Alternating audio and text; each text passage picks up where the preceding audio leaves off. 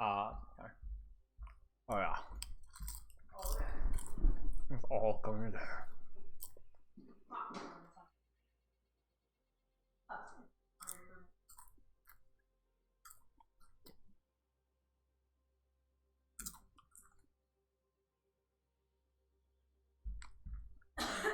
Mario, what happened? I think he's scared. He jumped her, yeah. Yeah.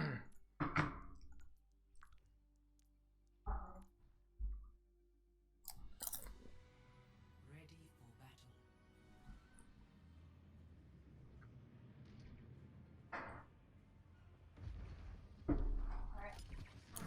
battle. Hey everybody. Thank you. Oh, matcha when you change? Alright.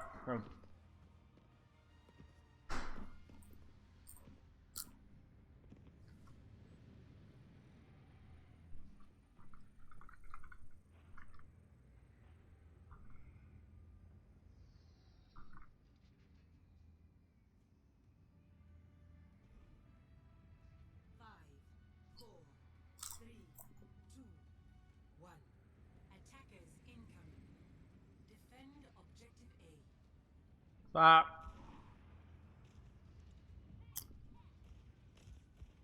Hey.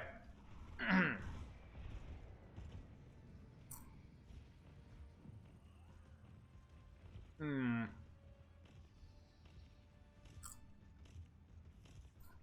Hmm.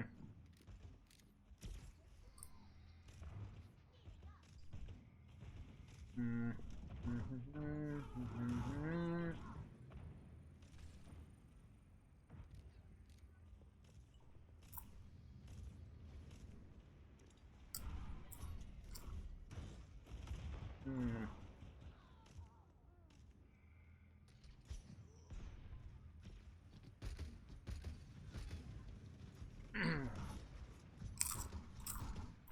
Yeah.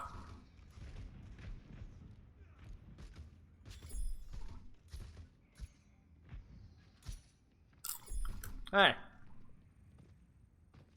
Hey everybody. I should probably pause this. It's getting kind of noisy. Haven't started yet. I'm getting everything situated.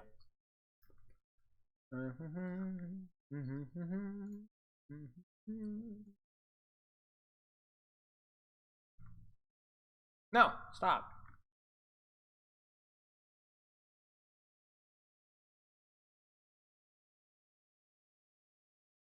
What's up, Spinelli?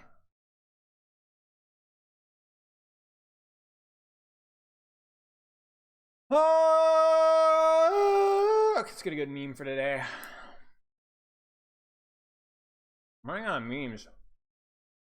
Like, running out of memes slowly.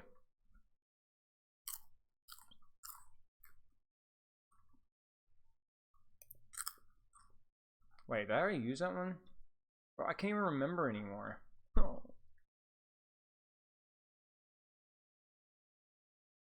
What? No.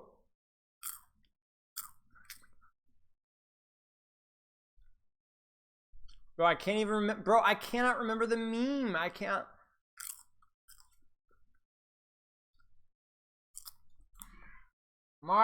Graham, no. Kind of instigating. Welcome in.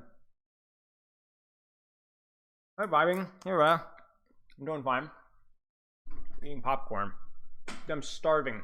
There's like my death is imminent.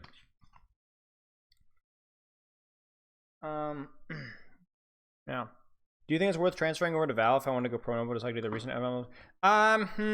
If you enjoy Valorant, yeah, sure. Probably, yeah.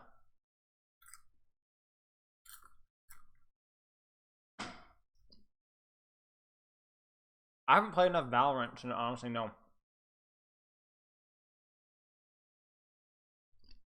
Sending me pizza? That's good. I think I'm having pizza for dinner tonight.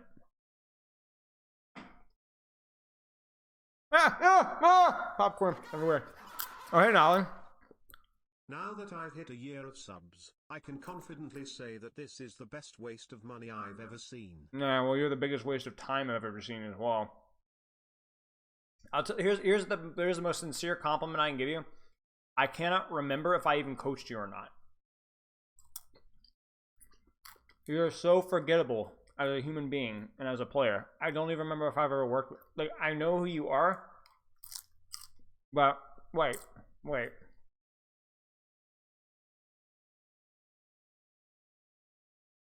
No, I coached your team. I remember that, yeah. I have no memory of coaching you. It's gone. Hello. Oh, hey, Potato. I had your rank game DDoS, but in just time to watch Spilo stream? Perfect.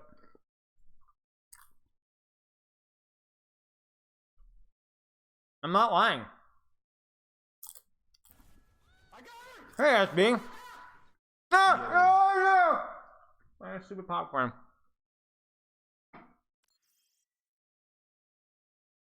Good for you, everybody. I'm almost done. Oh. Is my popcorn buttered? No, it's like, here, hang on.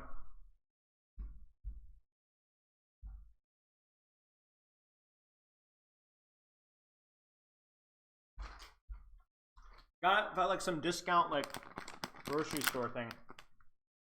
It's like coconut oil or something. Salt. Pretty good. It's like a $1.50 or $2 or something for the bag. I was like, hey, what the heck? Oh!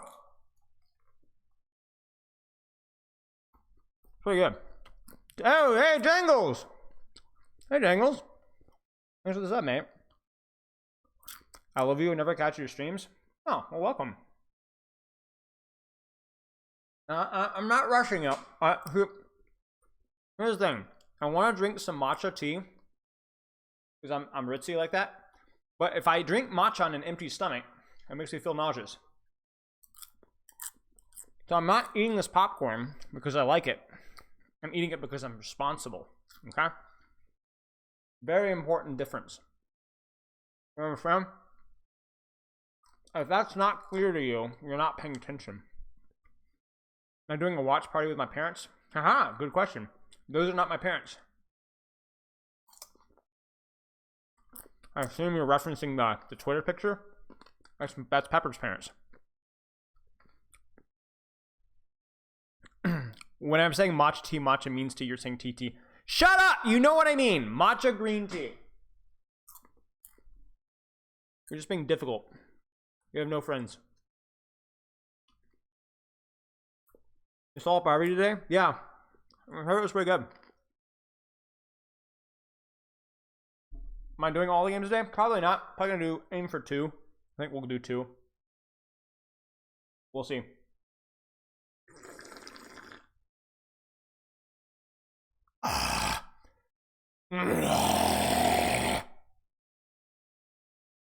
Oh yeah, you're right. Chai tea is the thing that means tea. Yeah, see, screw you, man. Screw you. Who said that? Raya. Yeah, I don't like them anyway. Just being difficult just to say. Wow, look at you. Literally just picking fights. Look at you. Just look at you. Shameless. Absolutely shameless. You know what I should do? I should post on YouTube though during a collab stream today. Listen. Ah! Going live with Al.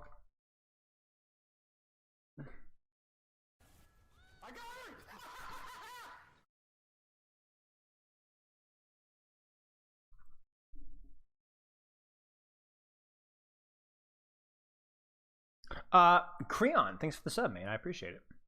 Hey, Flame Water. Why does tea make me nauseous and empty stomach, but coffee doesn't? Yo, holy crap! I was just saying that today. Why is that? It has less caffeine, right? So it's not the caffeine. I don't get it. Green tea has like a teeny bit of caffeine compared to coffee. I don't get that either. It's totally true. Wow, it's freaking weird. I was just saying that today. When am I dropping another hot take rant on Twitter? It's been too long.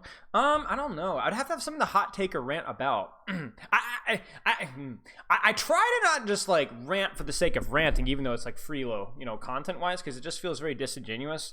So, you know, quote the guy from the Spider-Man movie. Oh, well, you failed miserably.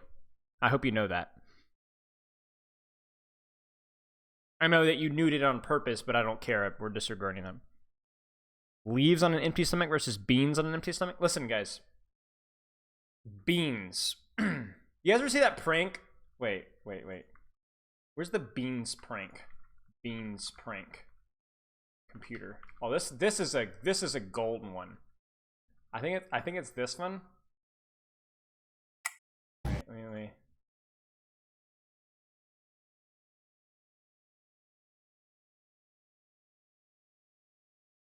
Oh yeah, dude. I'm sorry. Just check this out, ladies and gentlemen. Before we do it, this is just gold. My brother showed this to me. We're filling up this computer with beans. We called a repairman to come and fix it. That's a lot of beans. Right? That freaking mosquito, dude. I'm gonna murder its family. First, I'm gonna capture it, tie it to a little chair, and burn the family's house down with them in it, while that mosquito sits outside tied to the chair, watching. That's what you get for sucking my blood, mosquito. Excuse me, mosquito. Can I go to the Okay, anyway. bathroom? It's getting totally fried. Oh, it's upside down, dude. Scared. That's why. It smells like a capsule. No, holy crap, dude. That seems like Oh, it's so. done. I cannot wait for him to get here. That seems like so irresponsible. And I'm gonna play like as stupid as possible. It's like a fire hazard. What is this outfit? It's like something I would wear. All right, Stupid chat. as possible. Tell me that this is not something that I would wear unironically. When I time to stream, I would put on something that like an old hippie stoner woman's outfit. This is. Oh gosh, bean cooling goes hard. Oh. Who is it? I just spoke with you. Hey, you got my brother called to fix the computer. Yes. It was working. It works good, and then you know. And then it goes to the blue screen.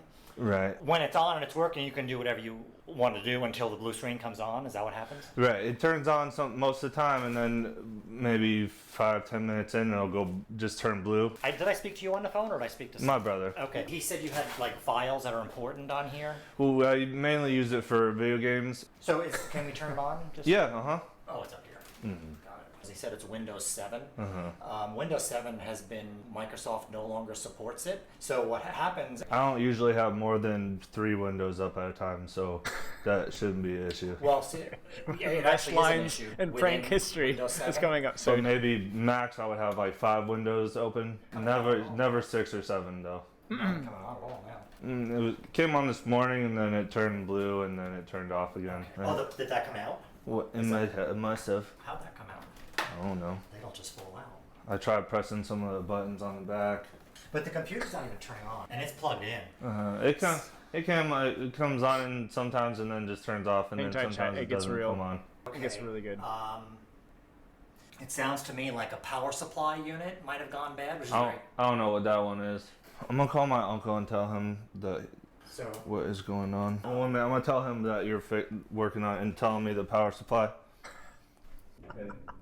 oh my gosh, dude! Yeah, he say it's a power. Wait! Come here for a minute, He said it's power. dude. Have you ever opened this computer up before? No. I'm gonna open it up and show you something I've never seen before in my life. What? What? What is all this in here? This is not supposed to be inside a computer.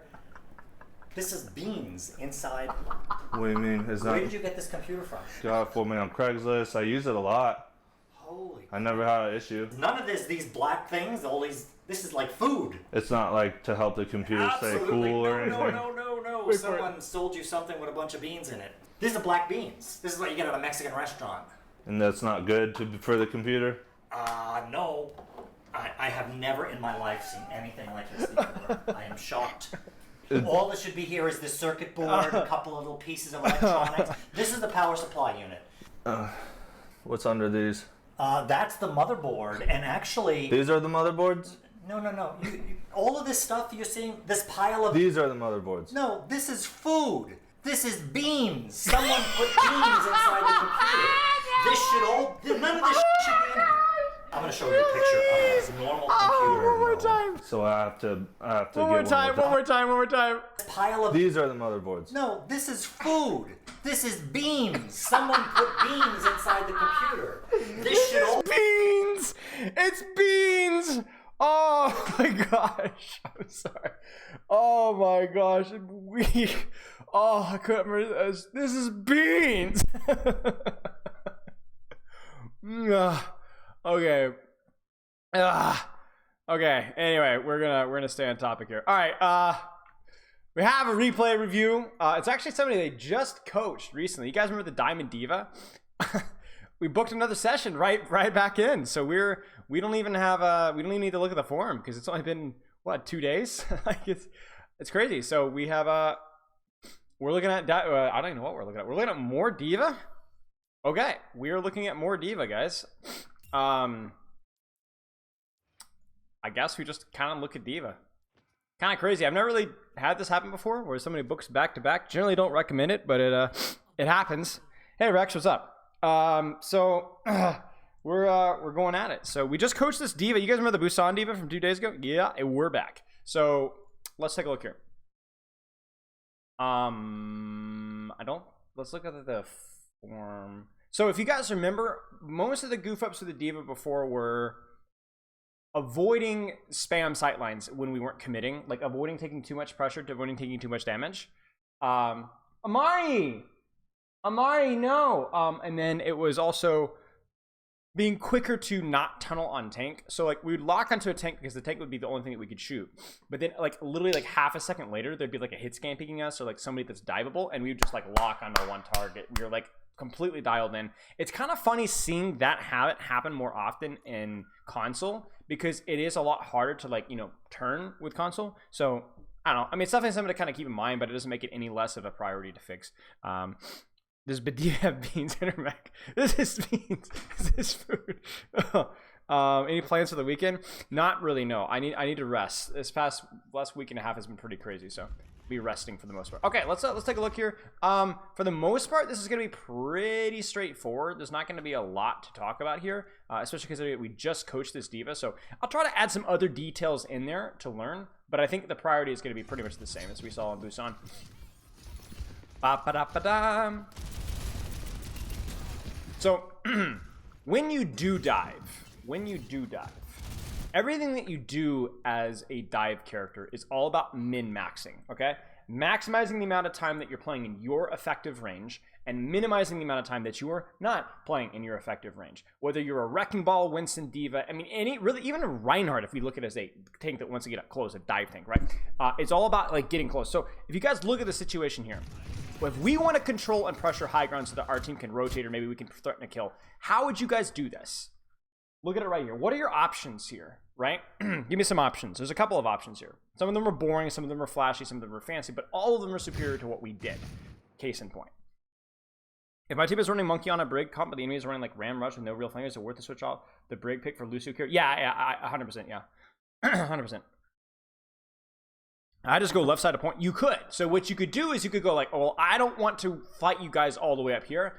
I'm going to use my mobility to pressure point and make you guys come to me. So either you go to them or you utilize like point pressure, objective pressure, or whatever to force them to come to you. But either way, the result's the same. Closing the distance, right?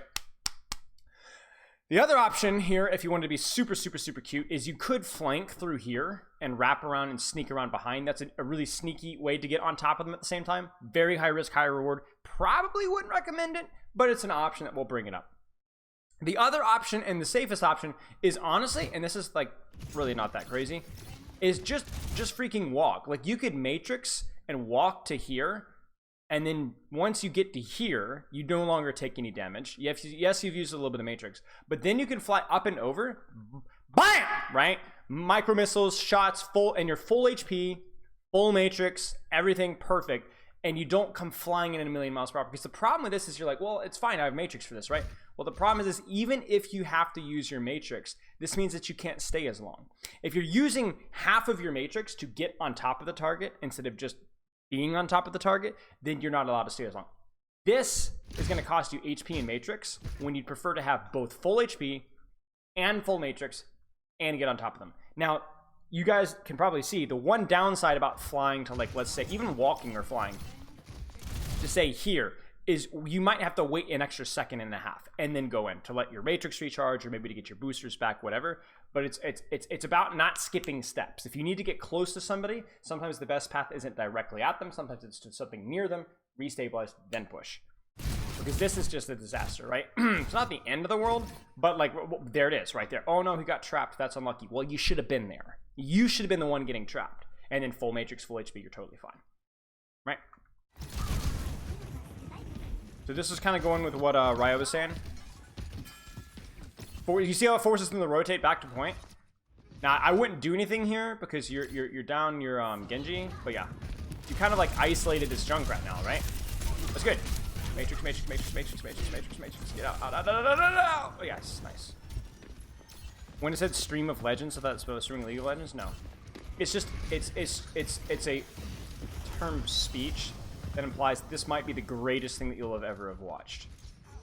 Let's go, let's go, let's go, let's go. You know, it's kind of funny because look at what you do here. Why would you take this positioning here? What's the advantage out of this positioning here, guys?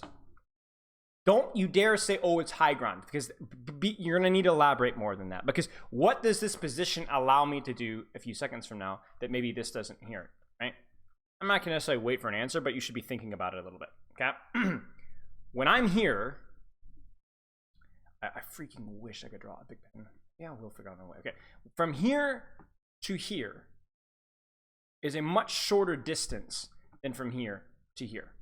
Cut backline off, cover engage with using boosters. Right, exactly. It goes back to the exact same thing that we were talking about here, where yes, you use your boosters. Yes, it takes a couple of seconds, but now you're in a perfect position to get instantly on top of any target that you want. All right? You see this? So now, because I've taken the top, now I can just freaking drop on. I mean, even if I drop onto the Sigma, I immediately am on top of the Sigma Mercy without having to use any resources whatsoever. I have to invest resources, but it's better to, usually it's better to invest resources before the fight starts so that you can have that resource available when the fight starts. Don't booster into the fight, booster before the fight starts so that you have your booster when the fight starts, right? It's like spend money now so you have money when you need it later. Put money in the bank now so you can have money when you need it later. Yeah. Okay. Yeah, this is great. This is great. This is really good. Now be careful. Don't take any damage, right? So that's a little bit of a goof up there. But this is cool. Yeah. Because the only thing that goes wrong here is you take a little bit too much poke damage before the fight starts. And then I also think that probably what I would prefer you to do is instead of wrapping from here, come back to here and then kind of pick your target from here, right? Be easier to drop on the Ana, on the Symmetra, because what ends up happening is you play a little bit of Tickle Me with the Sim thing, and it's not amazing. But I respect what you're trying to do. You're gonna get trapped. No, you're not. Look, okay, oh my gosh, check this out. Check this out. This is terrifying. Watch this. Watch how close we get. Look at that! Wait for it, and then we didn't even see it. We had no idea. It's like a horror film. Booster for positioning so you have it for when you need it. Yeah, got it. Exactly. So like even here, like you can think, okay, I'm taking high ground right here. But it doesn't always necessarily mean high ground. Like you can think about it there and be like, okay, I don't want to stand out in the open here. So let me think about where the fight's going to start, where are the squishies that I would need to go for. Maybe I like hide like here, you know? I'm kind of doing it here. And then now, do you see how like, okay, you have to booster, but you booster behind your counter? You know what I'm saying? Like that's the other thing too, is by taking this angle, they've swapped Zarya to counter Diva. But you notice this Zarya has not really had the opportunity to poke you down at all. You're playing, you're avoiding her, you're skipping her, and you're getting right on top of the backline. Yes, you had to use boosters here. That was probably inevitable at this point. I don't think there's a way to get on top of it without using boosters. But look at your HP. You know? It's tight, man. Good. Now you drop. But you've bought a lot of time, bought a lot of space. I think this is probably fine. I think maybe a little bit more attention. Why does this not work though? I am curious. Yeah, honestly, your team beefs it. Your blade really beefs it. I think maybe you could have played that one mechanically better, just a wee little bit, but I think this is fine. Wow, we are fighting. Holy crap, these jump scares, bro. Dude, we've had a Riptire jump scare. Check this one out.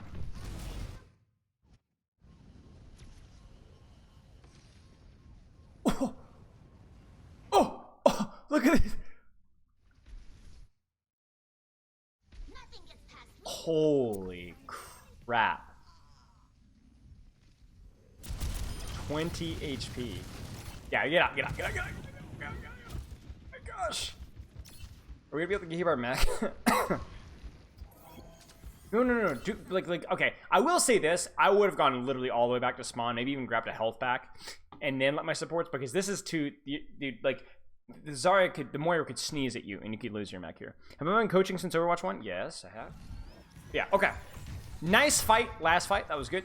Your team kind of fumbled the bag, but it was fine. Now, this is sad. This is sad, considering how well you've done.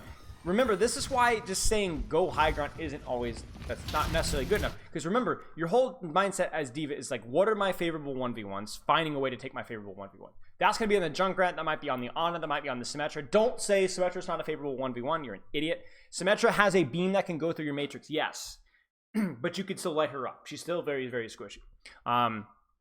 You know, you could go hunt the Moira, you could go pressure cart, make them get closer to you. There's all sorts of things that you could do here besides just roll out. So please back up, thank you. At least you learned, you quickly react. Matrix to the res, that's good. Now you can get that guy. You can use, you might not need any, yeah. Yes! Yes, that was very good. Very good. All right, now you need a little bit of HP here, so you might need to fly away from that Zarya. You also have your bomb. We need to stop matrixing. They're kind of bugged, by the way. They're not showing that they're zapping on you, but we need to. Obviously not great there, and you really need to break those turrets. Yeah, this is just not very well executed mechanically. Breaking turrets here immediately, using bomb for remech, and then maybe dropping to cover would have been better. But we just kind of pummeled the bag. It's actually crazy that this Symmetra doesn't. Yeah, she just. Wait, what?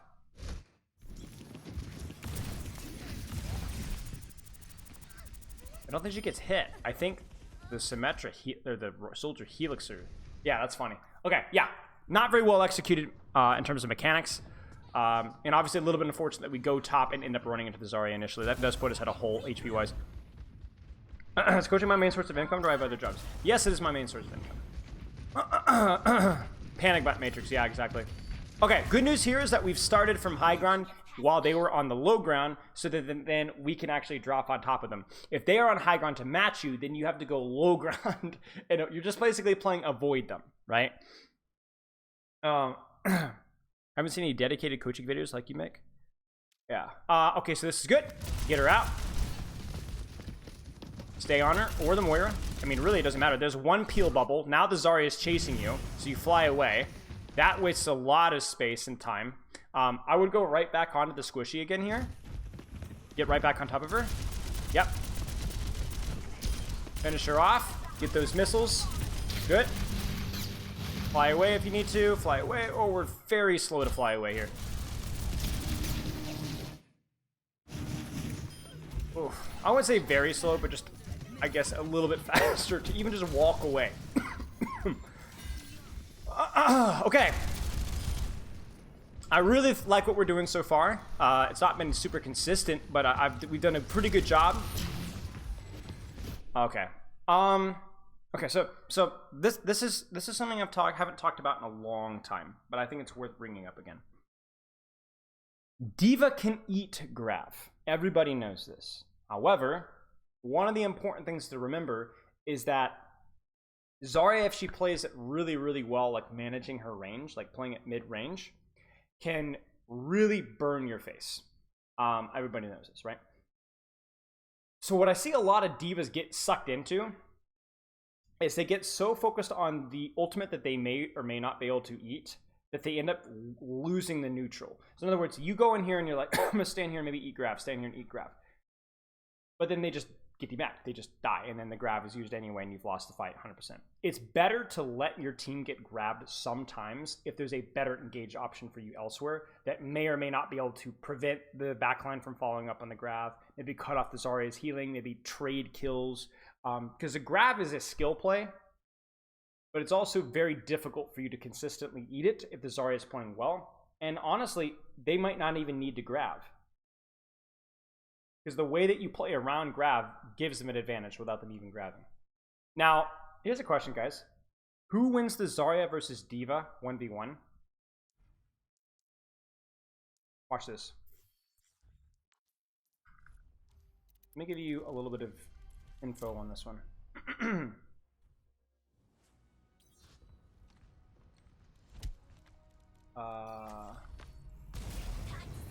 Who wins the Zarya versus Diva?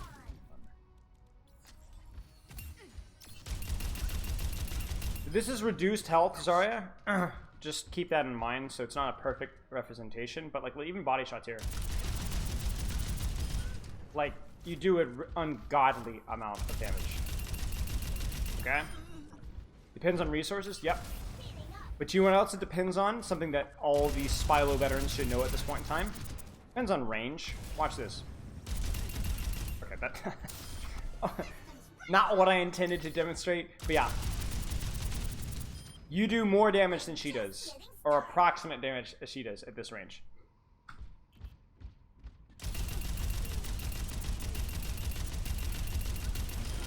You guys get me? You guys get me?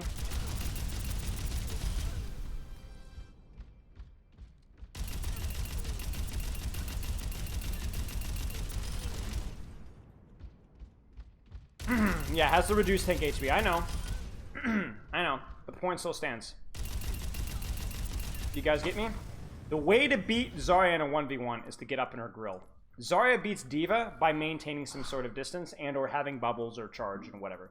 So the best way to beat Zarya in a 1v1 is either to, as we talked about earlier, avoid her, which we've done a fairly decent job of doing, or get all up in her grill. So for example, right now you've got two options with this Zarya. You're going to hug this corner here, don't peek her DPS, and blow her up. And a lot of Divas don't do this, because they think, oh, Zarya counters Diva. Yes, sort of, kind of. But only if you allow her to beam you down at range. You see, right now, who has the advantage in this matchup? It's pretty close, right? At this range. You can do decent damage, but you're also peeking the Symmetra and the Moira and so on. So it's pretty close. You don't have an advantage here. And you definitely don't have an advantage here. See, right here, you're cooked. You can't do this. You can't do this. Oh, we're going to go on a flank. Uh-oh. Look at it. Look at it. Look at it. Look at it. Look at it. They're chasing. Woohoo! They're chasing. This is so scary. This is high risk, high reward. I'm not going to lie to you. However, look what it's presenting to you. Yes, it allowed them to grab for free, but yes, you also got a kill out of it. They also use Riptire, Grab, and Nano. So I think this is reasonable. Again, my problems with your play execution are not necessarily the plays, but how they're mechanically executed. Like, if you were a little bit cleaner there, reacted to Junkrat a little bit faster, were a little bit more decisive in cleaning up this kill here, then I think this goes a little bit better. Now, the reason why I talked about the Zarya versus Diva matchup is, like, let's say you didn't want to flank. This is a pretty high risk, high reward play, guys. I'm not going to lie to you. Then what you would do is you would hold this corner here really close, and you'd put all of your damage on this Zarya at point blank range. Obviously, you're down your soldiers, so maybe not right now, but at some point in the future, don't peek the DPS, try not peek the supports, just blow up that Zarya. And because everybody thinks that Zarya counters Diva, they're going to eagerly take that trade, but she's going to lose it. She's going to get both of her bubbles forced, and then if you see the opportunity, you can either kill the Zarya, or where else could you go to from here, guys? Let's say you win the frontline trade because you play really, really close and have better cover uses than the Zarya. What's the next step? Think for a second. Where do you go after that? Because you don't have to necessarily stay on the Zarya. Check it. Fly to here. Now you have the cover and the matrix, because you shouldn't have used any matrix on a Zarya. to be able to set up and dive in backline. And again, you don't necessarily need to get the kill there, but you get the distraction there. Dive the healers? Well, maybe, but if you dive the healers, it's very all in. Whereas if you fly here, you can hide, wait for your boosters to come back, and drop like a Winston. Yeah, boosters to position first. Boosters to position first. You guys got to think a little bit like a Winston occasionally. Not always. Diva has a lot more flexibility with what she can do than Winston, but you got to think at least a little bit like a Winston. Is that cover big enough for Diva?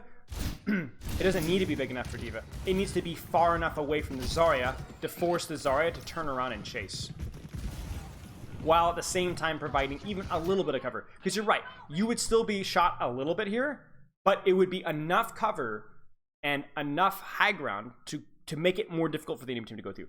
And if you're really concerned, then we could do this here, fly to here. This would be a better cover. So yeah, maybe this would be better. Going on healers so they can't heal Zarya. Yeah, that's the end goal. That's the end goal. But I want to booster here and get my boosters back before I go for that. That way it's not an all-in. It's not an all-in. It gives me an opportunity to go for the healers and still keep my get out of jail free card, which is my boosters. Okay, let's keep going. I know this is pretty complicated stuff.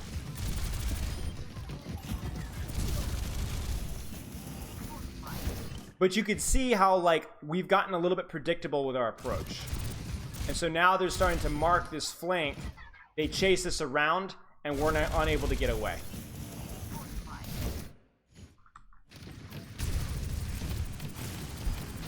You know what I'm saying? I appreciate your intentions here. I really do. But you don't have to play to avoid the Zarya that much. If you can hold this corner here, front line, and immediately take a staging elsewhere. Yeah. So again, I appreciate what we're doing. Just think that maybe a little bit more flexibility with how we can play it might help. Diva is not going to be great in this situation. There are going to be other tanks that are better. I'm not going to lie to you. However, there are ways of making this work. We need to go, we need to go, we need to go, we need to go. We're spending too much time wasting time. Like, for example, right now, a Junkrat without healing should not be able to live on us for this long. I'm not saying necessarily that we should be frontline trading here. It's something that we could consider, but we need to have a little bit more hustle on the flank.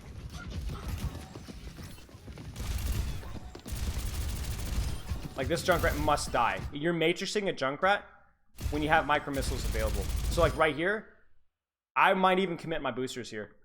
Micro missiles, boosters, matrix, whatever. Maybe jump off the map if I need to, if this fight's lost. But I need to at least get a trade. Honestly, at this point, just get out. Yeah.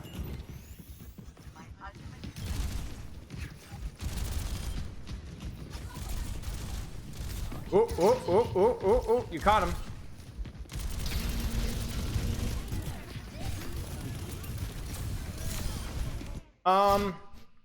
This is a classic Diva mistake, right? Do you see this right here? Do you see this right here? Okay, so let's talk about this. So first off, we lose the Ana. So that's unfortunate. Second off, what's the problem here, guys? What's the problem here? Right?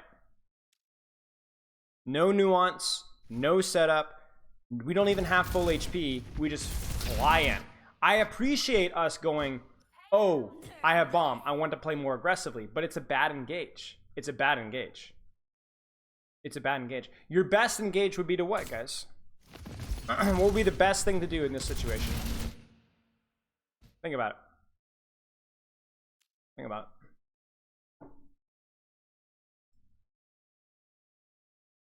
As I'm dumping water in my lap. What if we dropped, they start shooting this, like, get HP, hide from cover. Zarya walks into us, we burn her, because again, super short sightline, but mostly hiding from cover. If they nano Zarya, we fly away. If they don't nano Zarya, we just murder Zarya by, again, avoiding her support LOS, avoiding her DPS LOS, using these corners here. And then eventually when we get a little bit of space, maybe we can fly up here, maybe we can go for a bomb play from up here. We go for hard flanks, then get impatient and just run it right through the gullet, right? And that's, you're gonna need to be more nuanced.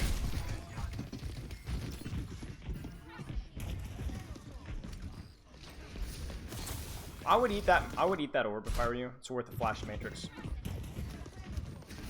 Definitely worth the flash matrix. Nice. I mean, I appreciate what you're doing here.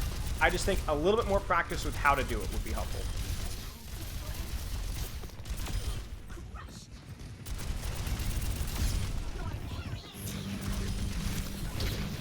Again, I appreciate what you're doing. Just, I think how you're doing it. So let's talk about how we could do this one better. All right. So you're down one immediately. That sucks. First off, I don't think it's necessary for you to go all the way behind. Maybe flying again up top, duck to cover, drop, looking for something like this would be a little bit more immediate value. In addition, obviously finishing off the kill here a little bit faster, very important, saves you a little bit of extra HP. This is all fine. And then obviously at this point in time we have to touch and then we just die from there.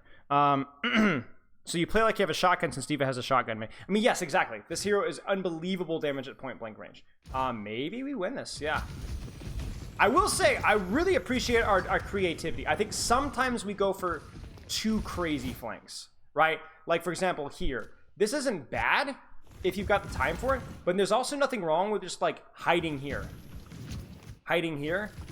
and then, oh, bam, shoot this Junkrat, finish off the Junkrat. I think we're leaning a little bit too hard and always flanking, when if we were better with our cover, we wouldn't need to. Like, look at the Zarya's HP. This guy is crazy charged and had a bubble.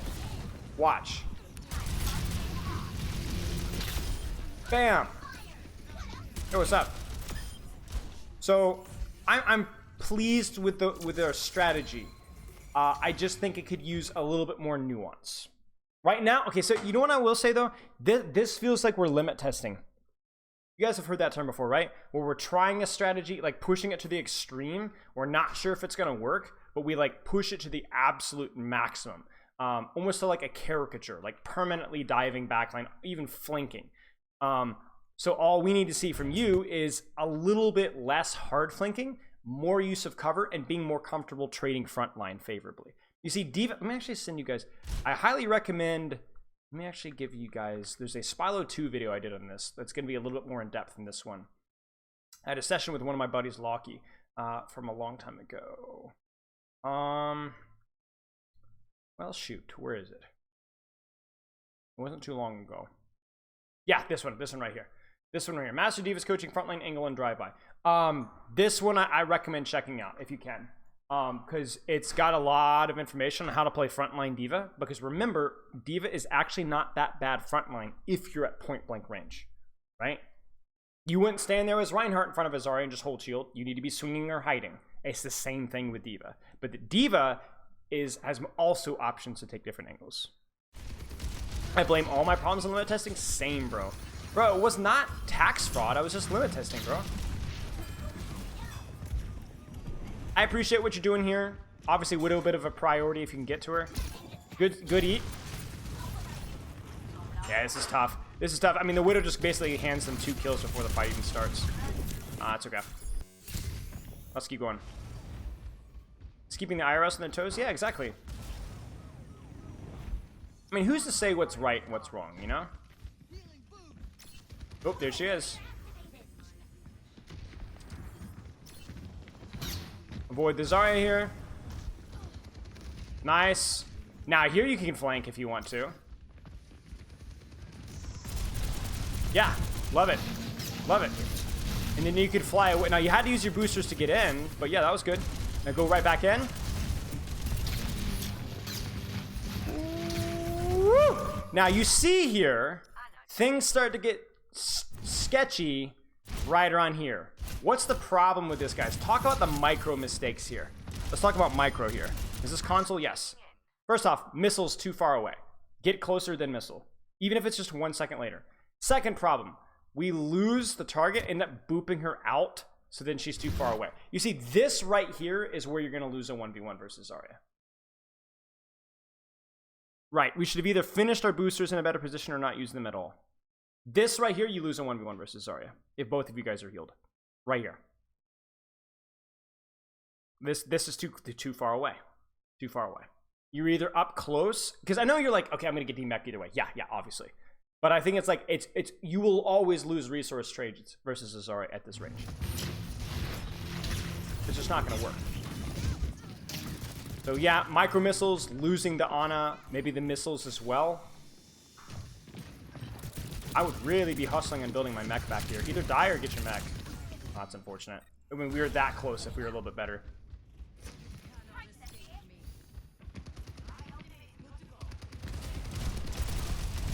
Bam, nice. This is okay. You kept your distance out of beam range.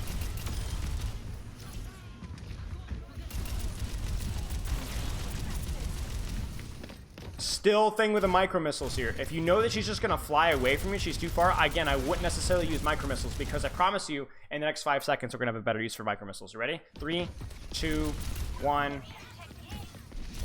Disaster. Okay, never mind. Usually you will. Usually you will.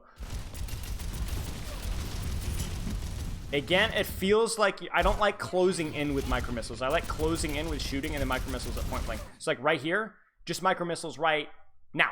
Like press the button a little bit later. And I would have honestly stayed on the Moira too. Get her. Nice. What's the flow chart if you should die or pilot form for a bit? I mean, you should always try and get back in mech. Unless you're going for a cheesy remech play, right? Oh man, she is getting some crazy pocket. That is super unfortunate. This honestly feels like more of a team play mistake. Should have been faster to go help. This target maybe should have been matrixed instead, so that your tracer could have finished off. I don't think you saw the Ana healing her, but it's a little bit unlucky. Let's we still got time. Overwatch League isn't live yet. Let's keep going.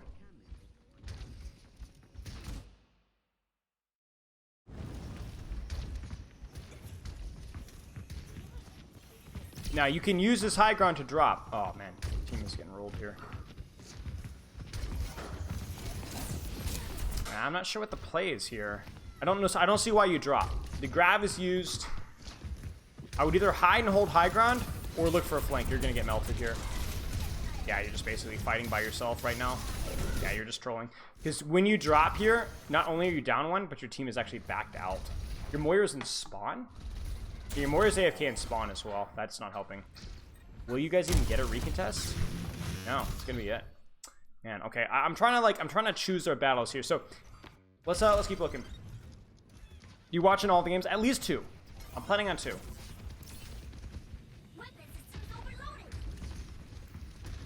So versus this comp, you either don't peek or you get on top of. Like right here. Okay, so here, chat. What are our options here? This is where I think we can. I'm glad that this is happening because we can actually really narrow down what we need to be doing here. Yes. I would either drop behind the enemy team or just wait for my team to regroup. What do you guys see right here? Because we can either be thinking like dive. Can I have some matcha, by the way? Okay, thank you. We could either be thinking dive. Right. Right. The Zarya is point blank range with no help from her team. Even if she did have help from her team, you could play like this corner here, and like you will win the HP trade here. I look at this and I'm like, I do not avoid Zarya. She's on top of me. I have full HP, missiles, everything. Burn her down. Burn her down. It doesn't even matter if she has 2 bubbles here. Burn her down. So you're avoiding Zarya here and going for squishies, which is fine.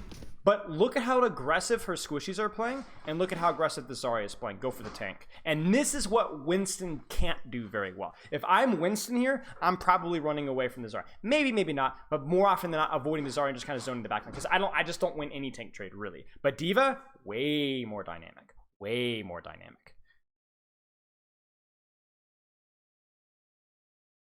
Having problems with this, what should the ratio be between front line by hiding in angles until range is optimal and flanking getting angles up and behind? Or is there problems you asking that question, don't, okay, listen, with playstyle stuff, don't ask for numbers or ratios. Don't ask for when should I do this and when should I do this. You asking that question right there in chat is how to play Diva. Because the answer is not simple. You're asking yourself the right questions, so you need to go in game and can ask yourself those questions until the point to where you can actually execute those questions and answer it quickly well. Because it's very situational. There is no answer. There is no ratio. It depends. It depends on the comp, depends on the map. Like, a lot of the reasons why these flanks have been bad is because the flanks have taken a really, really long time. And we've had opportunities to trade frontline that we've been running from. The good news is, though, the fact that you're asking that question means that you've solved the Diva gameplay. At least you have a pretty good understanding of it now. So now you need to go figure it out. So you're good. You're good. No, go practice that. Find that ratio yourself. Because you understand how that Diva has that nuance, right? All it's up to you now is figuring out what that ratio actually looks like in a real game. Because right now, way too much backline when the front line was literally right there, right? We're spending way too much time controlling backline when the backline wasn't doing anything. The front line was the one that was running us over. So let's stop there. Big takeaways are continuing to work on our, really just the front line cover, avoiding the off-angle focus versus controlling the off-angles and setting up our own flanks. So remember, Diva, frontline, angles, it depends. It depends on what you're given. It depends on what cover you can take. Finding a little bit more nuance from that instead of just limit testing the flanks. However, I do respect the limit testing of the flanks because that shows me that you're at least paying attention, you're trying out new things. That's a really important skill to have. Okay, let's take a look, guys. Hey, thank you. Sorry. No worries, no worries. No. Moving the tomatoes. Similar for the most part. The Hanzo versus the Sojourn, pretty consistent in the same types of picks. Both balls go down. Nemesis forms pop, trying to find any value they can. Yeah, just waiting for that one pick. Odyssey. Odysseus. It's with the sirens. Super low. Ends up falling first. Oh, jeez. That's the big problem there. Oh, Especially with jeez. May falling. You've got that water alive. Speaking of which, uh-oh.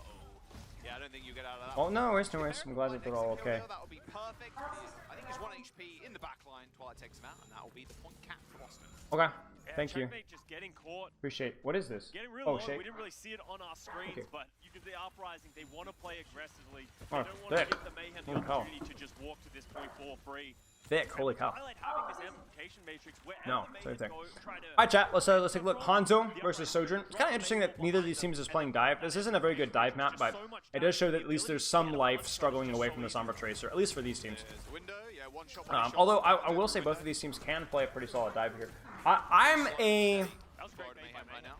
They bait out Hanzo enjoyer, even on a map like this, on Koth. He's definitely a little bit weaker on Koth, because there's always a threat of dive. But I do like me some Hanzo. The ult is definitely weaker though. I mean a lot weaker. Sojourn ult is really good. Boston pulls 2 out. I haven't really quite seen what's going on. It's a great ultimate from someone. Will he live? Oh, thank you very much. Huh? I know, I was just showing them what the popcorn was. People were asking. Loop-de-doop there from the Mayhem allowed them to get more value from the amplification matrix that allowed someone to play more aggressively because there was enough healing, and Smurf was the one who ended up falling. Crucially, the K uses Blizzard there off screen. We didn't actually even see it. Oh, chat, I need to mute desktop audio. There you go. So you guys can turn on your own audio without having to hear double. Thank you. Huge E on the choke. There's the ultimate to open. Doesn't really get anything out of it. Does force a couple of blocks. There's the kill that we want. They beat as well. I guess to counter the Ram ult. Bit of an investment from Mayhem there. They do have the Blizzard advantage, which is big though. And the problem with the Hanzo ult is you're like, oh, they use 2 big important ultimates, but the Hanzo doesn't have a big important ultimate. So Boston's going into this fight, even though Florida overused, they really didn't, considering that they just have the advantage of the Sojourn there. There's Checkmate hiding. Uh-oh, the rotation. Checkmate's gonna have to move. Checkmate's gonna have to move. Yeah, I was gonna say. That flank was cute.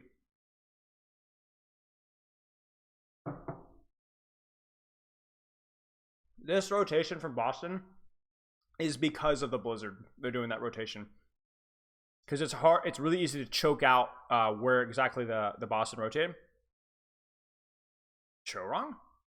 Hello? No way they lose that fight. Checkmate doesn't even get an opportunity to use the Blizzard. I would have really liked to have seen what happened there. Nice little angle from Birdring, though. Does a good job. Does Action Esports have the replay viewer? They do, yeah. They not only have the replay viewer, they have the opportunity to use the replay viewer for public content, third person.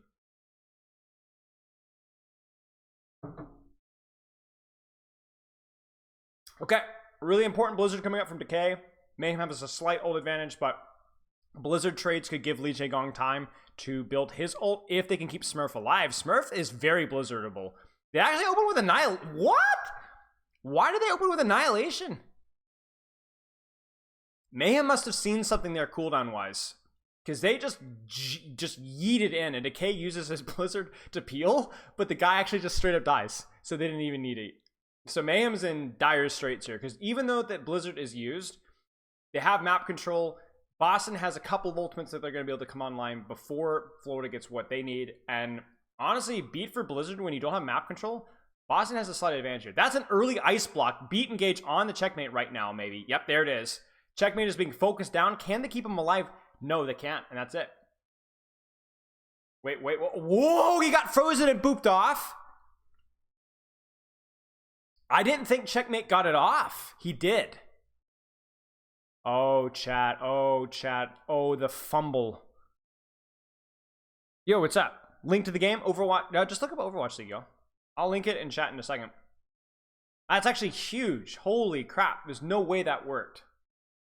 Boston got everything lined up for them there. They get the early ice block, they get the beat engage onto the Mei, but they were not able to kill him fast enough. He was able to essentially just blizzard his feet, and then they got the freeze on Smurf, who then got pooped off the map. Ouch. All right, let me link it to you guys in chat real fast. That's actually crazy. So it can't co-stream with a full owl video? No.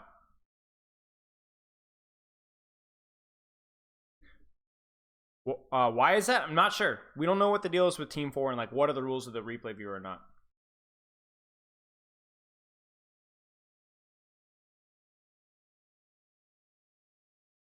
Just how we wrote it up? Oh, exactly. Yeah.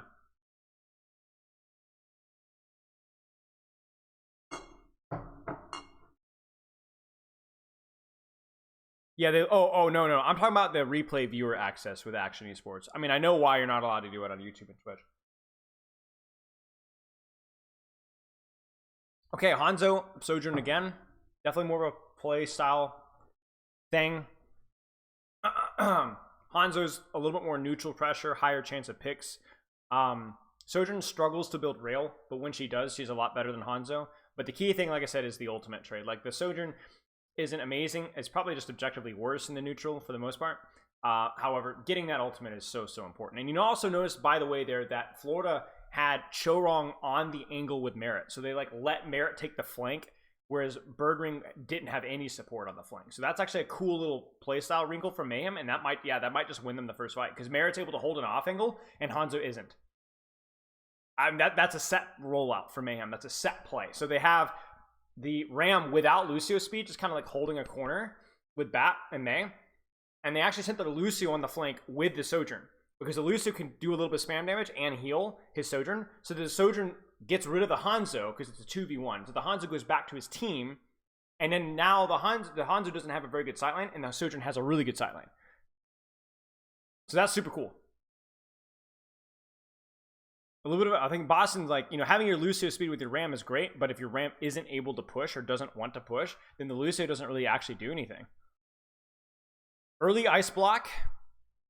Now they're going to try and send the Lucio. Yeah, see, the Lucio's on the flank now. You see that? It's a 2v2. In fact, Birdring goes Sojourn as well to make it easier. And the reason, okay, well, I'll talk about the Sojourn swap, because what Florida's doing is super tight, because they're actually using the strength of the Sojourn. Good BAP window, by the way. Where the Sojourn, the Hanzo going on an angle with the Lucio, is technically the Hanzo's a little bit more fragile because he's kind of slow. But a Sojourn can take a super aggressive angle with the Lucio because she always has slide, right? So they go Sojourn because they want to try and retake that angle, but they know if Hanzo goes there, even with a Lucio, he might get dove. it's kind of hard to explain, but basically, if you're taking that aggressive of a flank, you might need the Sojourn instead of the Hanzo, because she has a super fast mobility there, right? She can just shift out if she gets in trouble. On a swap, it's super weird. Might just be a comfort swap. My expectation would be it's more of a cheese just to shut down the Ram ult, because they're down seriously in terms of ult economy. So like it's gonna take like a big sleep or a big nade to win this. Ram for Ram, he gets lit up by his Sojourn ult. Decay gets Blizzard, doesn't hit anything. They just get completely turbo stomped. Yeah. Boston got smoked by set plays and just general knowledge of the matchup better. First map was really close. I feel like Boston honestly should have won that one, but Florida completely dominated with their setups that map.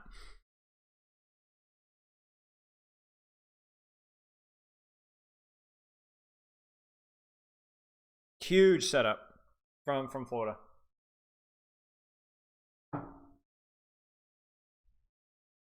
Okay, I'm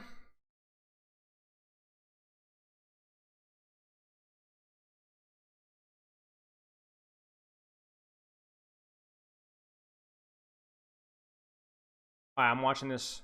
Oh, he just gets cut in the corner. Oh, wow. Yeah, I can't do it. It's intentional, right? Yeah. I have like, it's more of like it's a companion stream. You can't only watch my stream. You have to watch the Overwatch League on YouTube.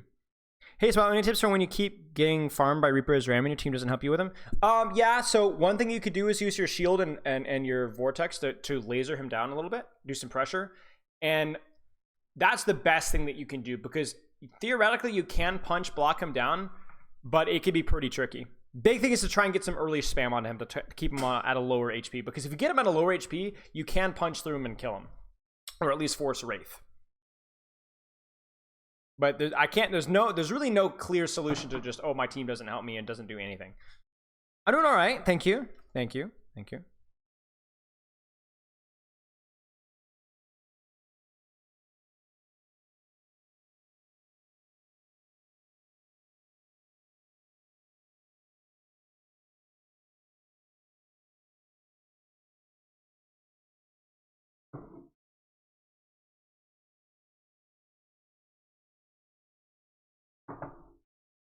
Okay, let's maybe I should get a command where you guys can actually, like, if anyone wants the link to this stream, I'm gonna do that really fast. Wait, is companion a command here? No, it's not. Commands, add companion. There's the thing, and then I will edit the title.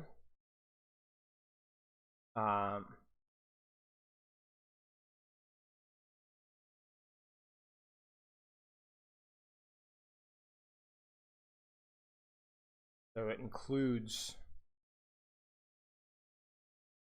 the thing. By the way, I hear a ton about support and tank synergy, but nothing about damage pairing with tank support. Why is that? I think it's just community perception, is that like, oh, you know, the DPS do their own thing. It's a little bit of like the toxic perception that like DPS players just play for themselves all the time. So they kind of just do their own thing. I wouldn't say that there isn't a lot of discussion about DPS and tank or DPS and support synergy. But I just think it's like, it's more people think of like Pharmacy or Echo Mercy or like, you know, it's mostly just Mercy, you know, now that I think about it. But yeah, I had one DPS that's struggling by support. They're fighting for who's the better Mercy. Yeah, I mean, that happens all the time. So I wouldn't worry as much about it. I think it's just the general impression of things. Okay, let's Yo, thanks for the sub, Barry. It was okay. Like I said, it really wasn't a week off. There was a lot of other stuff, like a lot of other projects, but yeah. It was fine. There's like 0 ways I could find about it. Wait, tank and damage? Tank and damage synergy, or tank and, I mean, maybe I could do something on that. You know what, let me write it out. Maybe I could do a video. You know, okay, maybe we could do something right now. Why not? Let's Overwatch Heroes. Well, let's talk about some synergy here. So let's set up a monstrous web. All right. What do you guys want to do? Do you guys want to do tank or support? Tank or support synergy with DPS. Because I'm not doing 3 factors, man. I'm not that high in crack. Tank? All right, we'll do tank then. Well, okay, you know what? I'm going to open the floor to... Yeah, tank. Okay, we'll do tank. All right, so tank synergy. We're going to have to do this up and do this in parts. So tank synergy. Let's... I wish there's a way to remove support. So let's start with Diva. Okay, so Diva synergizes really, really, really well with DPS that can provide some sort of dive threat. Diva is definitely a more dynamic tank. She can you know, shoot frontline. She can take angles. She can take flanks. She can dive, but she's not like super one-dimensional. So when I think of Diva, immediately I'm thinking of like, all right, she synergizes well with like your Tracers and with your Sombras and your Genjis as well. But the thing with Diva is she's like does okay with dive, but she also does okay if this is like a bar graph with spam DPS as well. So like I would say Diva can also synergize well with Ashe. Diva can also synergize relatively well with, let's say, a Pharah or a, where's the Widowmaker here? Widowmaker, right? Or Hanzo. And because what Diva does is she doesn't only help dive with people, she can also peel.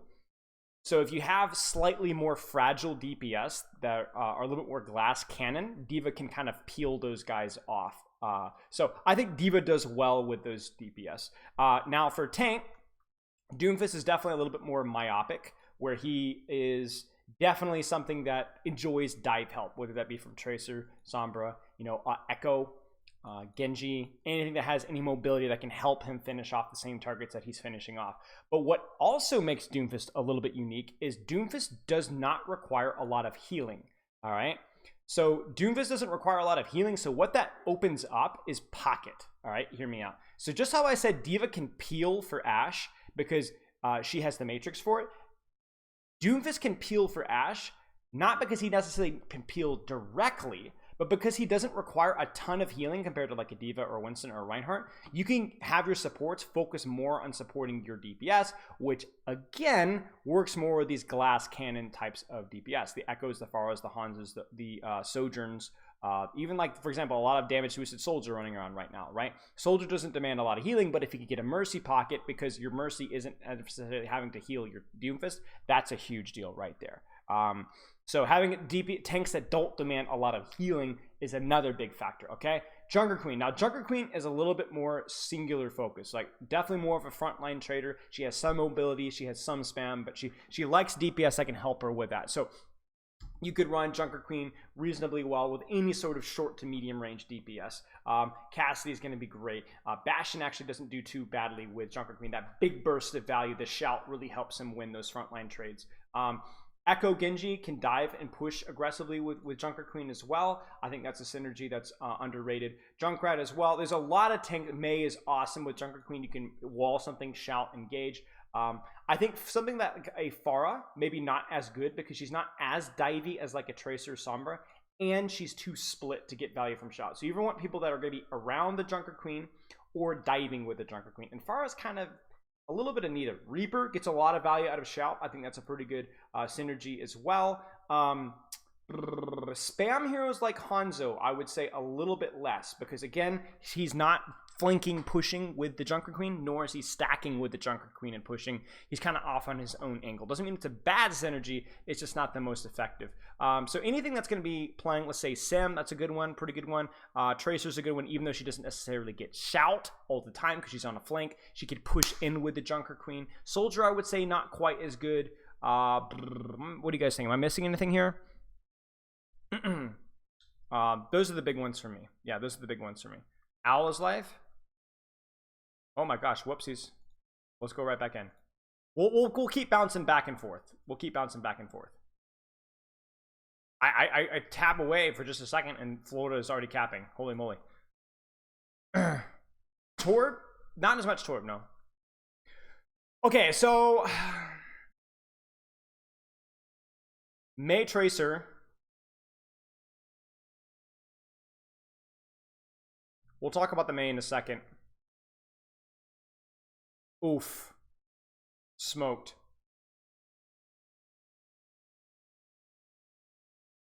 So basically what Mei is Mei can do a lot of things. Mei is, just look at Mei as like more of a utility hero, because if you think about this, it's not really likely that Florida's going to be using wall to like rush the backline very much. Not on this first point. Like, I think it's going to be more about having a hero that has some sort of poke versus Sombra and Tracer and Winston. The icicles are really, really annoying to deal with. One-shots Tracers basically can immediately clear Sombra, can do decent damage versus Winston. She's self-sufficient, so if she gets dove, unless she gets, they like hack nade with perfect one-shot before she can ice block, she's not very squishy. So she's pretty good at that. And that allows her to kind of play split from her tank and allow her to poke out the DPS, stops the dives through kind of playing self-sufficient. I think the Mei is definitely not amazing because of her old economy, but it's definitely a cool strat, and Checkmate is a really good Mei. So it's probably something cool that Florida's just trying out. A bit of a cheese. And again, we've seen Mayhem do this all the time. They will always pull out these little variants just to mix things up. Merritt gets his Translocator Force. Or Translocator Recall Force. That's a little bit unfortunate. That's going to force him out. Yeah, he's not going to... Okay, he gets back in. Ramattra going top. Needs help. Nade hits him. He immediately pops ult, though. He needs to keep himself alive. The rally is there. He's... Ooh, no help. I don't know where the backline from Mayhem were, but they got there really late. That wasn't even like a fast death there from someone. Someone was engaged for like blocking for ages. Vision, thanks for the sub, mate. Yeah. The real big weakness of the Mei is the Blizzard. The Blizzard is just not a good ultimate in this matchup at all. Merritt's going to go Ashe. Kind of a weird swap. I feel like easier to isolate. Definitely a hero strength for sure, but they're really... Mayhem is really leaning into the poke damage here. Like taking angles, shooting out the tank, shooting out the DPS.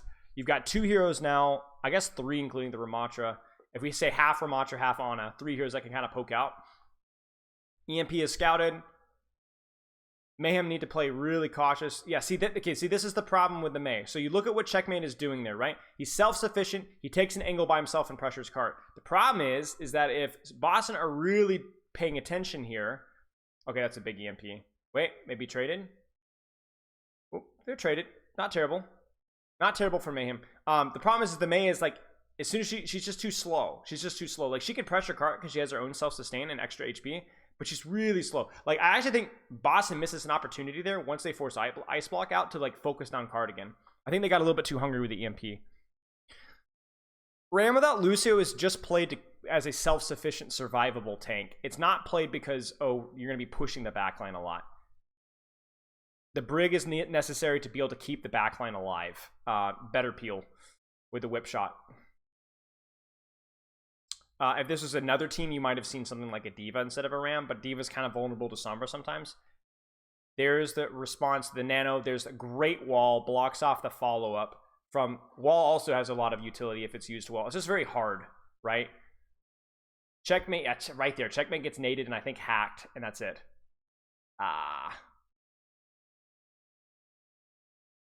It's better to use Mei ult for zone control rather than the freeze. Most of the time, you can get it on Winston's. Like, for example, right there, you see Smurf jump in, you could freeze that. But what good Winston's will do is they'll jump in locations where they can't be frozen. Or they'll immediately pop Primal as soon as they see the Blizzard. So they just jump right back out again. There's the peel on the Ana, but unfortunately Choang gets pulsed. That's it. Huge Dynamite into Tracer. I mean, you can just see that Mayhem are like really struggling once these ults come online. Like, it just... You're not getting good opportunities. You're not getting good sightlines for your Ashe. Everything that gets hacked dies. Mei is doing jack all at this point in time because the sightlines aren't very good, right? It's more of a congested map, right? There's a lot of ways for them to avoid Mei icicles. And then obviously, like, okay, so Checkmate's on point now. There's the early Bob. I don't hate that. I think that's fine. Gets, like, controls a little bit of an angle. Checkmate still has not used Blizzard. There's the Blizzard. I think it just misses. No, it does get the kill on Smurf. 1 kill. They pop Ramattra ult. I think it's totally fine. They need to get this kill. Yeah, so Mayhem literally throws the kitchen sink at it, and they almost lose. It was like 4 ults versus 2, and they almost lose. Nice job. Checkmate probably should swap here. A little bit too open for Mei. Probably go Tracer here. I would imagine Tracer. Yeah, more open sightlines, so something that's a little bit faster is good. I think the Ashe can still work here because the sightlines are more open. Now, how much is Merit going to get done? Can Merit take an angle without getting hacked and killed immediately? Because you just really can't peel a hack dive without Diva Matrix. And someone's not going to be playing Diva here. It might be interesting if someone went Diva here. I will say that. That would be interesting. I don't know if someone's good enough at Diva to be able to consistently cancel hacks. But that would be great. Ah, yeah, there it is. Because Merit has to take space. He can't sit in AFK because he'll never be able to push cart if their Ashe is AFK. They'll do no damage. There you go, Sombra. Okay. I would like to see if something like a Diva Ashe could work here for some teams. Diva basically marking their Winston, playing a little bit more peel oriented. Yeah. Alright, ultimate wise, Nano, Primal. Rally is huge, probably the best ultimate along with EMP. So we'll see. Last fight, Mayhem. There's the EMP or the Rally. Oh, they gets the stun on the Bird Ring. That's huge. There's the sleep. Will they force Primal out? They will. RuPaul might survive. It depends on Smurf's juggle here. It's perfect. Wait. He's getting every pack in the world. Huge pulse bomb. Nice. Okay, so Smurf does get the kill, though. Ridiculous juggling right there. Ridiculous juggling. However, they get the pulse bomb on him, which gets the kill. It's all coming down to this Nano here. I think this Nano will probably go onto Li Jie Gong, maybe onto Decay. It goes into Li Jie Gong, raid boss. I actually don't love that. But I guess with the stun, yeah, I was gonna say with the stun, it opens up a little bit more opportunity. So not a terrible push for Mayhem. This is a really hard point to cap. But man, the May Ashe really stalled. Like really, really, really stalled. I think you can go back to the crucial point for Mayhem was when they go to clear top. Remember when Ram got naded and he blocked and blocked and blocked and blocked and blocked and they just could not keep him alive?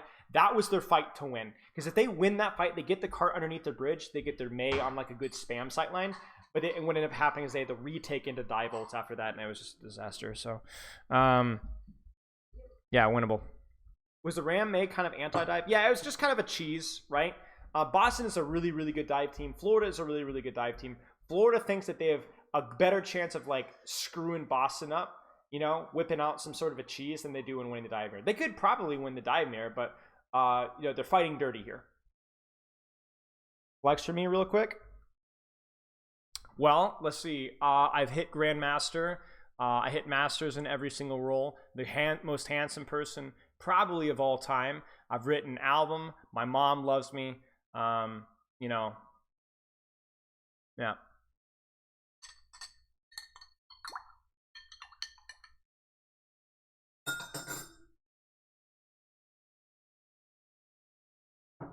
Has wifery? Yeah, wifery. What is Ashe target in this comp though? There's always the threat of a one tap on a Tracer, but usually Winston. Tracer, if you can, is great, but like trying to take an angle to pressure out their Winston.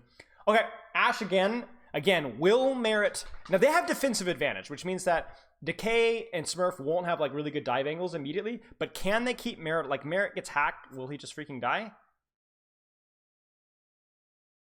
The May, do you notice by the way how the May is like holding that off angle? Like I'm pointing on my screen, but you see that? That's what May does, right? She holds like an off angle there, right? I don't love that dynamite in the Winston. I would have liked the dynamite in the right flank there. But she kind of like holds that room. She got cleared because they dove her, but she tries to like hold a solo angle by herself and kind of like bait a dive onto her. It's kind of weird.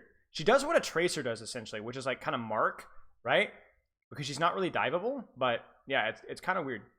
It's definitely a strategy. I don't know how much I like both the May and the Ashe. It feels like a little too greedy. But sure. Like you see Checkmate's literally just by himself. And you see how much damage he's doing. Like look at his ult charge. Like he has more ult charge than except the enemy Ana who's doing all the healing, right? There's the hack on the May. It does force an ice block, and this is where May is fragile. However, they force Winston bubble out, so they can't really dive the May. Oh, yeah. It's just Nano. Crap, dude. I don't know if they beefed the peel there, but like I felt like the whip shot should have landed there. Yo, what's up, Matt? Would Hanzo be better against Winston? Instead of an Ashe? Not necessarily. Like Coach Gun is pretty good. Dynamite's pretty good. I I would say better than... I mean, Storm Arrow is probably pretty good too. Ash's Coach Gun is a little bit better, and Bob is a lot better than Dragon. Also, it's probably a hero strength thing. Merit is a ridiculous Ash. But yeah, I mean, it was a good try by Mayhem. I'm just not so sure about the double cheese. Maybe this is a composition we'll talk about more in detail over the week. Again, you see how May is like kind of holding the off angle by herself. If they could keep the May pocketed without having her use Ice Block, like she can do so much for her team to keep them alive on the dive. Look at that. Look at that. She's going for the Tracer again. You see her on the right? You see her on the right? There she is again. Oh, they almost got Lee Jae-gong. And there's the poke on Smurf again, right? There's the Nano Ram. Whoa. But again, it's just no speed, right? This is when you guys were asking about the lack of speed. You feel it there. You feel it there. I think Nano Ram is just not a good choice there. I think he nanos the Ram because he thinks he can get on top of the Brig, but Lee Jae-gong really plays it well and just basically avoids it entirely. What? There's the rally. Oh, man. Yeah, it's just the old economy is just so bad. Like, it's so hard to set up.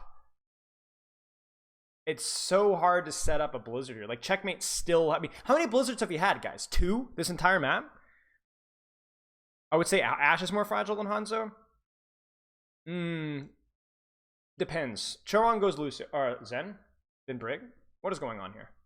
So, really, you probably see an early Bob here. Maybe a Blizzard on... Because they could Blizzard the Nano Winston. Because Smurf doesn't have Primal. There's the hack on Ash. They're able to keep Ash up. The wall to peel. There's the stick. Oh. That completely shuts things down. Will Checkmate get Blizzard off? Yes. What does he hit? He just jumps out of it. Hang, dude. The Bob is really good though. That might get... Oh! Come on, Checkmate. Come on, Checkmate. Come on, Checkmate. Come on. Can he get Ice Block? Can he get Ice Block? Can he get Ice Block? They get the pack on him. They get the pack on him. Ah! Come on, keep him alive. No way he stays alive. That is huge right there. The packs. That's crazy. Holy cow, that was huge. I mean, it's still terrible for Mayhem right now, but like that would have been literally just disastrous. Okay, so EMP, Mayhem have to cheese this. Like somebody has to flank. Like I don't know what's going on. Mayhem have nothing. They have to do something corny here. I want to see like Ana on the flank or something. Someone gets isolated with hack. He's gonna die and he's dead. Mayhem plays that one way too honestly, I think. And Boston does a really good job of like not forcing their EMP, but just being like, wait. Ram's on a flank. Let's just kill this guy. And then that's it. Okay, someone going there really was not the play. Like, that's not the creativity that you need. You know, you need something way from your Ash, your May, your Ana, something that can make a play. Ram's not going to make a play versus this comp. He's going to get slapped or he's going to get booped. Worth noting, by the way, Lee Jae-gong goes Kiriko there, but then swaps when they go back to Winston. I think that's kind of an interesting little nuance there. So we're back on, I guess, Winston here. May is trying to solo control high ground. That's her Ice Block. Can they pocket her from the low ground? I think they can. Someone goes up there with Bubble, so that's going to be helpful. Mayhem. I don't even know what you Blizzard here. Maybe Nano Monkey again. It depends on how smart. There's a Nano on someone. He goes in hard. There's no dive follow-up because, you know, you're running Ash May. That just doesn't seem... I feel like Mayhem needs to kind of use Nano reactively here once they walk into space because they don't have the mobility to force a Nano dive. That Nano goes completely wasted. Manual hack forces Winston Bubble. Boston might actually dive here. That's a huge opportunity. 5, 4, 3, 2, 1. Wow, I'm surprised they didn't go harder than that. That was an opportunity there. Oh, there. That is what May can do. That is what May can do. You guys see that? Self-sustain, one-shot cheese, uses the Blizzard, buys himself some time. Perfect. Perfect. Now, he doesn't... now, we lose our crap at that, but Florida didn't even use an ultimate. So, like... Or, Boston didn't even use an ultimate.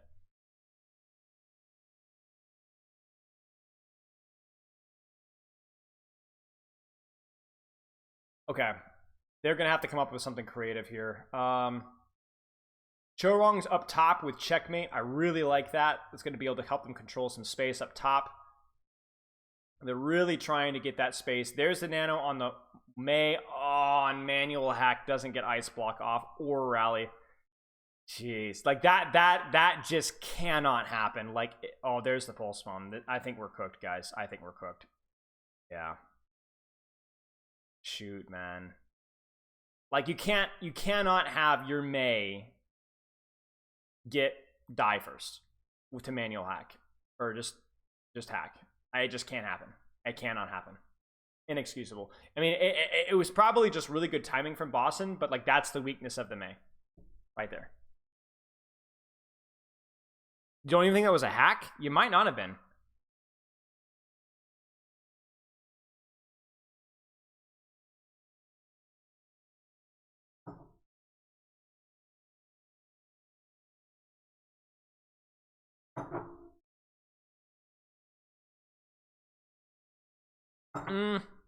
Mei might need to ice block hack. Yeah, it depends on the situation. Because sometimes you can feel safe enough to where you don't need to do it, but like if their Winston is like landing on you, then you need to ice block hack. Limit testing, yeah. Who is the best player in each hero? I don't know, that's a good question. It wasn't a manual hack, then there might have just been a miscommunication. Checkmate might not have thought that he needed it because he was expecting rally or armor pack or something. Oh man, like there's just no way Smurf was able to land on that many people. They just can't have that happen. Not with Coach Gun and Whip Shot.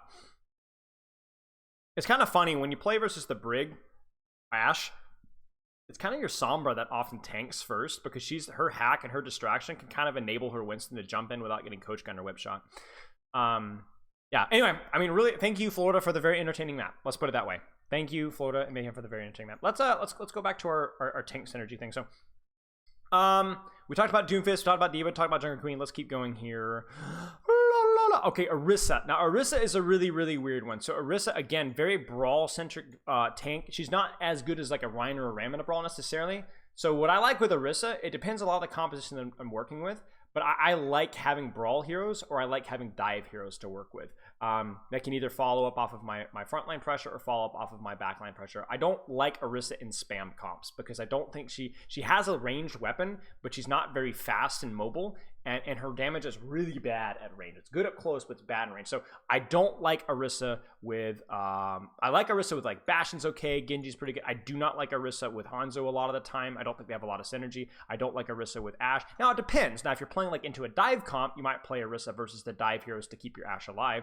But again, I think it's just a Diva would do that job better. Reaper's pretty good. Sojourn's okay because more of a dive hero. Sombra's okay. Symmetra can work. Symmetra is not as good because the Symmetra would prefer a shield to hide behind so that she can build up her beam. Anti-dive like a Torb is pretty good. You know, Tracer's actually pretty good. Widow, again, it just depends on the map. With Orisa, it's more about what you're playing into rather than what you're playing with. Definitely worth pointing that one out. Ram is definitely a brawl hero that has some aspects of spam and a little bit of speed. So with Ram, I love my Maze. I love my Reapers. I really like my Bastions. I like my Junkrats. They can really benefit from my heavy frontline pressure and my shield. And again, as always, Tracer can work with pretty much everything. Just depends on the composition. Symmetra can work okay with Ram. She would prefer a Reinhardt because there's more shield up time for her to play behind, but she can work with a Ram. Sojourn, Soldier, Sombra, those can all work as well. Sombra can kind of help you to stage backline dives by serving as like a hack distraction. I'm trying to think if there's any other synergy in here. Echo Genji can work with Ram. Ram is a fairly flexible tank. Again, I don't love Ram as much with spam comps as much, but he can function okay in spam comps. That's the big takeaway. But Ram does pretty well with brawl heroes here. Tracer is not OP. Tracer is just very flexible. But yes, Tracer is okay. Tracer can work with a lot of tanks. Ryan, I mean, the obvious ones here are Reaper and Mei and all that kind of stuff. But the other thing with Ryan is Ryan can do really well with dive heroes too. Sombra, Genji, Tracer. He doesn't love maps with a lot of high grounds, but like if you were to play on maps without a lot of high grounds with dive heroes, he can actually work really well in those situations because he can especially with a new charge, he can actually push in very aggressively. He has a little bit more mobility here. Junkrat, you know, brawl hero like that works fine. Bastion can work really well. You don't always use your shield to protect your team, but for example, Bastion, even Symmetra to an extent, really benefit from having a Reinhardt to play with, to play behind his shield. Because that's one of the few times where having a shield on a DPS can actually be very useful. He can work with spam heroes all right. There's no reason not to run Ryan with a Hanzo or Widow. It depends on the map, really. and he does have a little bit more mobility, so he can be a little bit more self-sufficient without demanding a lot of healing. I will say that with Reinhardt, and I guess if we go back to Ramattra a little bit as well, these guys are going to demand a little bit more healing, so that's going to reduce the options of things like Pharah, for example. Ryan wouldn't go as well with Pharah because even though Pharah can be classified as a damage hero, Pharah pretty much demands a pocket, and whether it's a Zen Orb, Life Weaver pocket, Ana pocket, Mercy pocket, whatever, that's going to be taking some of the resource away from the Ryan. You can play Ryan Resource Light. You should try to play Ryan Resource Light a lot of the times, but it's a lot harder than it is with some of the other tanks. I think the same thing really goes with the Rissa as well, so anti-synergy a little bit there. Ryan was just a horizontal Wednesday laugh. No, you're right. You're 100% right. Yeah, okay, let's keep going here. Roadhog. So again, this is like pre-rework Roadhog, so I have no idea what's going to be like in the future, but Roadhog is one of those heroes that does more with the synergy of the not needing healing more than anything else. Now, this is a little bit of a weird thing. So, because Roadhog is better at frontline than he used to be with his new heal thing, but that might change in the future. Basically, one of Roadhog's main selling point, though, is he has a little bit of self-sufficiency, which, again, complements heroes like Echoes, complements heroes like Pharah's and Pharah. Anything that demands more healing pocket is going to not mind playing with a Roadhog as much because their healers aren't going to have this babysit Roadhog 24/7. So that definitely complements that. He's a little bit more of a spam hero. So he's not going to be helping your Symmetra or Reaper or Bastion very much outside of distracting the flankers. So he can work pretty well with Tracer. He can work pretty well with sniper heroes, soldiers, Sombras. That works pretty well. But you're not going to be playing Reaper or Roadhog May Brawl, really. That's not going to be working out super well. Owl is live. Okay, let's transfer over. Thank you for the heads up. Whoops, that's the wrong one.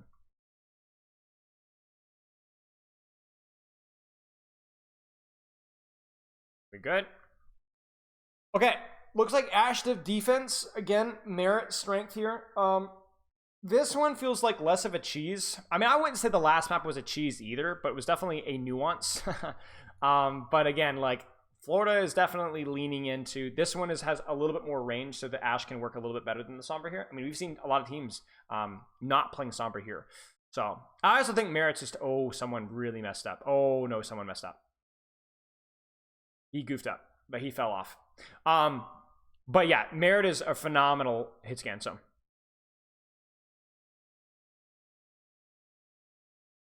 hero strength / the map favors it a little bit better. Good coach gun there on the Winston there. It's going to keep Smurf honest, and that should buy them enough time to be able to get their Winston back. They do get it back, and they maintain high ground there. Actually, Florida's backline actually does not rotate. Now, they're going to need to pocket the Tracer on cart. You see the Tracer and Sombra 2v1ing the Tracer on cart. That's one of the big, quote-unquote, solutions for Boston to win, is either if they can't stay the dive on the high ground, they 2v1 the Tracer on cart. So, yeah.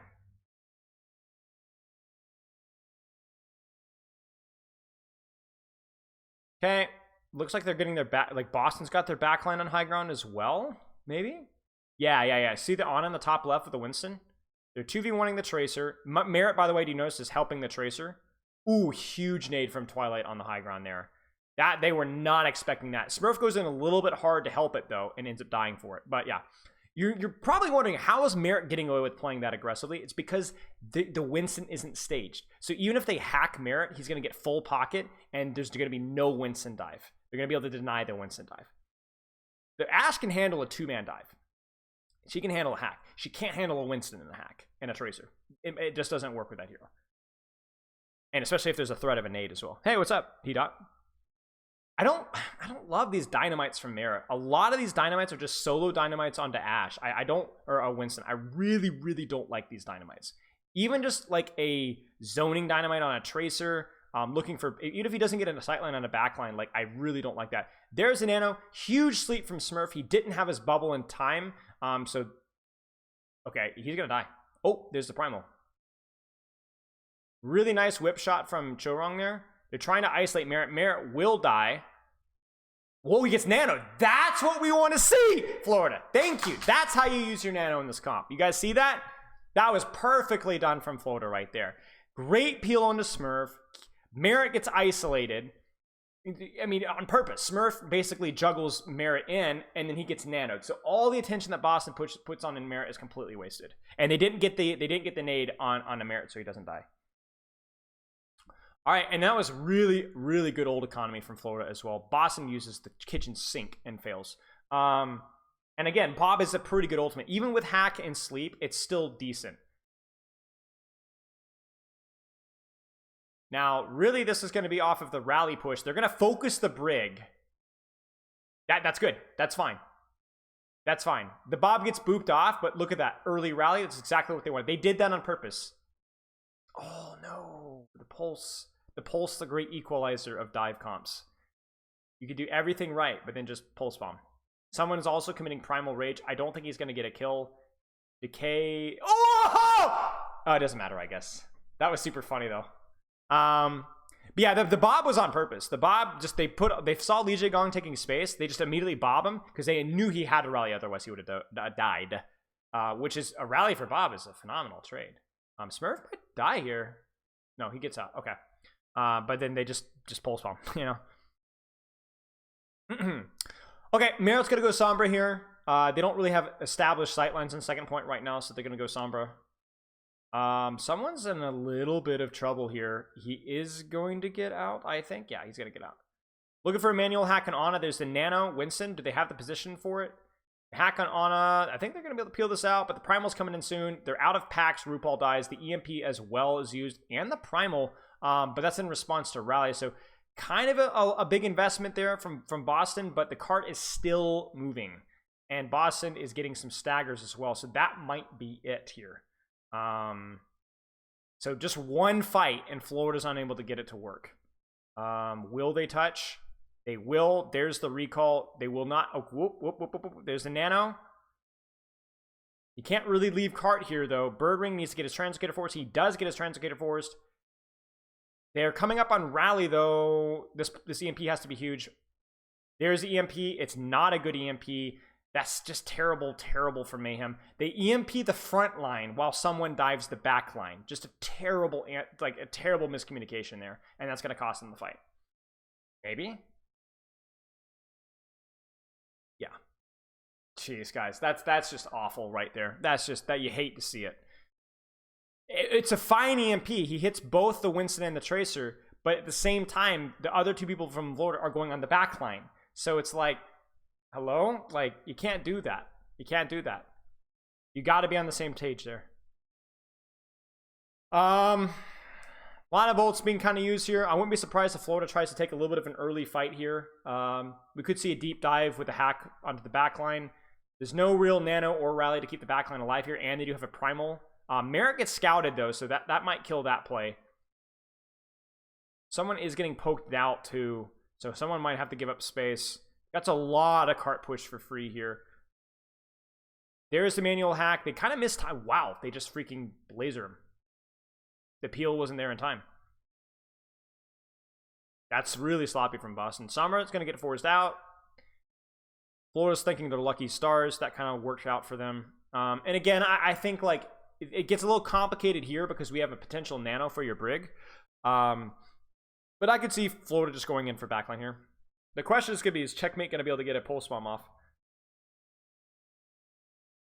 Frontline EMP? Nope.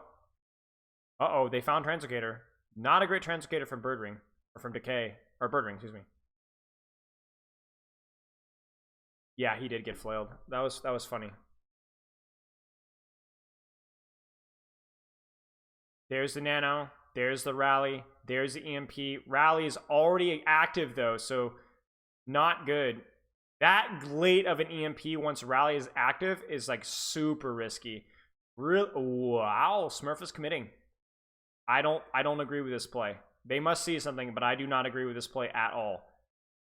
Tries to peel back. That Pulse Bomb, again, great equalizer. Is that going to be the clutch here? It might be the clutch. Oh, no, man.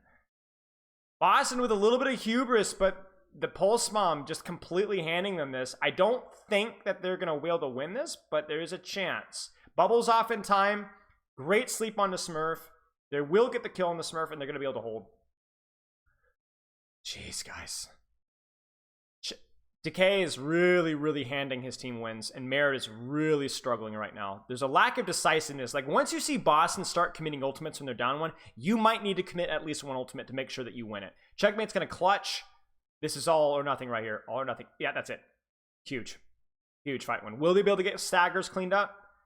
I don't even know if it matters with the amount of time left in the clock, but one more kill would be really nice right now. Just to make sure. Birdwing's going to be the touch. Birdwing does not get scouted. Okay, he does get the touch. Boston does get the reset, though. So this is still potentially winnable. Pulse Bomb doesn't hit. Decay doesn't win it for his team again. Nano on Winston. He goes in hard. Twilight doesn't have sleep, so someone's getting a lot of zoning on the back line. Birdwing gets killed. I don't know if they destroyed Translocator or if that was just a desperation touch. Will they get the sleep dart? They will not, but the rally is there, and that's all that matters. I think Florida's able to pull someone out. Florida not looking very clean on this dive. Really, really not very good. The ult game has been pretty darn poor. Decay is basically handing Boston a lot of fights with Pulse Bomb, yes, but it's been pretty messy. Been pretty messy. I love the aerial smack from Smurf on someone. Yeah, that was hilarious. It's like, get back. That Pulse Bomb from Checkmate was very big. That prevented Boston from setting up really any sort of an honest fight. It got pretty messy from there on out. Yeah, this map, I don't know. I don't know. This map, it depends. Who's player of the match so far?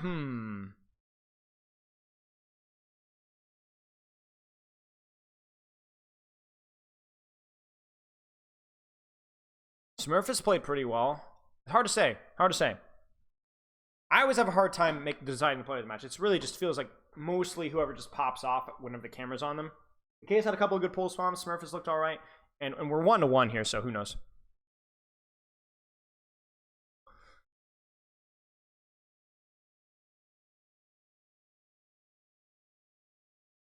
Twilight always has moments, you know? It's hard, though, because you look at this and you're like, you know who's going to have good moments. You know? Not Merit right now. Not Chorong. I don't think Chorong has played super well either. I think RuPaul's done fine. Okay, are we going to see some Echo? A lot of high ground here. Create some opportunities for a vertical dive hero. Merit. Merit will probably go Tracer. Yeah, Tracer. And the thing about the Echo in this map is it's not just the spam value that you're seeing there, but if you're able to get the space to set up a dive, like let's say you force a Sombra out, or you see hack, or you force bubble, or whatever, stickies and beam can really mess up a backlines day.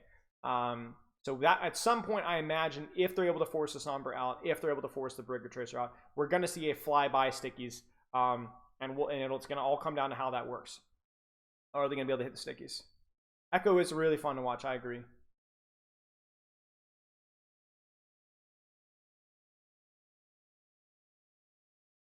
So the Ana they actually back off there, which is kind of interesting. It does lower a little bit of the Sombra, the Echo's value, because now there's no like high ground to dive bomb anymore. So Checkmate's sightlines are a little bit more gimped there. The nading for the Brig, they don't hit the nade. Echo is isolated, gets killed there. Didn't see what happened there. Maybe he got naded. Smurf is one though. That's the kill trade. Gets Translocator as well. Birdwing's running for his life. He throws out his Translocator. A little bit of an early bubble there from someone. That's a little bit unfortunate. But overall, not a terrible trade. They're going to force Tracer off the high ground. Checkmate comes back. Cart is really advanced here. We're now in completely one-fight territory. No questions asked. Backline now has high ground as well. Birdwing gets scouted. Already has EMP, though. Will he get the EMP? It will probably be onto Echo. We might see a frontline EMP, but I imagine it's going to be more on the front line. Or backline EMP, but yeah, it's going to be a frontline. But the Nano in response. The nade isn't there in time. They do hit the nade, but it's not quite there. The reverse Nano is there on the Winston. Will someone go for backline? Yes, he will. He's probably going to get slept. No sleep dart. Twilight must have used it. That's huge. And that's it right there. I didn't see what Twilight used sleep dart on, but that was obviously crucial that he did not have it there. Maybe it was on a copy. I honestly didn't. What is Chorong doing? Not a good rally there. Chorong is trolling the lobby. Thank you, Kirk. Oh, that's a tough one. You should go into this fight with even ult bank and map control. Now you're only going with the ladder. Because rally with Li Gong is going to cause some serious problems here. It's going to allow them to play a lot more aggressively here. Good job avoiding sleep dart here. This is going to allow someone to zone backline for a long time. Backline really can't play aggressively around this. Echo is looking to mark Tracer. Does he get the stickies? He does get the stickies. That's going to force out a primal. Landing stickies on Winston is so important. So important, because it puts you in beam range, which really is what... Oh, there's stickies again, and that's going to force Smurf out. So, pretty good for Mayhem so far. Oh! He's got to be really careful about that. There's the stickies again. He gets naded, though, so that he's able to keep himself alive. Checkmate gets naded as well. Oh, man. There's the rally in response. Someone commits primal there. Merit dies. There's the stun onto Merit, but Merit also gets the kill. And that's just the rally differential. I mean, rally is just so strong.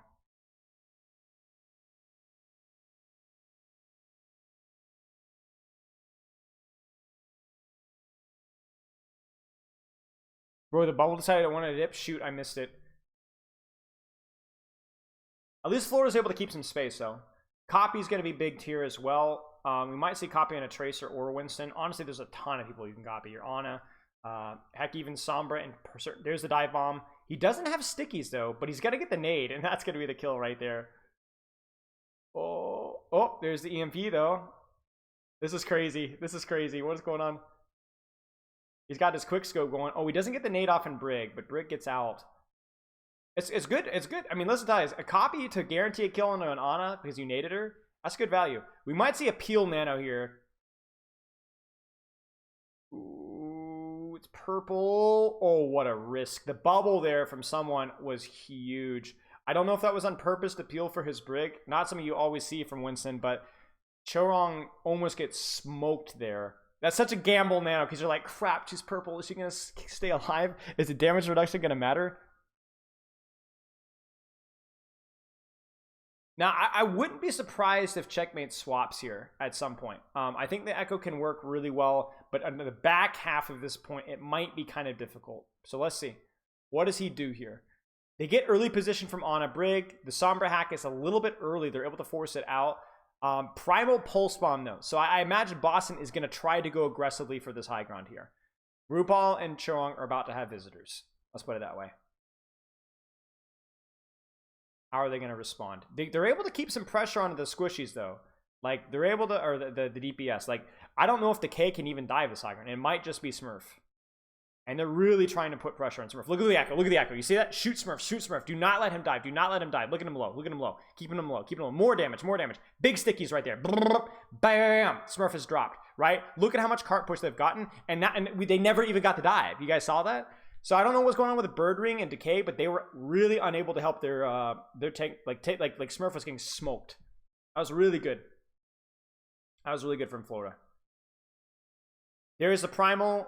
I don't know what happened there. Merrick got caught in the crossfire. That's really bad. I don't know what happened there. Maybe a big nade? I honestly don't know. Not something you're used to seeing. The Tracer dying. There's the stickies. He doesn't get a lot of them, though.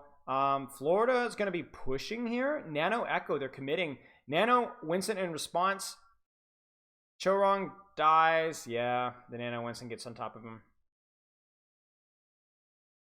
Yeah, I mean, it was a gamble from Florida for sure. Gamble from Florida for sure. Okay, well, does Echo play like an aerial tracer? A little bit. It's the high ground. Yes, that's what makes Echo work. Yeah. Very map specific thing.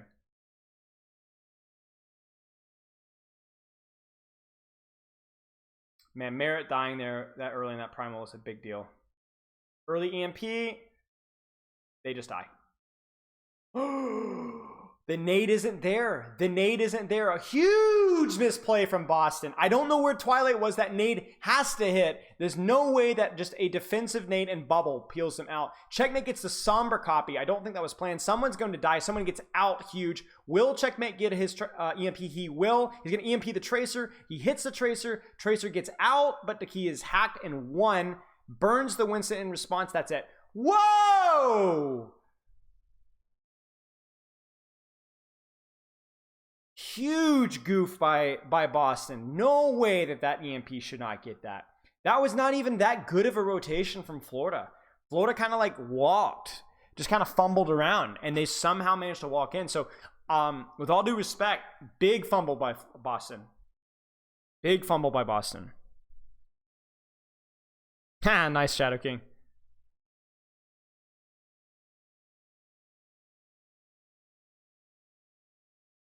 Not the best. Yeah, Charong honestly did not play as well, I don't think, from what we saw.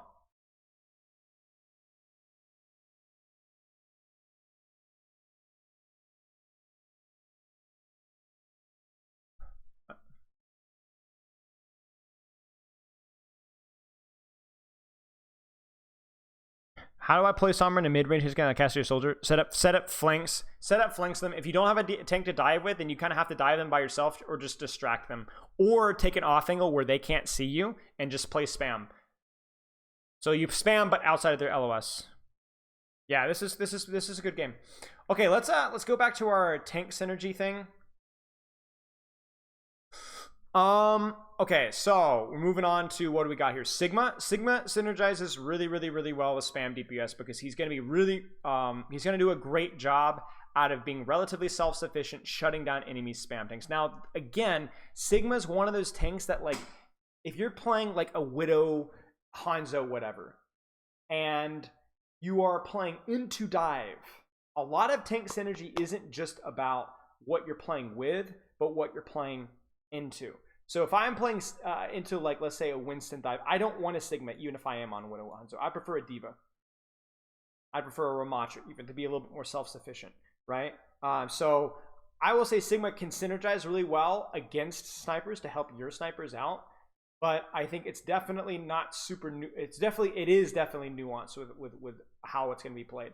Sigma doesn't demand a lot of healing, which definitely opens up the opportunity to play heroes that demand a little bit more pocket, right? Sigma can work well with flankers because he can basically demand very little resources, opening up flankers, just putting consistent frontline pressure that flankers can capitalize off of. I would say Sigma is one of those heroes that doesn't really have a strong identity out of the fact that he's not going to synergize super well with brawl heroes, but he's pretty flexible outside of that. Winston, really good with Sombra, really good with Tracer, really good with Genji, really good with, I guess, Echo. Technically really good with Pharah, although he does demand a little bit of extra healing, but you can do really well to follow up off of Pharah aggression. Any sort of dive DPS, Winston's going to do really well with. What he's not going to do as well with is playing with a brawly DPS that's going to demand some sort of frontline presence, whereas Winston Bubble is pretty good frontline presence, but usually Winston's going to be diving more for backline.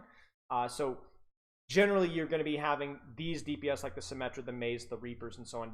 They'll be a little bit naked, essentially. They're not going to have as much frontline presence to protect them. It's going to be more about backline distraction, which can work because, for example, if you're playing into like a Ramatra comp, your Winston dives the Ramatra comp's backline. These guys can punish the Ramatra, but it's not super awesome. Now, Bubble can be used for frontline. There are very niche circumstances where it can work pretty well. For example, in AL Grand Finals last season, the reason teams were running Winston instead of Diva was because the Winston Bubble was used for the Reaper. But that's a very niche circumstance. That was a circumstance where Winston actually couldn't necessarily consistently dive backline. So it's very niche. What about Sojourn with Winston? Yep, Sojourn with Winston. Anything that has any sort of mobility can work with Winston. Now, you might also play Winston with snipers if the map allows it, because Winston can dive enemy snipers, give your snipers an advantage. But Winston really likes DPS that he can dive. Really likes DPS that he can dive. Yeah, okay, Wrecking Ball. Wrecking Ball is a great tank in a lot of circumstances. There isn't really anything that Wrecking Ball doesn't go well with outside of the Brawl DPS that we talked about with Winston, because he really completely lacks frontline presence.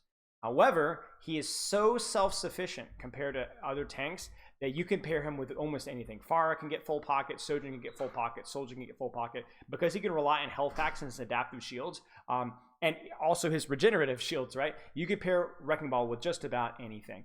He does really well versus squishies that he can dive. He can also dual DPS like Tracers pretty well. Obviously, Sombra could be a little bit of difficulty, but honestly, you can even do okay versus Sombra, but not as well in Brawl composition. So for Wrecking Ball, it's more of what he doesn't synergize very well, and it's more of the frontline focused DPS like this. Now, keep in mind that describing Mei, Reaper, and Symmetra as only frontline focused DPS is a little bit, it's not 100% accurate. These guys all have mobility and flank options. Mei could be a great poke DPS in certain circumstances. Reaper could be a good flanker. Symmetra is also a good flanker, and actually has pretty decent poke now as well. But if you want to play grouped up as a team, push the front line, Wrecking Ball is not going to be the tank for that. On my way to pair Wrecking Ball with Zen Bastion. I mean, hey, listen, I guess Bastion is another one of those frontline DPS that wouldn't synergize super well with Winston Wrecking Ball. But, you know, Wrecking Ball Zen, that you can do work with that. Zarya. So Zarya is one of the tanks where I really do think a lot of her value comes from synergy. A lot of tanks you guys have kind of noticed is it depends on what you're playing versus. With Zarya, it's more about what you're playing with. So Zarya's bubbles can and often will be used fully selfishly. Right, you bubble yourself to go aggressively. So she can do really well with Brawly DPS. She can do well with Dive DPS. There's a lot of things that she can do. However, if you're playing versus a composition that's diving your backline over and over again, she can also pair really well with squishy DPS like a Widow, Ashe, Sojourn, and so on. I guess not Sojourn as much as like a Hanzo, maybe a little bit more fragile, Cassidy. And this is when it gets really fun, okay? Zarya's bubble can also be used on aggressive DPS to allow them to go aggressively. Pair a Zarya with a Reaper or a Genji, really good. You let them go in, when they go in aggressively, you bubble them, lots of charge, lots of offensive value. Pharah, another great target to bubble. Echo can also work for bubble. Tracer not as much because she's so fast. She generally just avoids the damage that you would need for your bubble. But if you're playing with a really, really aggressive DPS, heck, even a Mei on the front line, a Zarya bubble can be really, really, really impactful. Not just to help them and protect them, but also it gives you a lot of charge. So Zarya you could change with anything, but it could be more of a peel kind of a mindset with a squishier backline, or if you have a more aggressive backline or aggressive DPS, you can use your bubbles to enable your DPS to go really aggressively. Zarya is one of those few off-tank heroes that can get a lot of value about enabling her teammates in certain circumstances. So if I see my team picking like Reaper or Genji or Pharah, depending on the map, assuming the map doesn't have a ton of high grounds, Zarya can do a lot of work. Bastion can work. Bastion can work because a barrier is a barrier, right? It can work. It can work, yeah. Yeah, it can work. I wouldn't say it's optimal, because it's a pretty low uptime shield, but it can work. All right, chat. I gotta pee. Give me 1 second. I'll be right back.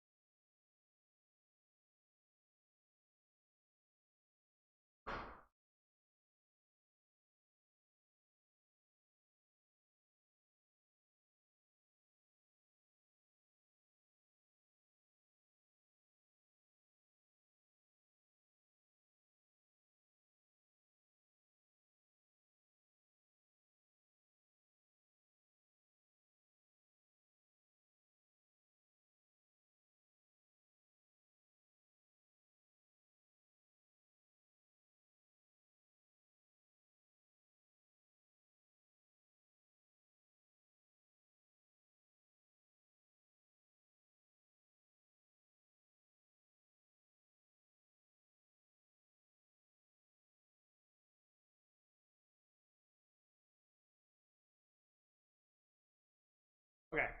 Sorry. You guys hate that spider guy? Yeah, you guys are hilarious. Hey, we're just in time. Hey, Pepper. Have some water. Hey, Spell, I told him the 4.3 to check your videos to improve. Is that a nice advice or a toxic message? Definitely toxic message. I don't know what the heck I'm talking about half the time. I make up stuff as I go.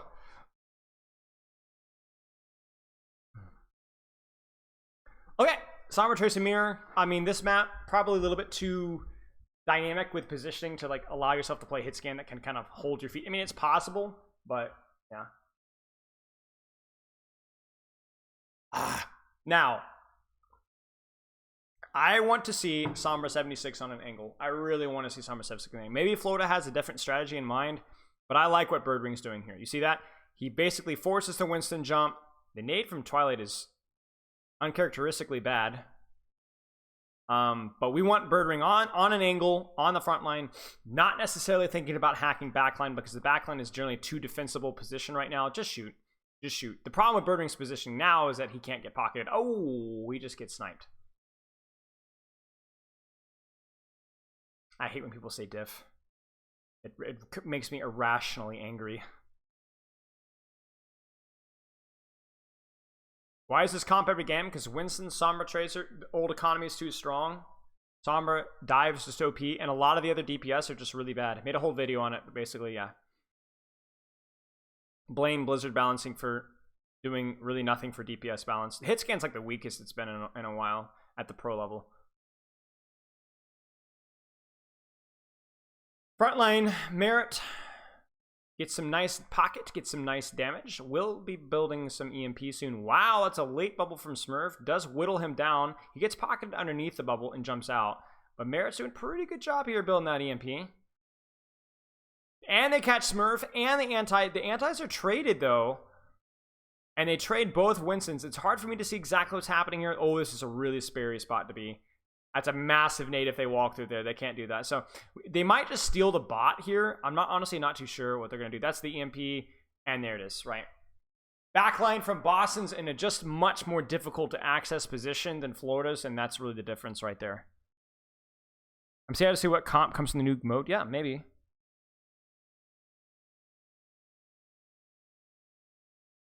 What? I look down and Birdwing's dead. Maybe a Translocator destroyed. And Merit's dead. I don't know what's happening anymore. I don't know what's happening. Oh no, disaster. Nano for Peel as the Winston's jumping out. Not what you love to see. The Winston's in now. Does he get booped? I don't know. Yeah, he gets booped right there.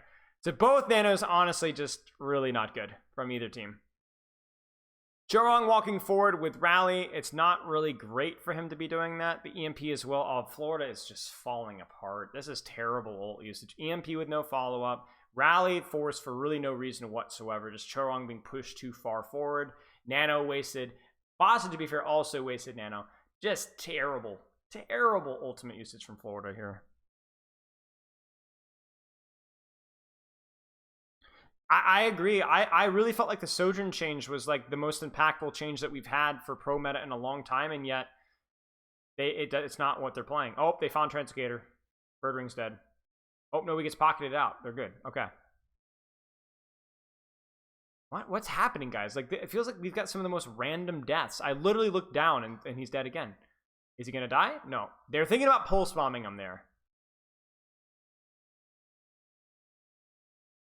Some weird random deaths from Boston. That's kind of just handing Florida some fights when Florida's ult usage has been tragic.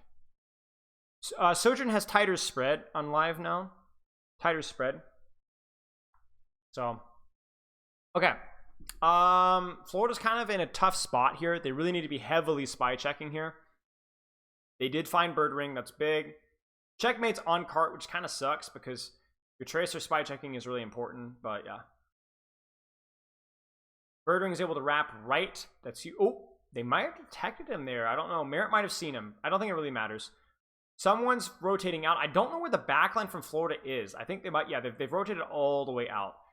Boston might just steal cart here. Yeah, they steal cart. So Florida has to play catch up. Will Boston 180 on them? This is when chaos is like so tough to deal with, right? Like Florida's so split. Will they be able to keep their composure here? They're stealing cart again. There's the Nano Winston. Again, it just feels kind of rushed. It gets denied again. These Nanos are just completely getting shut down. Bubble as well, there doesn't feel necessary. Even with nade threat, just not good ultimate usage from Florida at all. There's the EMP, and there's the follow-up. I don't even know if what the EMP hit there, but I mean, Florida's ultimate usage has been terrible. Yeah, it's rough. I don't know. I don't know what happened with the EMP, but Florida's support usage has been terrible.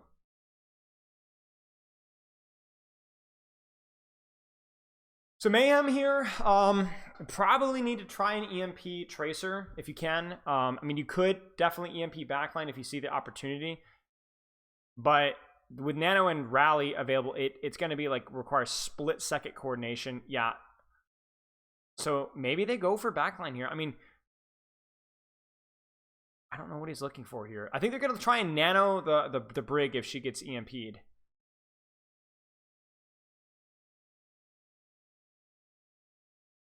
They're doing a really good job marking someone. There's the EMP. Oh, the Nano doesn't get there in time. They lost the Nano. Oh my gosh. They lost the Nano. Ouch. They nanoed the Brig and they lost it.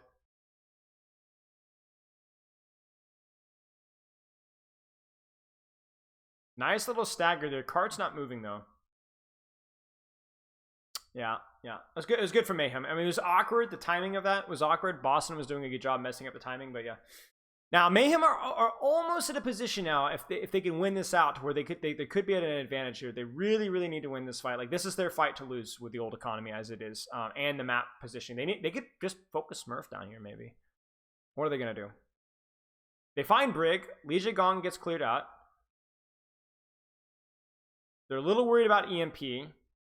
Nano and Rally now online. They just saw Translocator being thrown. He's going to go for Translocator. He's calling Translocator right there. There's Translocator. There's a Tracer. Loses Translocator. They focus Burger Green. He's dead. Wow, that was really goofy from Boston there. Not sure what was going on there. Rally is used. Nano and Rally? What is happening with Florida's ult economy? Like, you get a free fight win, and then Nano and Rally are used? Hello? I don't understand this ult usage. This is some of the worst ult usage I've seen from a team in this entire season.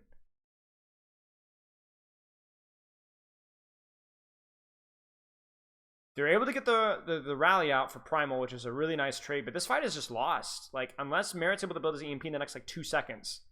Has to be now. It has to be now. The Ana and Brig rotate out. Okay, so that was a good rotation from Mayhem backline to avoid the EMP. So that's going to give Merit time to build his EMP. Maybe we see a frontline EMP here. Someone gets manually hacked. Can they pocket him out? They do. Here comes the EMP in response.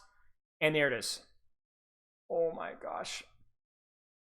Dude, Florida is making things so hard for themselves. Like, they're doing all the, like, the weird neutral things right. Like, the rotations are pretty good. The hunting, the translocators, all that kind of stuff.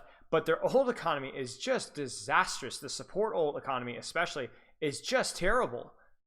Like, you're doing, it's like they're like doing like quadruple backflips, but can't do a push-up. All right, so backline from Florida is going to park up top, especially with the EMP online. And Florida really needs to play to hunt DPS. They're probably looking for translocator as we speak. Maybe not. Maybe Merit's on frontline maybe here. EMP solo on someone, but the timing is off. They're not able to get the nade. The nade on the inside, that might be a fight loss, though. Yeah. Honestly, if you're Florida, you take that one. Nano, Primal, EMP, it's not the end of the world. That was really good from Florida there. Really good playing around that one. They really made Boston scuff that one up. Am I coaching a team? Not anymore, no. I've had a few offers. And contenders and such, but no. And I didn't try. I was not interested in Overwatch League this season. They're going to go hard. Oh, Boston cheese. Flank Twilight. Twilight on the flank, because Boston had no ult economy. And that's huge for Boston. Even if they lose this fight, I think the fact that they go into this fight with basically nothing and they're able to at least trade is ridiculous. There's the rally from Liege Gong. Ooh, he needs to be careful. That's huge from Boston. I'm telling you, when you don't have ults, flank, do something crazy, cause chaos. That's exactly what Boston does, and it's huge. Because now Boston has time to build this EMP. They have time to build this pulse. They have time to build this nano. I mean, they're still at a massive disadvantage, but this is 2-fight territory. They don't need to win this fight. Let's see what Boston does. Boston might play this one slow now. Oh, the nade. Oh, no! Disaster, disaster, disaster. Twilight cannot keep doing this. Florida's backline, the support ults, and oh, Chorong, oh, it's just awful. It's just awful, guys. It's just awful. Florida is seething right now. There's no way that that should be allowed. Chorong freaking dies, that's it.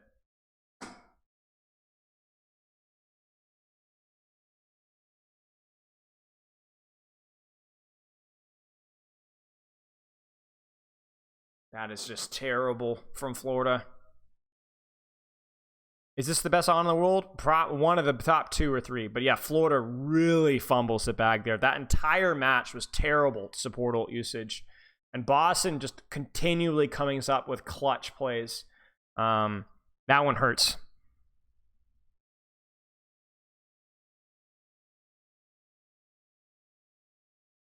Florida goes into that fight with 4 ultimates and loses. 3 ultimates and loses.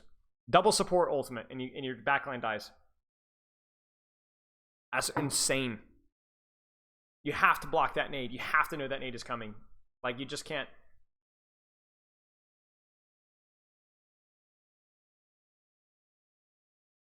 Yeah, how did this happen? I like Merit, Sombra, sometimes something else. Oh, jeez. What is map 5? I don't know. Who do you think the best player in the match has been so far? I don't know. I think Smurf has played really well. And I think Twilight, Smurf or Twilight probably. Okay, let's do one more I guess just to wrap up our discussion before we like conclude on the tank synergy thing.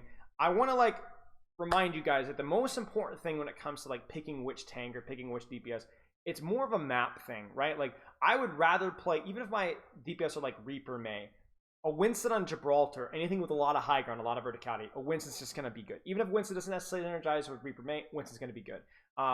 Another circumstance, like you think about like Wrecking Ball. Does Wrecking Ball, is he as good as Sigma in sniper matchups? Well, maybe, but it's more about what he's playing into. For example, if I'm playing Sigma into a sniper, that's good. If I'm playing Wrecking Ball into a sniper, that's also good. But what if the Sigma can't shield off the Widowmaker and you require a dive from the Wrecking Ball? Then in that circumstance, you'd want the Wrecking Ball, right? What if I'm playing Ramatra, right? But I'm playing it on King's Row and I'm playing in the snipers. You know what I'm kind of see what I'm saying? It's not just about who you're playing with when you're picking a tank or a DPS. It's about the map that you're on and what you're playing into. Sometimes that's more important because a lot of tanking is about, you guys know my stuff, right? It's about finding your matchups, finding your favorable 1v1s. And if you're playing Reinhardt on King's Row because Reinhardt is good in King's Row, but they're on like Widowmakers and Yada, and you're not going Wrecking Ball or Sigma or something that can deal with those comps better, it might be a little bit tougher.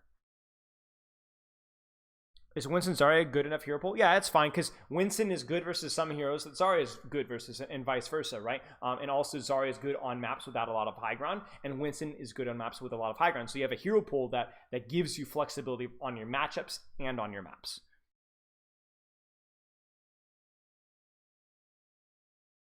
Imagine if you had the combined pool of, say, Marvel and Dante. I would prefer to have the pool of Marvel and Kaluge, personally. Because Dante can play the Doomfist, but imagine being able to play Diva, Zarya, and Sigma at a high level. Is Soldier good enough? Yeah, I mean, it could work, yeah.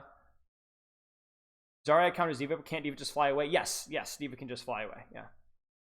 Hottie and Poco, yeah. Well, you need a Winston. You need Hottie's Winston. Is not at, like, there are better ones out there. His Winston's fine, but like Marvel arguably. Oh yeah, true. Marvel does have a really good Doomfist. Yeah, I forgot about it. Yeah, see, Marvel and Hanben, like that is a disgusting hero pool. Imagine having a Marvel Hanben hero pool.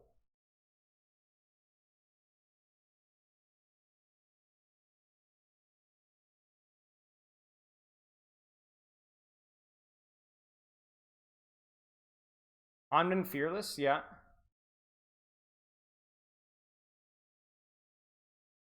Well, what does Marvel do better? I'm not as familiar with Marvel's hero pool. I know the Doomfist, but what about like Wrecking Ball and stuff?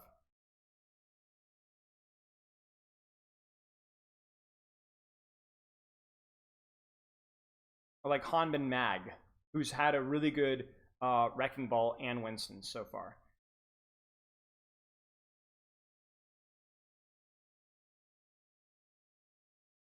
Like Mag would be good because that definitely is a beef, and Mag can also play Ryan. Fearless's ball is not so bueno, right? So, at least to my knowledge.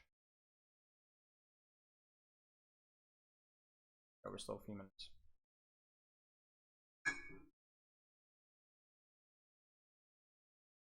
Shame you running single things right now. I mean, yeah, it is a real shame. Hanbin someone. That's a good shout. Yeah, that's a good shout. Someone is a very flexible tank. The only problem with that though is someone, because of his flexibility, is like less needed. You know what I'm saying? Like, why would you pick a someone over like somebody like a Marvel or a Mag? Because remember, we're combining their hero pools. We're creating the super tank. Someone is already kind of the super tank. He's not as good at some of those heroes, but he already is really good on his flexibility. You want to pick somebody with more extremes, you know, if you're going to combine two people. I think this season has proved a solo tank is just not enough. I feel like the complete opposite. I laugh no offense, but I feel like I laugh when people are like, oh, London needs Poco back. What? And wonder what circumstance and what maps would somebody that could play an off tank matter right now. A few maps with Diva, sure, but Zarya's not playable. Zarya's not playable. Sigma, not playable. Roadhog, not playable. Like, where would you need the tank? I think this season has proved that you need either a player that can quickly learn another tank or somebody who's very flexible.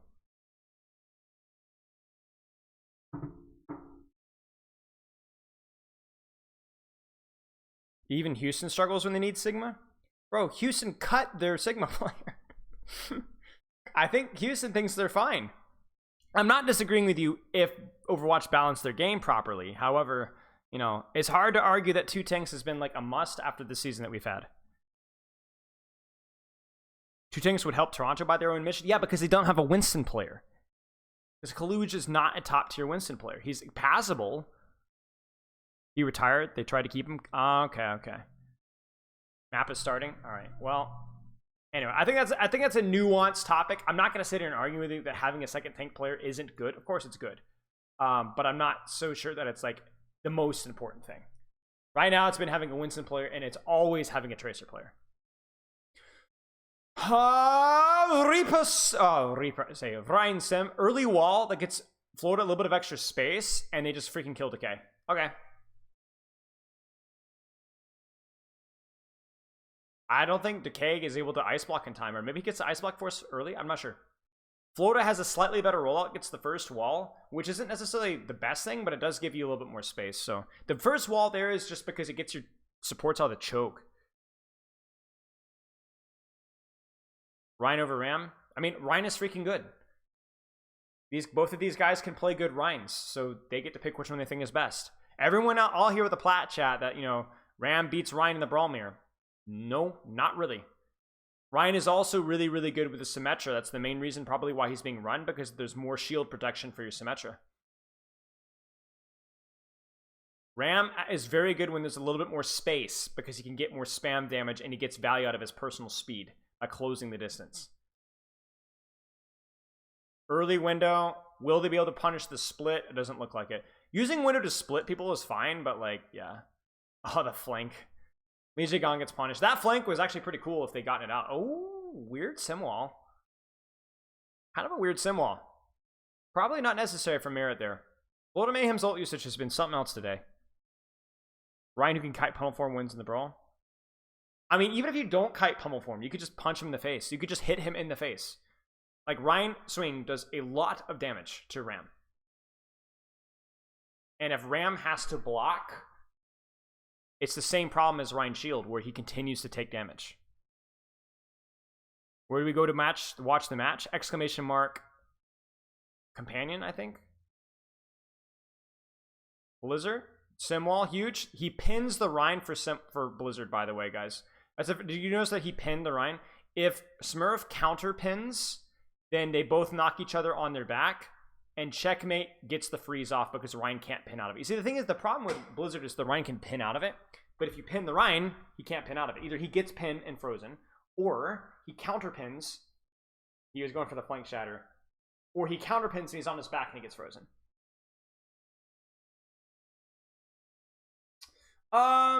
I mean, Boston has a clear advantage here. I think Florida probably plays Beatty here. Maybe they save teleporter. Yeah, there it is. Did they get the teleporter? They don't get the teleporter. They beef it. Beat for beat. They get the Sem wall. Did they get the boop as well? No, they didn't. I don't know what happened. A lot of stuff happened at once on my screen. Honestly, pretty good for Mayhem. 2 for 2. 3 for 2, excuse me, I think. And, you know, you're coming in this with a BAP window. I felt like you should have won that one, honestly. They looked like they beefed up their teleporter out, which, to be fair, is really hard. Sim wall is going to be the deciding factor here. We want to see a nice sim wall. They're going to TP out so they don't have to walk through that choke. Then they double back and go through that. Check that. That's a cool little rotation. Probably see an opener with BAP window. They might BAP window on top. Maybe not. Maybe they just look for backline here. There's the BAP window. BAP window mirrored. Merritt's going to get his ult. A little bit scared of that sim right click. There it is. That's a huge sim wall.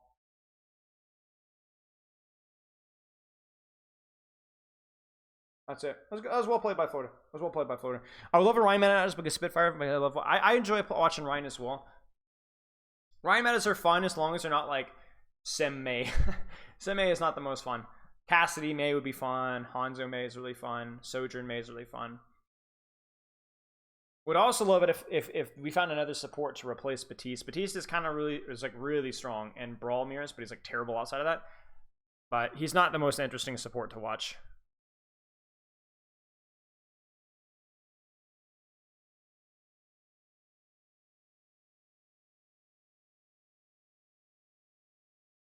Yeah, so Cuss is talking about how Boston TP'd out of spawn to get to point faster, but they didn't do the TP window. They tried to like punish the TP window by getting there faster. So let's actually see what happens.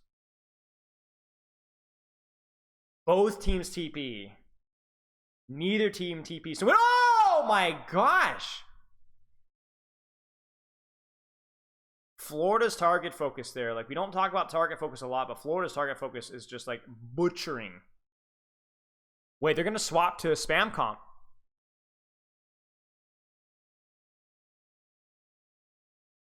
Oh my gosh, someone almost gets trolled.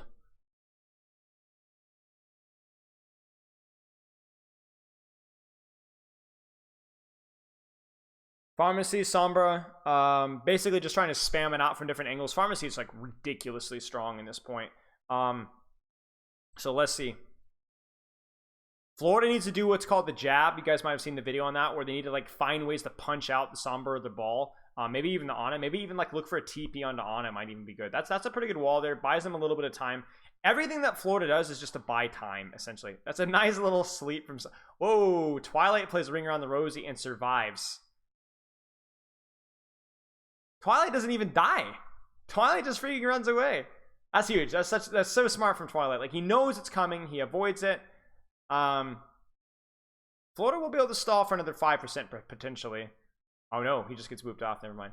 But yeah, will they make any swaps? Yes, they're gonna go Sombra and retake. I would love to see them swap off of Baptiste at some point as well. Yeah, there it is. But BAP is just so fragile to hack and dive. They go Brig as well, so they're actually gonna go full swap. Risky to say the least here. Risky to say the least here. That was a lot of ult charge for something like a Sem wall, and even honestly a little bit of a sound barrier. This is a risky move from Florida because it's a counter comp, but Boston just has so many ultimates here that like.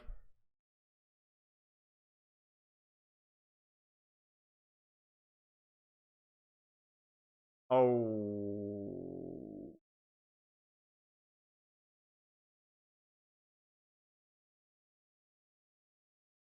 Wait, bird ring dies? Was that a translocator hunt? It might have been a translocator hunt. I'm not sure there.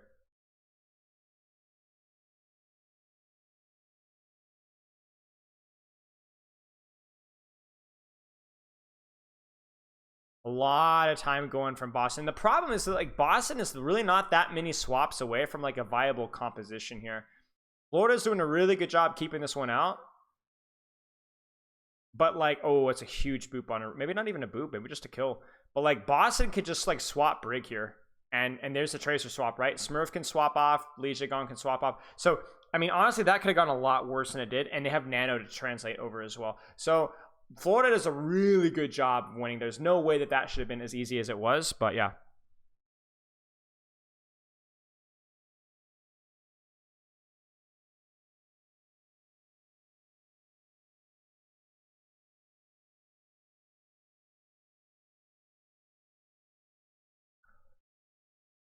Will they EMP the backline? It's looking like it. They have the ults for it. They have a lot of ultimates here, and we're almost in last fight territory here. There's a pre-pack on a Twilight. Did you guys see that? He pre-packed Twilight. He gets pulse swapped. Never mind. He pre-packed Twilight before Twilight had even taken any damage. That's 4 ultimates. That's 4 ultimates for Mayhem. 4 ultimates. 4.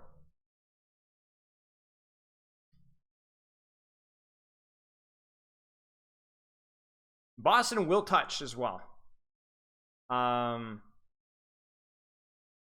Someone's trying to zone backline. He's gonna get cleared out. He's gonna get slept here. He's trying to bait sleep dart here. There's the sleep dart baited. Smurf gets killed. Pulse bomb does hit Shorong. Twilight needs to get his nano off here. There's the nano. Raid boss. It's a little unfortunate from Boston there, but they're able to pull it out. Yeah, so messy fight there. Messy fight. They need to try and get this EMP. Boston needs this EMP. Costly fight, but it happens. Manual hack. It just clarifies that it wasn't an EMP hack, I think. Good cancel hack from Shorong there. Birdring 76%, 94% on Primal. RuPaul desperately needs a nade here on the backline.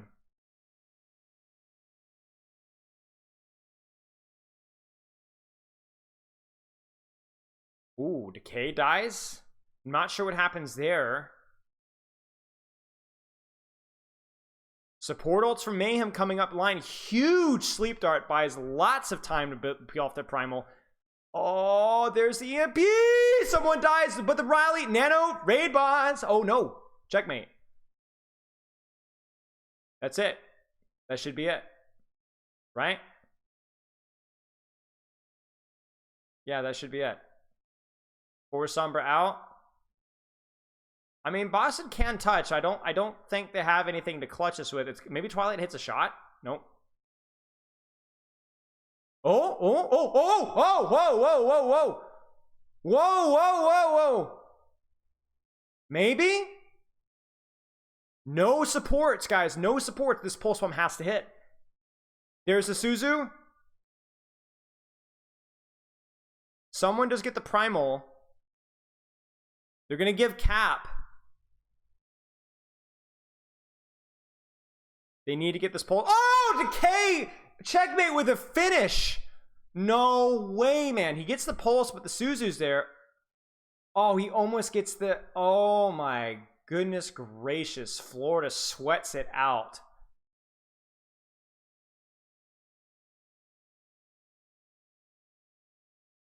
Holy mackerel. Holy mackerel. That was insane. Boston has to be kicking themselves.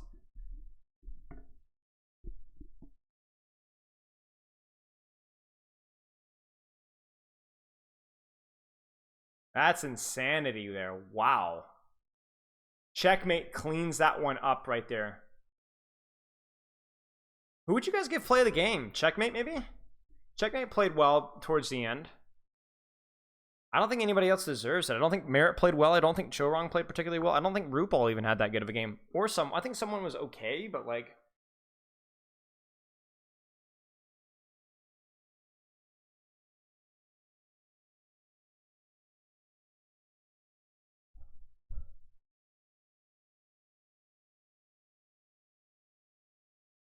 Yeah.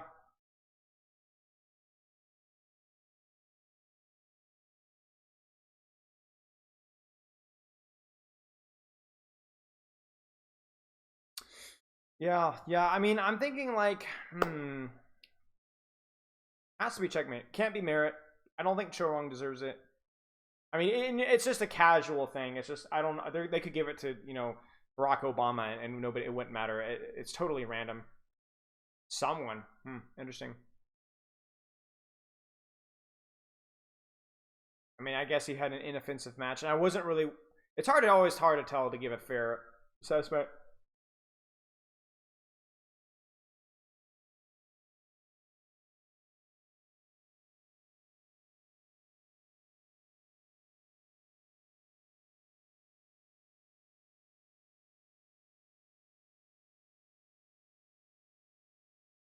Yeah, that was good. Okay, chat. Let's chill for a sec because we're gonna watch the next match, obviously. But what do you guys want to do in the meantime? Maybe we'll do some hammer time. You guys want to check out the Action Esports video that they posted recently of the lip insane stealthy Sombra bush? Sombra stealth bush? Maybe we'll check this one out. So, you guys know Action Esports. Yeah, you watched it? Alright, we'll check it out. Let's check it out.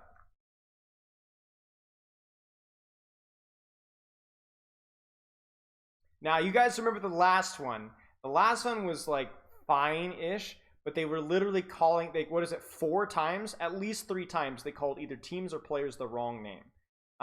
It was really a scuffed video. So, yeah, let's check this out.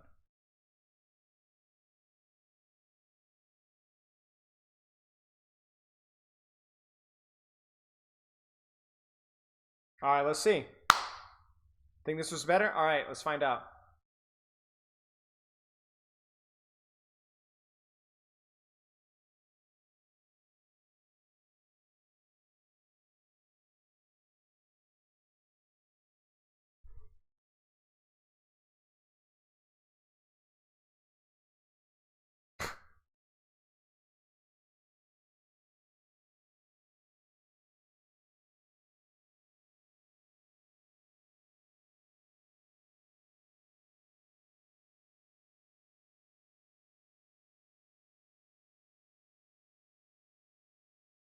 Ooh, true.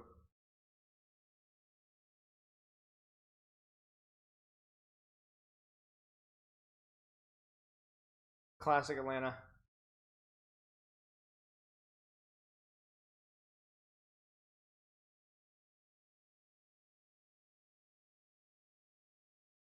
Holy crap.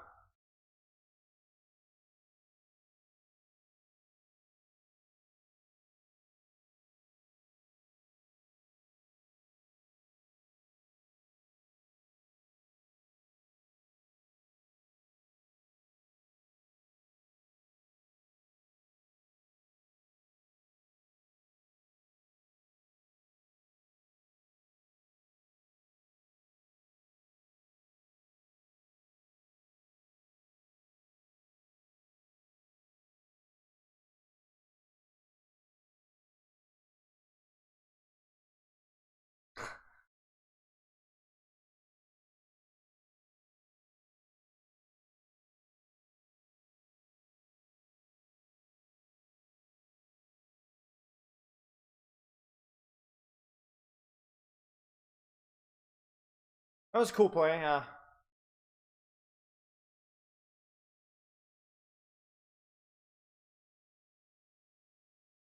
I just feel like it just took too long to get to the. I feel like it would have been a lot easier if it just like.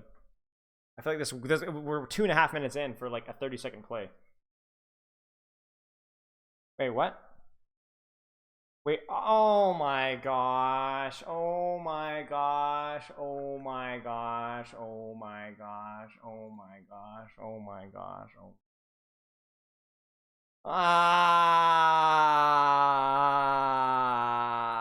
Bro, I'm so big brain because I've been turning off the audio so you guys don't hear double echo on the Overwatch League stream. But now I'm screwed over because this. Oh my gosh, my bad. Yeah, basically my TLDR is that, like, I mean, this is cool and all, but like, man, this had like the longest intro in the history of the universe for like kind of a cool, funny microplay, but like, yeah. This play was funny to see during the tournament because it's not often you see map foliage actually being used for a tactical advantage, especially in such a close quarters duel. I'm on my grind set, y'all. I'm focusing on the video. I'm not focusing on you guys. This one, Lip once again proves that he's always one step ahead of the competition. EMP on the point, Pelicans down, overtime for the Atlanta Reign, Stalker might be dead. I don't care. Oh, hiding in the bushes, here's the cloak. I mean, the funny thing is he actually gets shot in the bushes. Like, that's the thing. It doesn't even give him an advantage. Because when he's in the bushes, there's only one spot that he can be. Hiding in the bushes, I mean, it's a cool idea, but it doesn't even work. Like, it doesn't even work. Find something, but So it's like a cool play that doesn't actually do anything. find nothing he does. The Atlanta Reign, their backline just got EMP'd, but it's a trade, a race. Like you wanted to do something, but it alive on doesn't. the points, and the Atlanta Reign They didn't headshot him though? I mean, yeah. will take map number 1. But he did. The bush had nothing to do with that. Heading into our next play, we see another classic C9 in the Overwatch League. Seeing these are always very humbling, as even the most professional players sometimes just forget the timer. Let's take a look. They don't forget the timer, but the margin of error, especially in these extended overtime fights, is like 0.5 seconds or less. And you have to squeeze out your value, otherwise you might lose the fight. So like this is one of the ones where like somebody had to leave cart because you were going to lose the fight if you didn't leave cart, but if you leave the cart for too long, you lose the fight. Look at how this C9 happened. We come into the fray as the Florida Mayhem are attempting to finish off their Blizzard World push against the Hangzhou Spark. It's a battle of the pink around here, so make sure to pay close attention. The Mayhem are choosing to begin their approach through the back rooms, hoping to wrap their way around this hallway to the point before the timer expires. Gushui gets an early read on this as he can hear Tracer blinking in, which allows the rest of the Spark to get in position. Right at the 10-second mark, Gushui backs off to give the Mayhem some space. Why he does this will be obvious soon. Someone on Winston takes this opportunity to jump back I mean, he's just because he wants to zap backline and not zap frontline. onto the point, and Linksa They have the replays to do this because that's their action esports thing.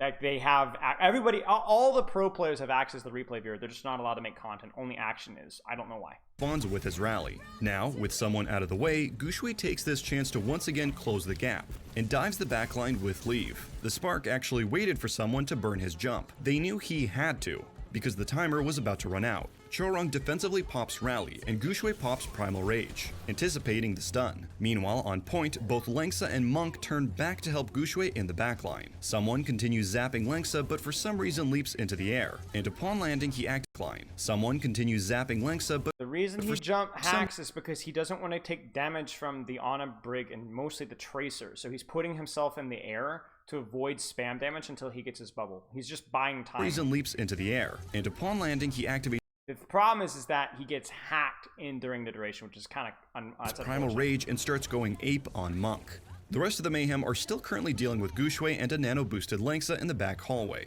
Gushui is eliminated, and the Mayhem move on to Linksa. Someone is still beating on Monk, but Linksa has his back, constantly checking behind himself and throwing repair packs onto him. Because someone is busy trying to kill Monk, and the rest of the Mayhem are preoccupied with the nanoed Linksa, no one is on the cart, and the overtime timer quickly drains. In a last resort attempt, someone leaps towards the payload but is actually blocked by a broken pillar, and fails to touch. In the end, the Mayhem's faces say it all.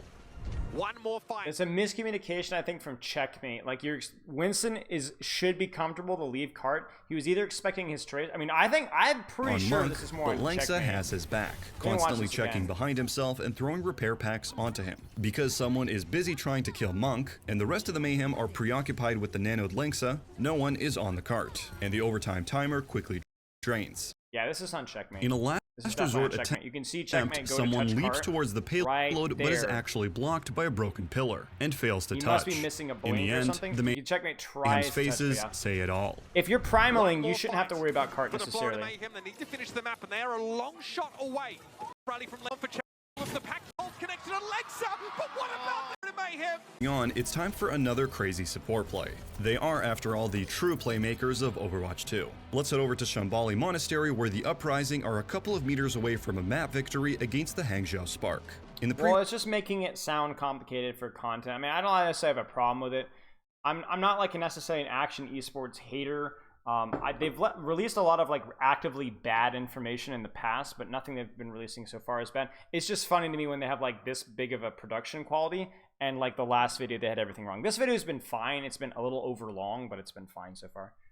Previous round, the Spark only managed to get it just before the first point, which makes this a lot easier for the Uprising in this upcoming push. Let's take a look. To begin, the Uprising are rounding the corner and the Spark are advancing in from high ground. Gushui takes an aggressive corner hold in order to contest the cart, and Shai takes the opposite angle, ideally to keep key targets hacked during the ensuing fight. However, this plan goes to hell immediately when Kalios literally jumps around the corner and earth shatters Gushui. Simultaneously, Decay puts up a wall between the shattered Gushui and his supports, cutting off the Spark's healing completely. Lee Jae-gon heads in and helps eliminate Gushui. Then Hippie hops over to Shai to start applying pressure and forces him to translocate out. That's 2 Spark members out of the That's fight so good. already, and Li Gon isn't done. Spotting Leave out in the open, he opens fire, but decides to take a short refuge in the side room. Meanwhile, on point, Kalios has fallen, and dodges Leave the gets EMP. nano boosted on point. Leave starts spraying everyone down with his endothermic beam. Something's gotta happen fast from the uprising. Back to Li Gon, he spots Lengsa on Dodges the Zenyatta EMP, chilling in y'all. the side Check- room. check this out. Refuge in the side room. Look at that, right Meanwhile, there. on point, Holy crap. Kalios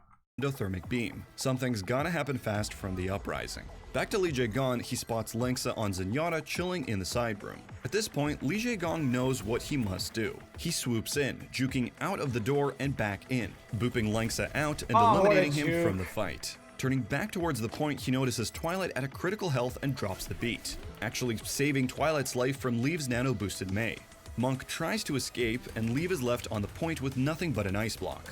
Ultimately, the Uprising managed to secure the point, and thus That was the a entire huge map play from Li wins. Gong. That was actually See where they're going with this that. one was Kalios really with good. Early shatter.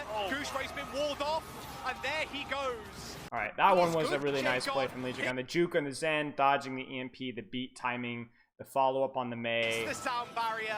That was really good. There's no way in hell they were Sombra microplay that gave us a good chuckle. We joined the Houston Outlaws as they are just taking over the point from a very strong Atlanta Reign hold. Throughout the match so far, the Outlaws haven't held the point once, and the Reign have climbed to around 90% before the point managed Chat, to keep me flip. updated when the As the London Outlaws game clean up starts. the I think we Reign, got a little Lip bit. barely manages to translocate out to save his life, and recloaks. However, the Mega near his translocate is not yet respawned. Ironically enough, this is because Lip had already taken it at the beginning of the previous fight. As Lip is about to hack the Mega, Pelican then translocates and yoinks the hack, leaving his new translocator nearby for the next fight. Lip is still in critical condition, and if he were to hack the Mega in that moment, it would have revealed him, and allowed for an easy kill from Pelican. Lip takes a step back to the corner and Happy is seen on the hunt, shooting randomly to hopefully catch Lip out. As Happy moves away, Lip remains, biding his time, most likely waiting for the next team fight to begin and destroy Pelican's translocator. Then suddenly Happy comes zipping back in and murders Lip out of nowhere. I'm surprised A Lip huge didn't go back to spawn and grab a Mega, but sure. stagger for the Outlaws. But how did Happy know? During the fight, the Outlaws knew that Lip escaped before death, and Pelican saw that the outermost Mega was already taken previously when he translocated back there. This could easily mean that Lip had been using this Mega as his go-to, so naturally he would be around there somewhere. On top of this, a few members of the Outlaws were able to see his translocate trail, which actually reveals the general direction in which Sombra translocates towards. Fearless leaps over the high ground and pings that an enemy is around that area, and Happy obliges to check it out, Yo, heading back Kev, and spraying thanks for the sub, randomly. mate. Happy manages to hit one random bullet that reveals Lip. Goodbye, Lip. The quick thinking spatial awareness that the Outlaws That was showcased pretty here cool. is incredible, and I we're remember glad this to have play. caught that. This team is definitely a force to be reckoned with. goes for naught. I don't care. Actually, health Houston Outlaws rolled by Happy. Heading into our last play, let's take a look at how the Houston Outlaws perfectly baited Izayaki. To begin, the Outlaws are waiting to push their cart in the final few meters to Cheers, cap mate. out the map with a solid 3 points, whilst the Boston Uprising are holding strong on the high ground. First, watch this sequence here.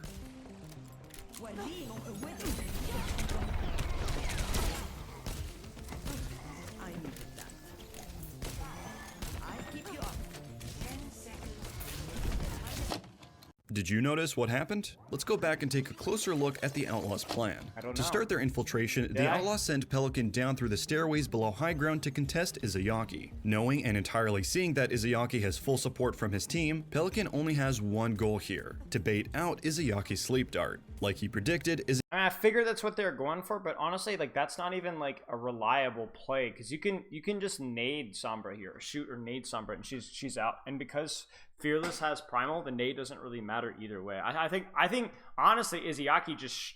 I think it was a calculated risk. Izayaki fires off the dart and Pelican translocates out. Fearless, hearing the signal loud and clear, wastes no time and launches towards Li Gon and Izayaki on I'm high surprised ground, where was forcing the them to whip drop. Upon dropping, from Li Gon is forced to Li use Gon? Rally for sustain, which is quickly answered by Pelican's EMP and a well-placed pulse bomb from Happy.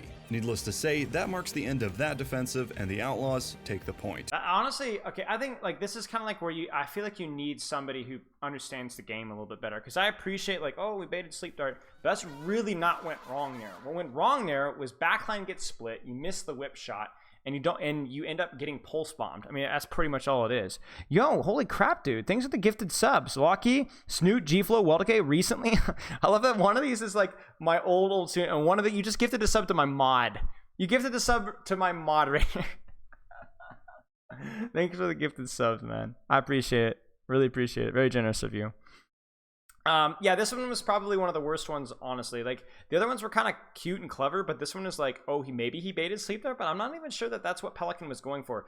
If you guys want to microplay, the reason why Pelican does this is because the wall hacks from the hack are important for your Winston to set up the dive.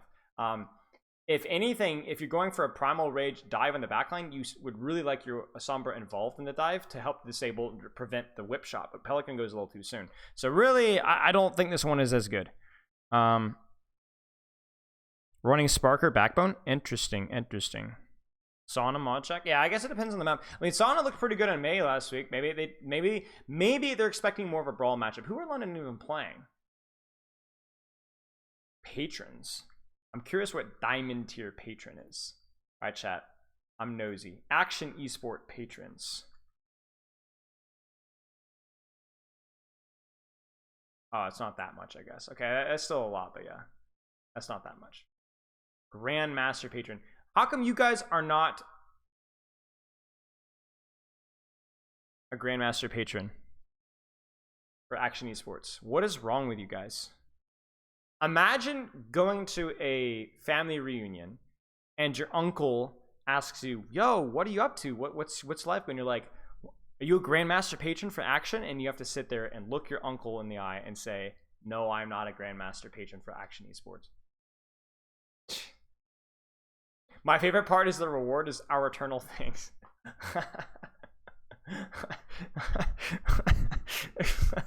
Like, I mean, if you want to support him, you support him, but it is pretty funny. Diamond doesn't even have a reward higher. Yeah, see, like, Diamond doesn't even have more rewards than Platinum. That's crazy. Oh, they're playing Shock. Why is there no Masters tier? Chat, why is there not a top 500 tier? That's my real question. Or like Overwatch League, where it's like you just keep adding zeros. And then there's kidney tier. You donate whatever body part that will make the most money in the black market. All right, let's go, guys. Let's go.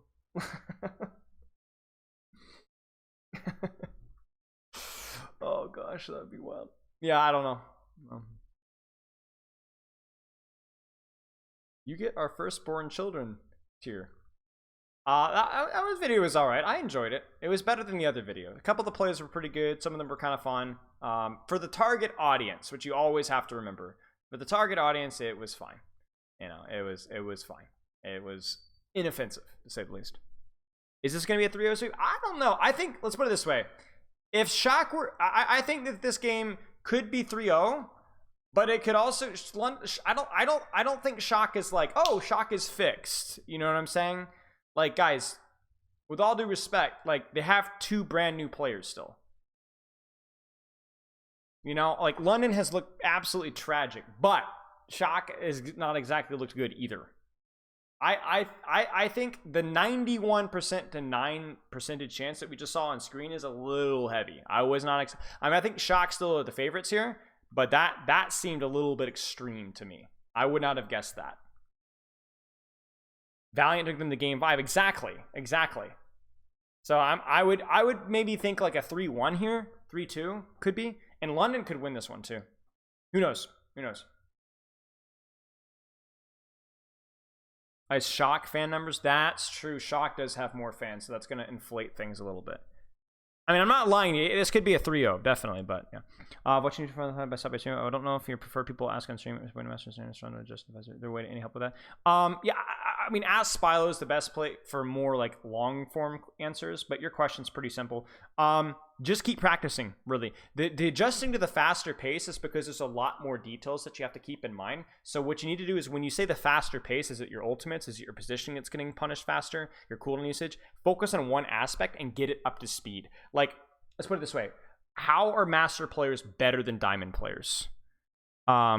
in every single way, right? Mechanics are better, cooldown positioning, everything. So what you need to do is you need to focus on one aspect of your play and get that slightly better up to speed. And over time, everything will kind of round out. So basically, let's put it this way. You're bad right now in every single way, shape, and form compared to Masters players. So instead of being overwhelmed, pick one aspect that you want to get better, improve at, and get it to where you're more comfortable, more up to speed. And then from there, the stuff will slowly start to come out over time. And really the biggest thing is don't worry too much about it. Antarctic Peninsula, so that's probably why Backbone is in, because we probably expect a Brawl Mirror here.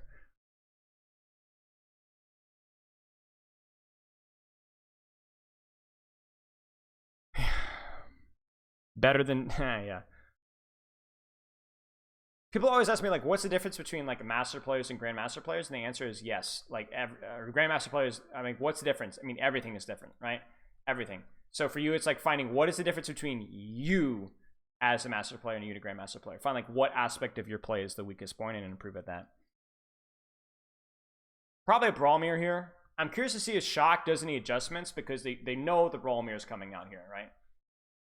They really feel like it's your positioning, great. So then work at your positioning so you're able to get better at it and so you're able to do it without thinking. Because the reason why master players are better and are in you is not because that they think faster, they just act faster. They don't even, they're better at autopiloting skills that you haven't quite autopiloted yet, right? Like their autopilot positioning is probably better than yours and you have to think about it too much and that's why you're slower. Will Shock make any adjustments? No. They will accept the Brawl Mirror. I mean, Shock has looked okay on Brawl, so...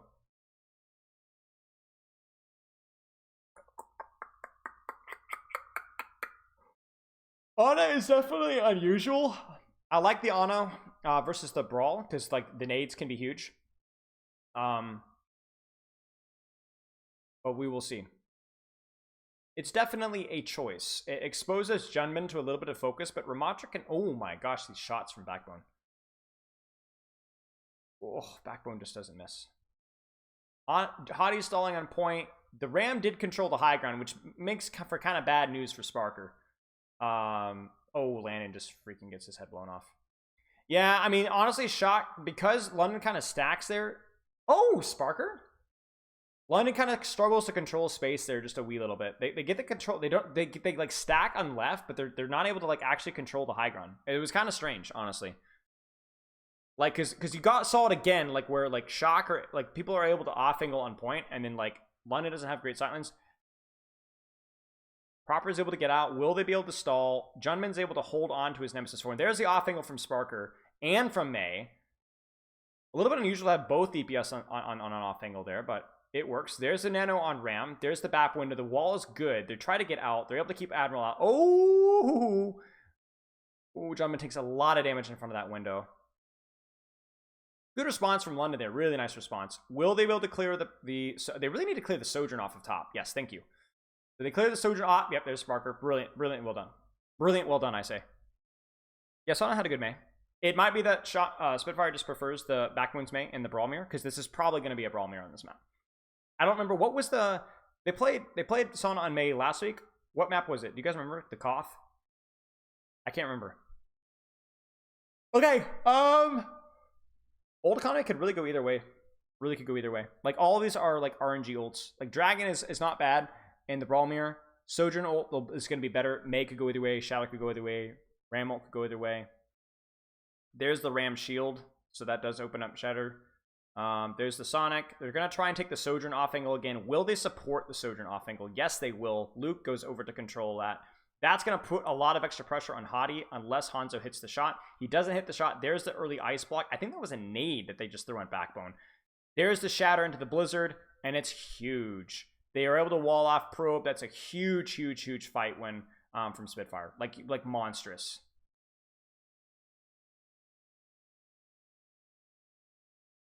Monstrous, monstrous. You use 2 ults there, but like you shut down 2 ults there as well. Squished him. Nice boop, yeah. Why Junman was played? I mean, they just probably like his playstyle. It's probably like a confidence communication thing. There's the Hanzo swap. Nano Ram incoming, but I think it should have hard times succeeding into back window and beat. I don't think that the Nano Ram has to like one-shot somebody for this to work. And we might even see a dragon early here. There's the dragon, and it catches probe. I think it catches probe. It definitely forces a split. There's the Nano Ram. Ooh, beat goes off, but it's too late.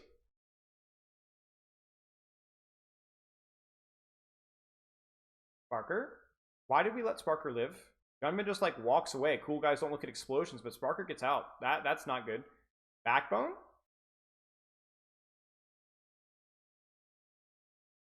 Really kind of messy there from the Nano Ram was really well timed.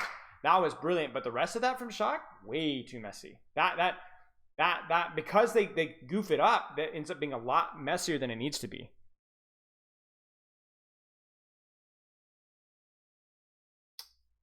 Yeah, they put themselves in a decent position because of the blizzard. But again, will we see another one shot on the landing? Because they don't have the beat to do this. So Ramel might do something here. There's the window. Shock on the off angle. They're just gonna go. There's the suffering. They get the suffering.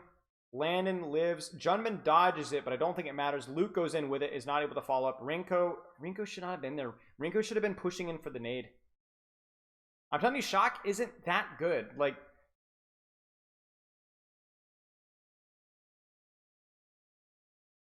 it's not that good. Like, Shock kind of fumbles the bag there. Yeah, Backbone hitting some shots.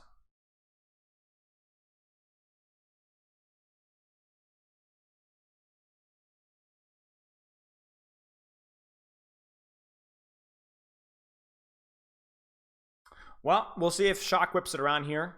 They did start off the map. I think their setup was better than London's.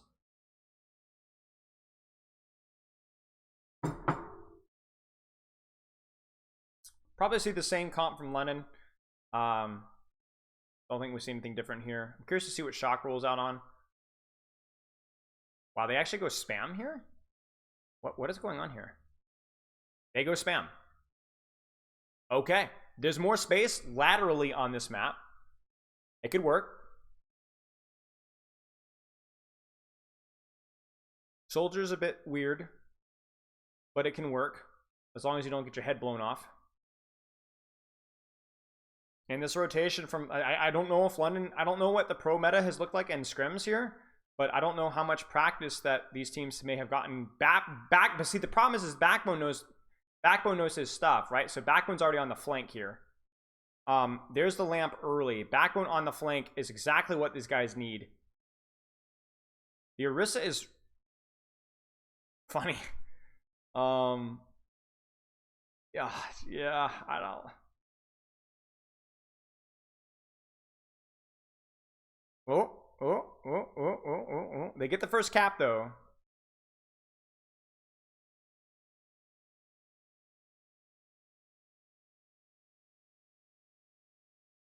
They get barrage. Oh, they don't get the kill on proper. That's huge. Being able to use barrage there and trade that for 1 ult for 1 and then be able to live that one out is huge. Probe dies. Oh, hits a direct on land in there. That was funny. Orisa's such a weird hero in this because like you can do a lot of shield pressure onto the Rhine and be pretty self-survival. The Sombra swap is good, the Cassie swap is good, but they can also whittle you down a lot with a Hanzo. And the soldier is really slow. Like you see it right there. You can pin onto the soldier. I would not be surprised to see Probe swap off after he uses visor. He might even swap off now. I'm curious. It looks like he's not going to, but I don't know.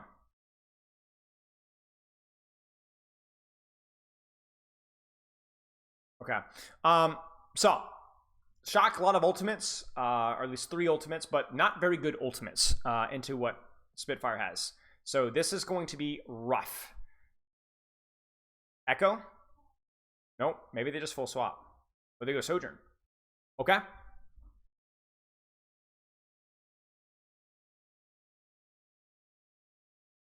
Probably Kitsune rush on point. Flank visor. Oh, they found him. Yeah, this is the problem with Soldier. Like, he just isn't very fast. Like, not versus the dive stuff. Like, again, it's just that and then Sparker is just crazy. Krusty Crack Pipe is a little cooped out here. They're gonna go Brawl. Yeah, I don't know. I don't know, guys. I don't know. I really don't know. The ults are just too bad. And now London's got like all the ults in the world.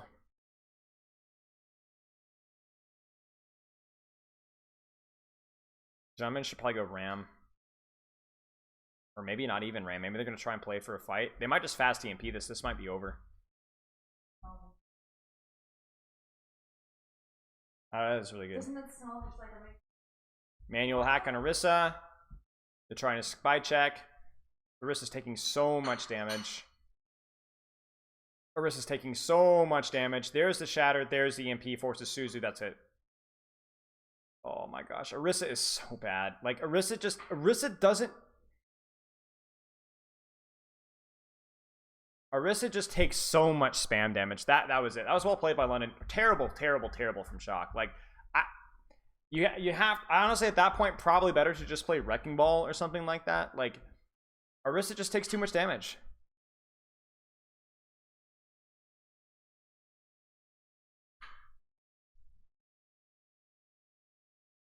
Thank you very much. It was good. Mm-hmm. Yeah, that tag was good. Told you guys. Not gonna be a 3-0, I don't think. We'll see.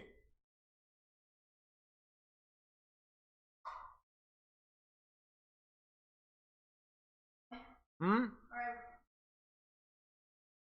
Oh, really? Who was it? Mm-hmm.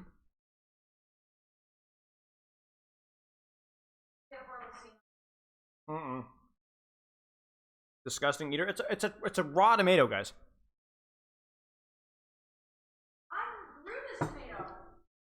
The problem is the Orisa just doesn't make any sense into what London's playing. Orisa can do fine versus Brawl. In fact, Orisa's really good versus Brawl if the Brawl has no range damage.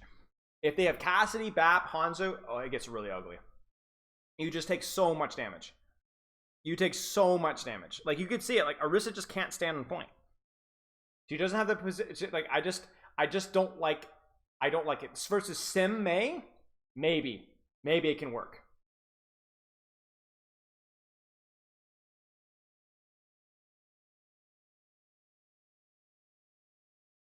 What's next? Eichenwald? London honestly could kind of get a... I'm curious to see what London plays. Last season, we were able to get away with some Rhine stuff on Eichenwald at points in time in the meta. I'm curious to see what London plays here. I think London could be a really hard read for the next map.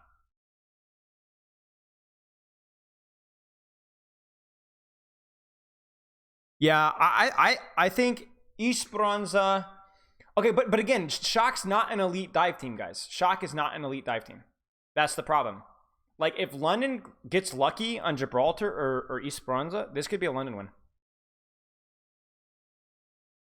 Yeah, I agree. I agree. This next map is really important. I think London probably has the advantage in my book. Yeah.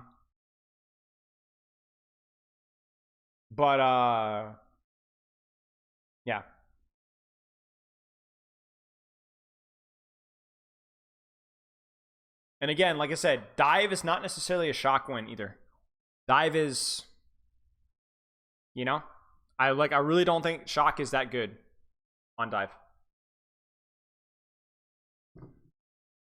So if there was ever a match where like London pulls out a dive map, it would be this match. Yeah, Proper is a demon, but Probe is like been okay, you know, but you still have to play Sombra Tracer, right?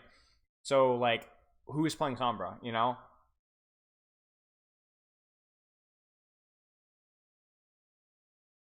So it's going to be something like Echo Tracer, maybe an Ash Tracer that we'll probably see, which definitely opens up enough chaos for London to pull something out. There's like enough variance, you know, unpredictability that London can pull it out.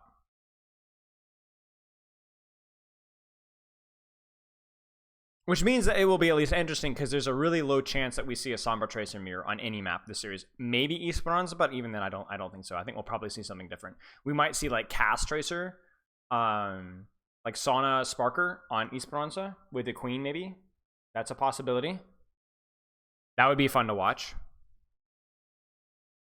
Ah, the soldier, like yeah.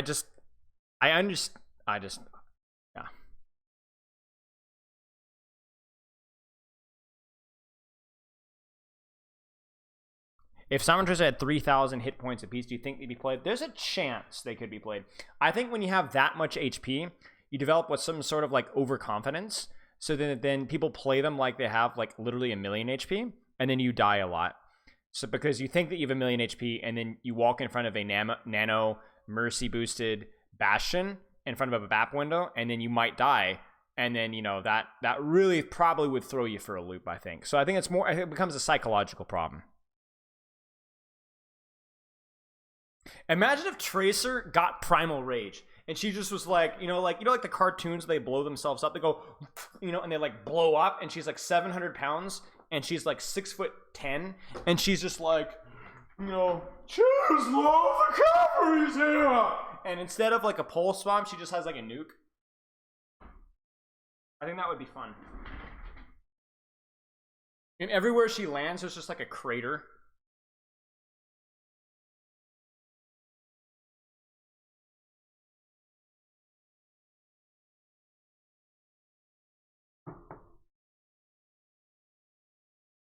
Something to consider. What if Junkrat ult doubled his fire rate and gave him infinite ammo for 10 seconds? What if Junkrat fired Rip Tires?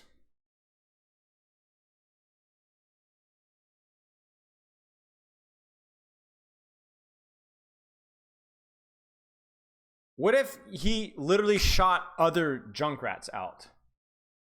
And they were like AI, and they did damage for you. What if he shot Cassidy's with infinite magnetic grenades? So you shot like 2 or 3 Cassidy's that just start spamming infinite magnetic grenades, and you literally it blue screened your PC if you got hit by more than 2. Sombra Hack, I don't think Sombra Hack should kick you out of the game. It should just give you like electric shock through your mouse. I think that would be good.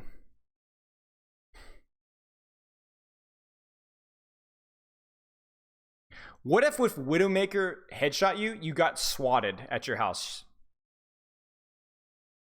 I think that might be something to consider. What if you got earth shattered? Somebody knocks on your door and they hit you with a hammer, like really hard. What if you get simwalled? You get locked up in Guantanamo Bay. Something we probably couldn't do something that involves you getting arrested for tax fraud as well.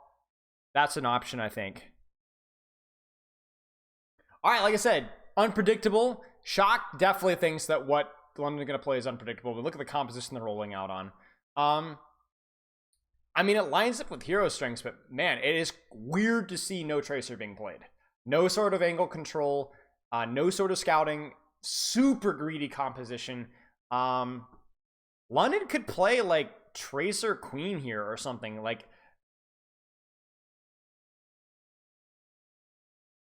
it is surprising to me to see that.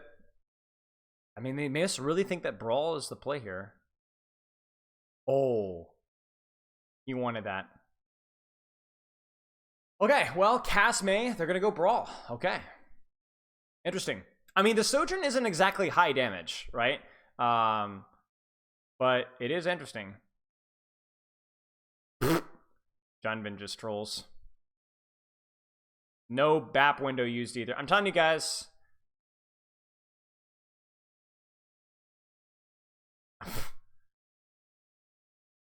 I just don't understand the Shock's compositions all that much. Like, it just doesn't really feel like they're playing to their strengths. And it just... I don't know.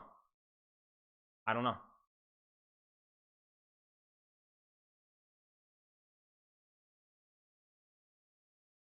Okay, well, that was that.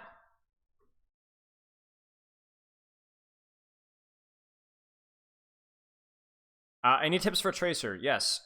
Whatever your sensitivity is, quadruple it. And then cut your mouse pad in half. And then do probably some sort of prescription drug that's illegal. And you should be good to go. Okay, RAM swap is also really strange. I mean, I guess it's all right, you know.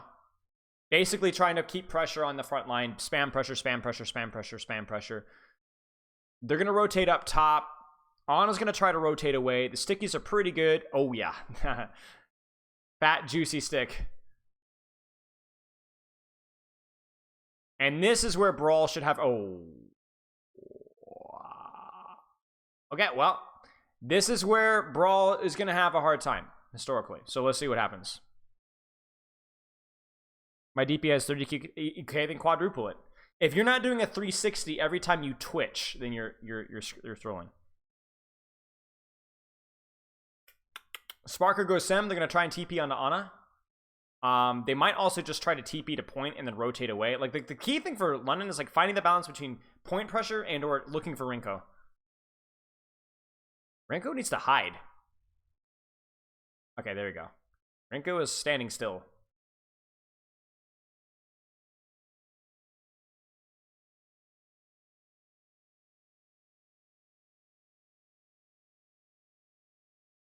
Ooh, that cancels Blizzard as well. Ouch. They try to combo Shatter with Blizzard, and it gets EMP'd.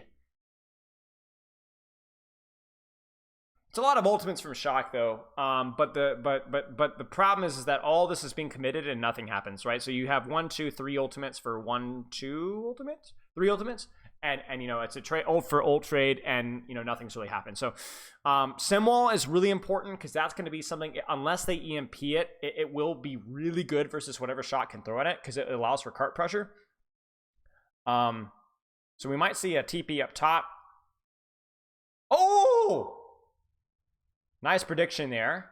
They're going to go to point. The copy will probably be on to... Honestly, I don't even know what the copy's on to. It might just be used as a desperation. There is really no good copy here. May isn't terrible.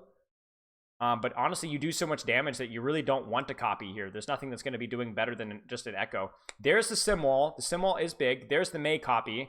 But it gets burned out. It's not great, right? That's a huge fumble by Shock there. Like, given the position that they had, the Sim Wall predictably does get a lot of value. They get the res on the Echo. Will Proper be able to survive? No, he will not. Or Luke will not be able to survive. So, huge play by London there. They get the Sim Wall. They're able to just basically turtle on point and force the fight onto cart. Junman was basically going to die regardless, but really unfortunate that Proper doesn't get more value out of the copy, and honestly even has to use the copy to begin with. No ice block forced. Blizzard in the air. Gets kited. It's not going to last long. It lasts just long enough to get Junbin, who does get nanoed. He doesn't have his Nemesis form, though. There's the BAP window. EMP is there. Sparker's low. They're not going to be able to touch. Proper comes in, but Proper dies for it. Really nice setup from London there with the BAP window trap. That just makes the BAP basically inaccessible. And then now, this is basically a full cap from London now. I'm telling you guys, Shock is not that good. You guys have got this honeymoon phase going on with Shock. London is not that bad. London will hit you in the mouth. That was a Sky Blizzard because he knew he didn't need it immediately. So he threw it in the air for the last second touch. Please stop talking, your mother.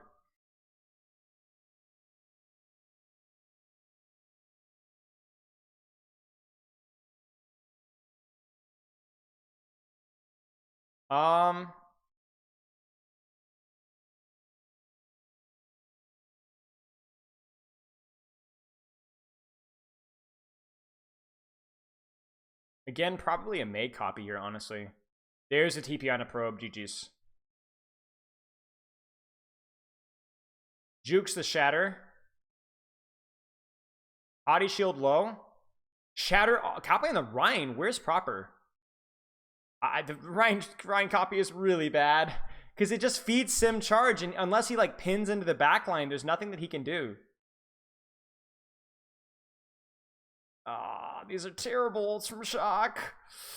London kites it really well, but oh my days. Some of the worst ult economy you're ever going to see. That was bad.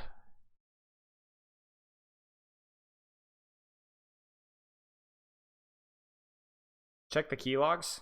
Huh. Oh, that was monstrous. Big nade, big nano ram, they blow it up.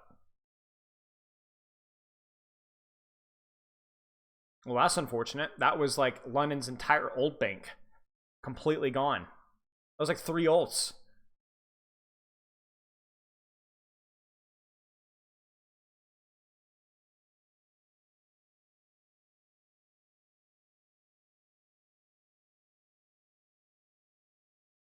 Risky TP, because people can get caught from behind. Backbone gets scouted.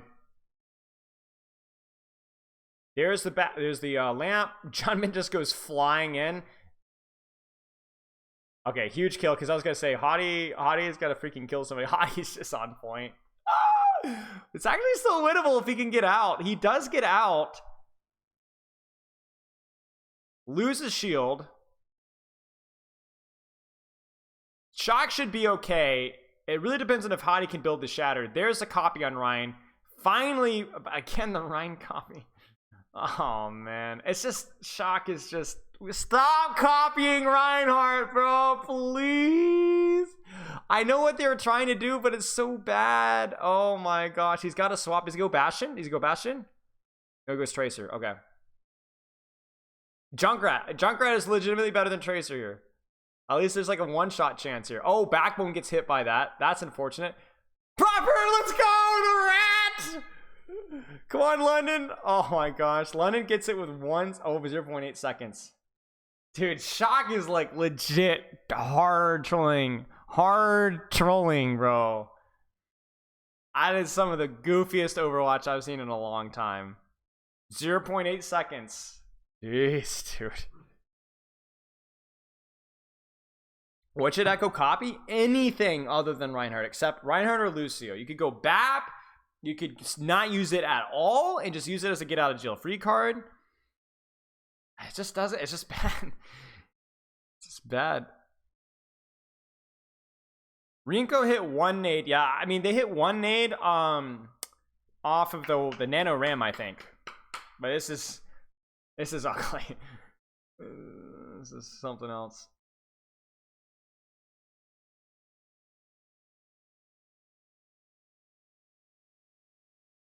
London has to be really happy with his cap. Like, capping this, that's amazing, bro. That's amazing. Into a team that's even running anything that closely resembles any sort of, like, mobility, like with Brawl. It's really good. Shock should be really concerned. I think London has a... I'm not jinxing anything here, but London has the advantage here right now. A significant advantage. Glads are just terrible, guys. Glads are also bad. And also, it just depends on the day, right? I like the Doomfist. Or not. I don't know what's going to happen here. Ram is just probably going to be better versus the cast nade, to be honest. So let's see what happens. The best part about the cast Mei changes is they only affect non-Winston dive tanks. Love Blizzard. There's the wall. Doesn't really do a lot.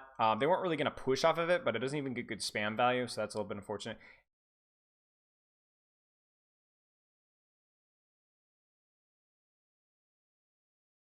Jumpman's able to get out of the choke. The wall isn't very good. There's good stickies. London is slowly losing space here. And the more they lose space, the more damage that Shock does. The more damage Shock does, the less likely London's going to be able to push. Like right there, Mei wall. Not able to push off of it. Hottie's taking more damage. Hottie has to back up. They have to use Lamp. There's the spam on the back line. That kills the push. Now, Junman is also taking a lot of damage, but you notice that Shock have not... Oh, Mei on the flank. Mei on the flank. Mei on the flank. Uh-oh. Ice block. He's in trouble. Oh, no. Never mind. We're good. Not sure what happened there. Maybe just Spark. Just hits a shot or two, you know? You never know.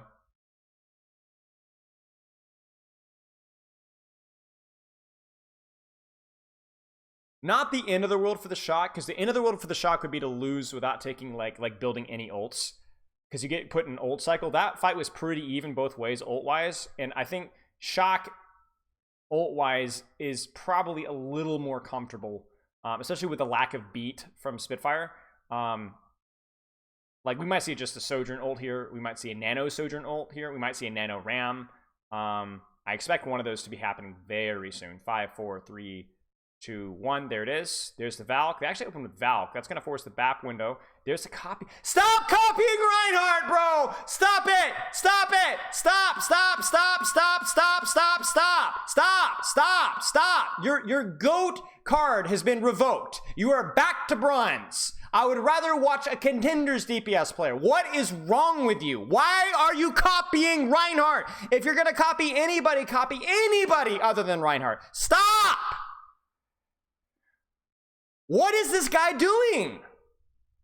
You could literally not even use the ult and do more than what happened there. For crying out loud, somebody take Proper's keyboard away from him.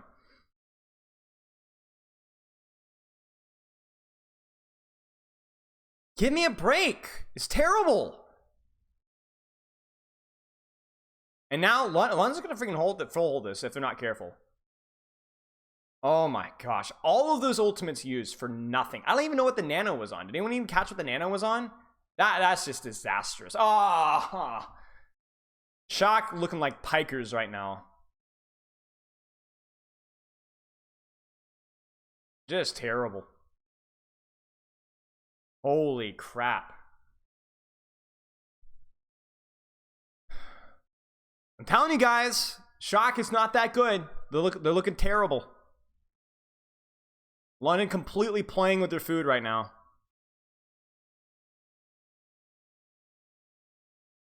London has 4 ults versus 2, or 3, I guess.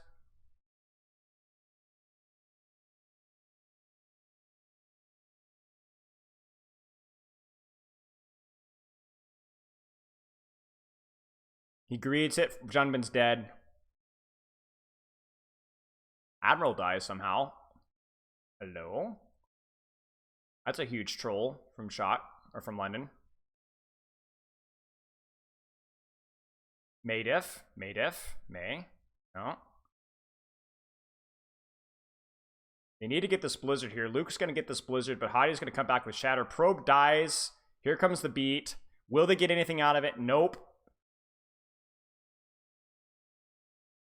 Hadi just destroys Junbin. Oh, I don't think this matters. I think Shock holds this. Or loses this, excuse me. Jeez, dude. That is like actually like disastrous. Shock look garbage. Wow. Some of the the corny comps, bro. The comps aren't even that bad, but the execution of the comps is terrible. Terrible. Proper is completely trolling with these copies. And the old game is just awful. White boy buff has expired. I think it's been both. I think London has looked better, yes. But I think we're kidding ourselves if we don't think Shock has looked terrible here.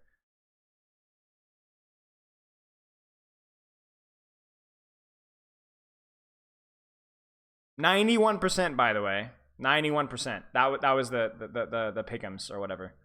Or the predictions.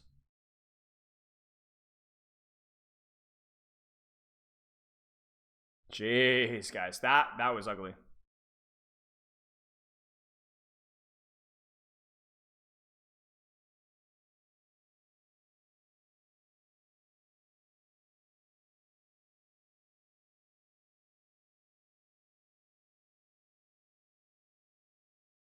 All right, well, the next map has to be it. Really, the next 2 maps are Shock's most favored maps.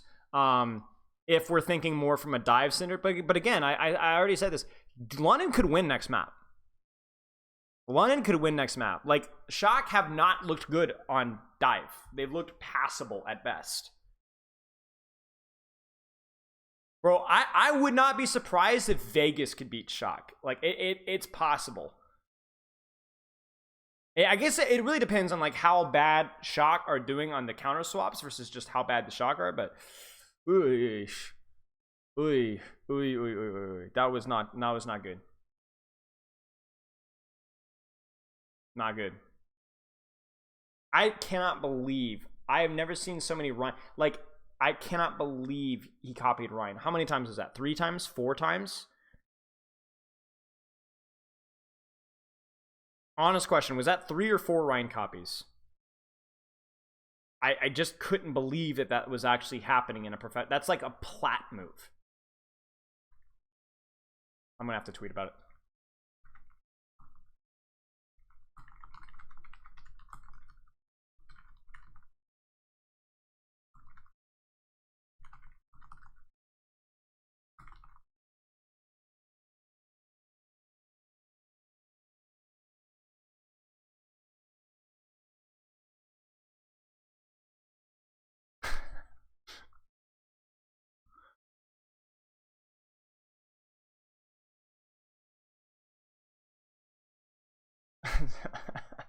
There you go.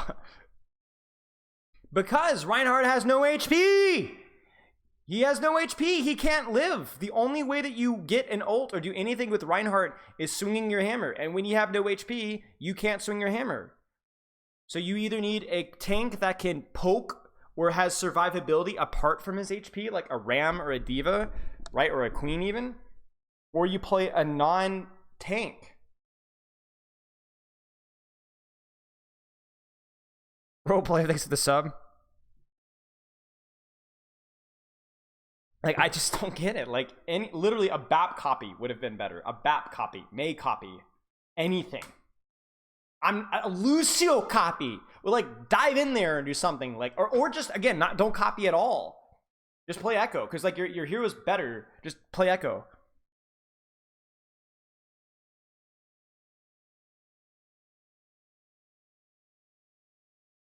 Was the second one at the end of third just so he didn't die while this come back from Smont? I don't think so. You might be right, but at least 2 of those copies were terrible.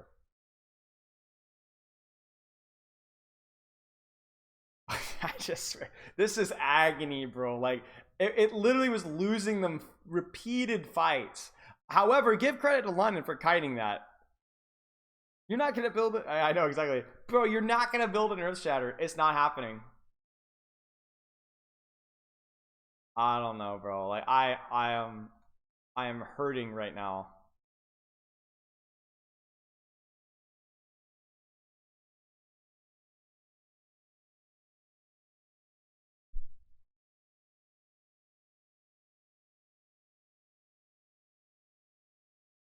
Oh, jeez, dude.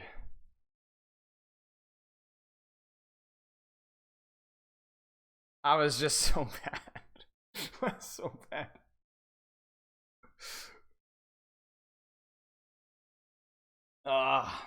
Again, give credit to London. Like they really they did a good job. They did a really good job. Like you got this cuts both ways. This cuts both ways. London has looked a lot more confident.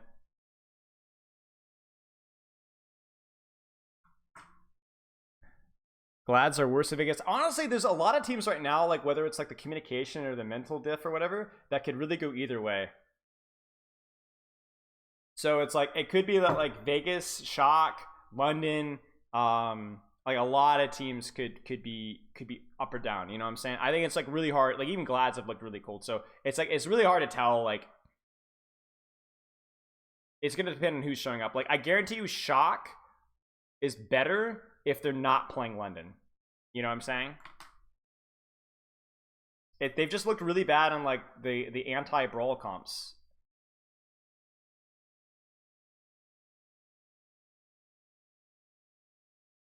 Because like as predictable as London is at points, if you can't respond to it well, then like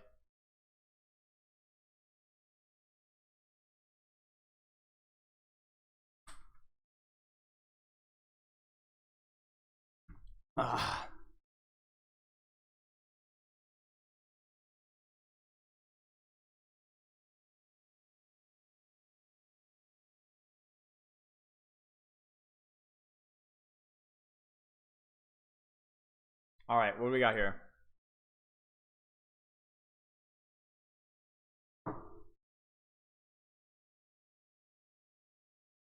Gibraltar.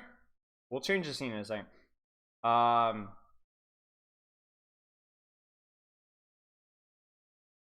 am I so far behind? I feel like I'm behind here. Backbone Sparker, no sauna. Interesting, interesting. Interesting. Alright, here we go. Weird. It's odd. I think sauna played relatively well. So maybe there's something going on behind the scenes. I don't know. Alright, well here we go. Okay, looks like we got a pretty boring mirror. Curious to see if they do any like last minute swaps. I was not expecting both teams to play mirror here. No way, guys, no way. They're doing it. It's happening. No. Oh no. Okay, they're good. There's no way. Okay, so the sim is to basically provide verticality and have like a really, really powerful ultimate. Because like Simwall is like by far the most powerful ultimate between like Cassidy, Hanzo, even like Bob. It's gonna be better. So they're just gonna turtle and push point. TP to provide verticality for your Reinhardt, even if your whole team doesn't take the TP. All right, let's see. Now I'm telling you guys, all honesty, a good dive team eats this up. Are Shock a good dive team? Probably not. This should be competitive.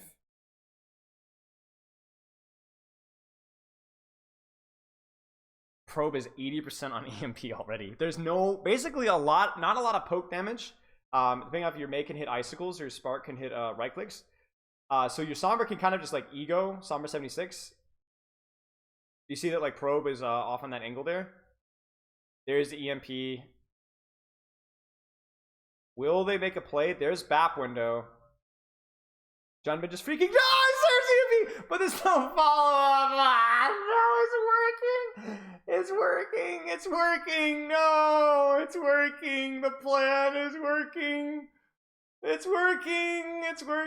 No, Junbin's just dying. How is Junbin dying? No, guys. It's over. Oh, wait, huge nade. It doesn't matter. It's working. Oh my gosh. Proper goes Genji. That's a really good swap. Yeah, it really beefs up your old economy. And if you're not really playing for card contest, the Tracer loses a lot of value. I don't know how Junbin died. Like, London's comp does have some spam pressure off of the BAP, Sim May. But yeah, I mean, I don't know. Like, Junbin just has to not die. Like, theoretically here, this fight should be over. Because even with beat, Nano and Primal. Oh no, Junbin. Oh, he just gets Primal Force for nothing. Okay, there's the beat though. At least he gets juggles the back. Oh, pfft. Meme shatter. He just lands on the high ground, so the shatter whiffs. But like the Nano here, Nano. Who does he Nano? Why does he Nano proper? Nano the Winston, bro. No, guys. They Nano the proper. No. Okay, EMP. Oh, he's dead. It's working, guys. Why did they Nano the Genji in Simwall? Oh my gosh. It's working, guys. It's working. There's just no way these guys are AI. All right, come on, Kiriko, let's go. Come on. Kiriko's a good swap for Shock.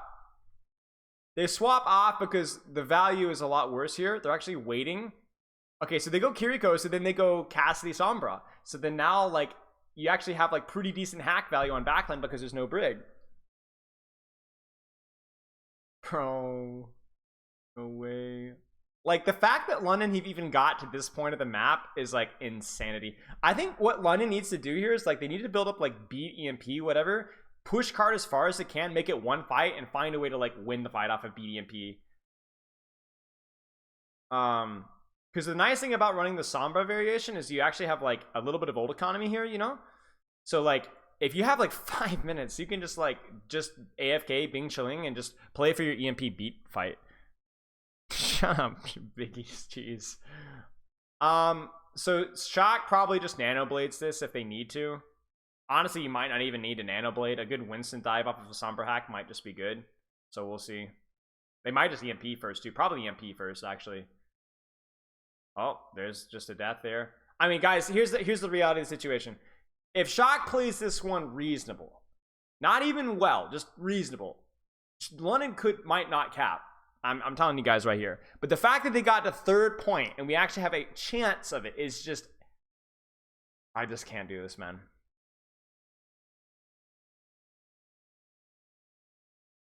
London's playing for cart and then to try to beat the dive.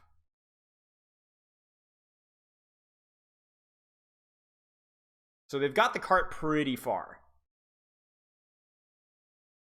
No transcoder for backbone. Card is moving. Primal's used. Card is still moving. Crew. Oh, Chunbin, what are you doing, bro? Okay, the lamp is late. That's a bit of a disaster from... Dude, what is going on?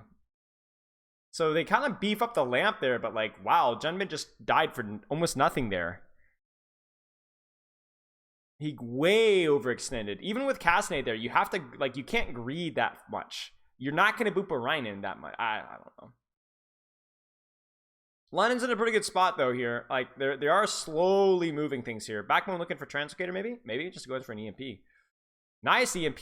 Oh my gosh. There it is. There's the EMP beat, guys. I told you guys. I told you the EMP beat. There it is. The EMP from Probe is one of the EMPs of all time. They do get Landon though.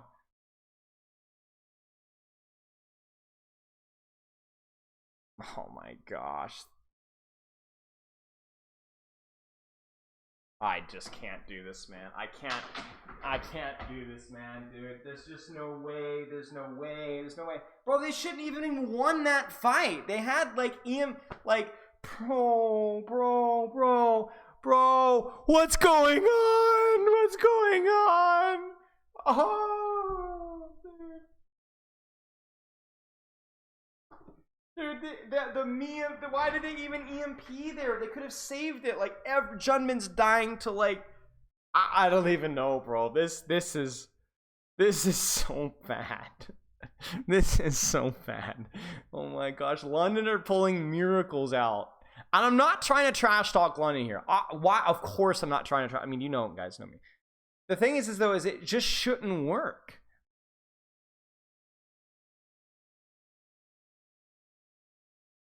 Oh my gosh, guys. Like, please.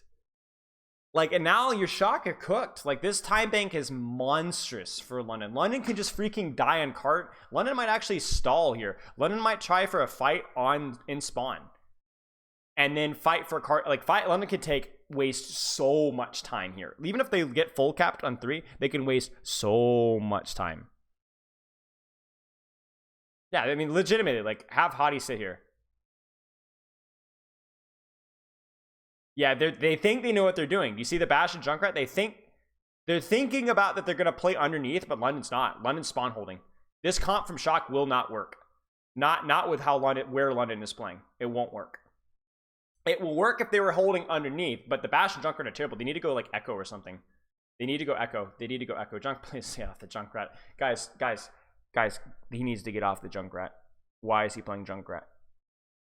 No way, no way, no way, no way, no way, no way, guys. No way. This is no, gosh.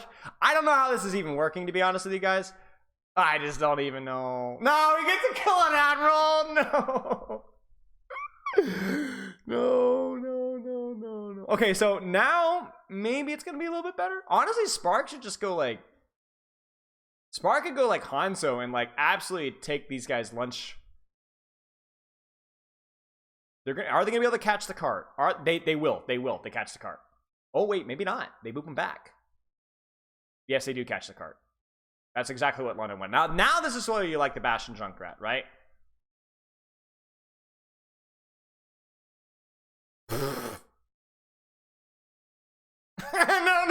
No, it's not happening. No, it's not. It's not happening. No way.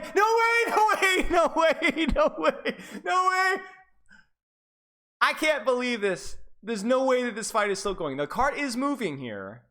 Riptire could be huge here if they even need it. Oh my gosh. Okay, so Sparker's going to use Sim Wall here, and then I think you're going to see a swap to a Hanzo. That would be my guess. Big Sim Wall.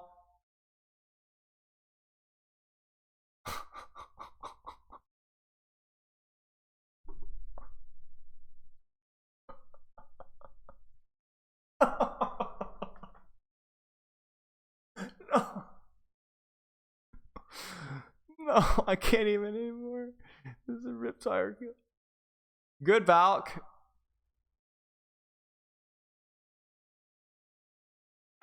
Okay, so there's the Hanzo swap finally. I mean, honestly, not even a terrible time bake for Shock. It should have been a lot worse. If I think London first fight, London misplayed. I think London could have stalled that a lot longer. Go Sim again? No way they go Sim again.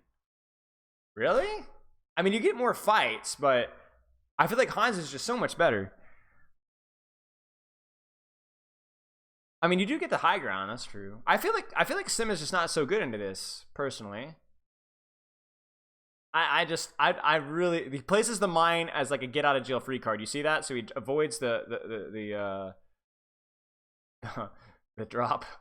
But this is what London wants to do, right? Like they can just stall forever. I just don't love the Proper. Proper's not getting a lot of pocket. I'm not gonna lie. I don't even know where. But this is just insane, guys. Like I can't. I've never seen anything like this in the history of Overwatch ever. I've never seen a professional Overwatch game. I've never seen this in my. You are witnessing history right now. I've never seen anything like this in my life. I really don't like the Sim swap. I'm gonna be honest with you guys. I think you go Hanzo, and I think Shock falls apart. Nano Bastion, do it, you cowards. I'm surprised we didn't see Nano Bastion. Really weird. Where did the Nano go? Nano Orisa! What are you doing? Why are you Nano Orisa? Guys, we can't even do the... Guy, why did they Nano Orisa? Why did they Nano Orisa? Dude, Nano Junkrat would be monstrous. Or Bastion, or have a Junkrat flank. There's so much more creative with this. Bastion Nano would be sick. Or Junkrat on the high ground. Can you imagine a Nano Junkrat hiding with Ana? You got me? You got me? Dude, imagine Orisa ult with Nano Junkrat. Oh my days. Guaranteed Ajax. Guaranteed Ajax. So big fight win for London. Obviously, Shock does have some ults here, but these ults are like, you really don't know what's going to happen. Orisa is just so easy to poke. Oh my days. This hero is wild. Valk is used early just to keep Junbin alive. Proper up top. He's trying to get Hottie off so he can get a Riptire going, because if he gets Hottie off, he could Riptire. There it is. Now he Riptires. Bing Shaling. Oh. Okay, now we're good. Now we're good. Tire. He doesn't even need to tire. Maybe he does need to tire. He tires. That's fine. That was good. Good combo. That was good. I don't know. I mean, it's fine. I mean, London could have played that one a little bit more creative. They didn't even get a chance to use the Sim Wall, but yeah. The Rhino high ground is really good. It was really good. I mean, it bought London time there. But I mean, I'm so confused at the Symmetra. Like, it is so bad. Like, I know you're playing to burn time here, but you're only getting 2 fights anyway. Like, right? So like, why not just go a better DPS?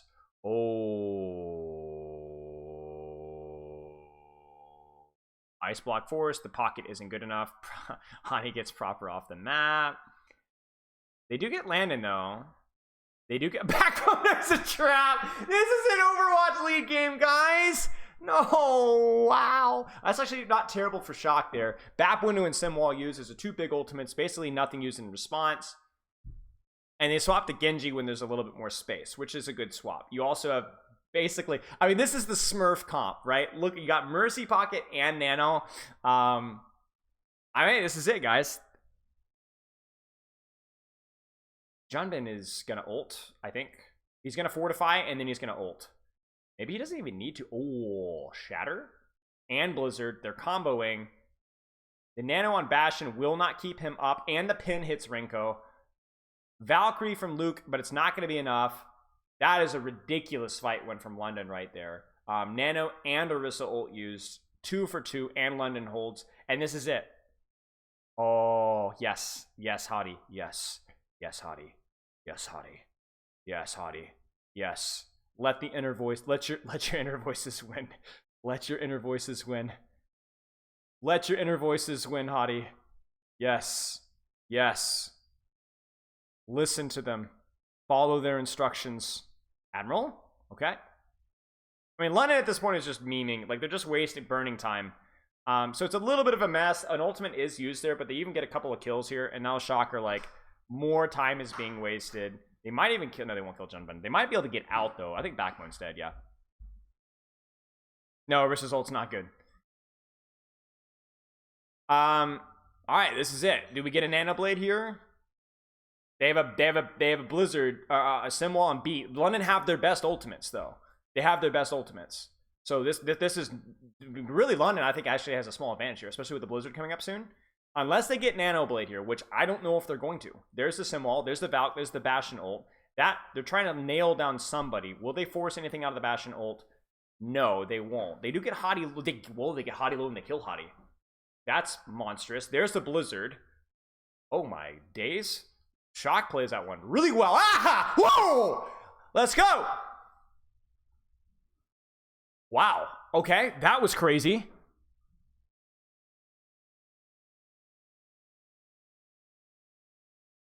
Okay, well, here we go. London kind of fumbles it there a little bit. It's really kind of sucks. Like, London, like, Hottie gets a little bit sloppy around the sim wall, and I think it might have been the Bastion ult zoning backline, but this is wild. Of course I'm rooting for Spitfire. You wouldn't believe this. Ryan Sim, mate, we've got Junkrat and Bastion. And Mercy and Orisa. By the way, do you notice how the Orissas looked a lot better when they were not on, like, spam comp? I'm telling you, Hanzo breaks this comp. If the Hanzo breaks this comp, I'm curious to see what Shock do.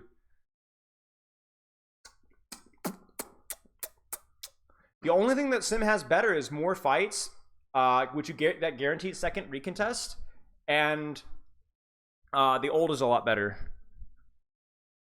Aim trainers, it's a waste of time if you already have some aim experience. Like, if you're like if you have some first-person shooter experience, then aim trainers are worthless. If you're new to PC, then they're not a waste of time. What are London really muffed up their first point hold. I'm not gonna lie with you guys. So I'm expecting London to do better here. They might actually stay Genji, I will say that. The Junkrat was not great. So Proper is playing Junkrat. No, he's gonna go back to Junkrat. I don't know, maybe. I just feel like Echo would be so good here. Maybe he's just burned out from, like, the lack of copy target. But, like, you just need you don't even need to use copy. Like, we talked about this. Oh my god.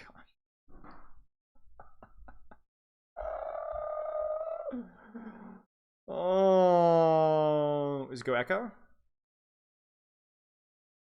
No, he doesn't. I mean, the Pharah is good. At least for first point, it's good.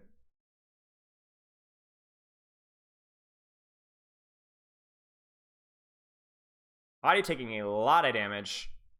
He hides from the BAP. That's lamp out. Maybe that will get cart pushing. Ice block out first. As far as getting a lot of work done right now. The TP's out. That's basically it for Landon. Yeah, that was a really nice direct there. That was much better. Much better from London, though. Much better. Much more time wasted. Exactly what we wanted to see. Now, the nice thing about the Pharah 2 is that, you know, Riptire has potential sometimes, but Barrage is going to be a lot better, especially when combined with the Ana pocket. All right, well, London, did London take this fight is the question.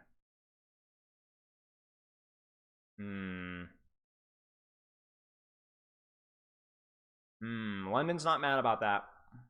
London's not mad about that. They're going to swap off of Pharah, looks like. What is he going to go? Bash? No, where would you go? Genji? Reaper? No way he goes Reaper. Reaper? Reaper's awful in this composition. Reaper is one of the worst DPS that you could play in this composition. What's the plan? What's the plan? Is it a cheese? Like a one-shot on somebody? No way he goes Reaper. Oh, proper. No. Reaper is terrible. Oh my gosh. Why would he go Reaper?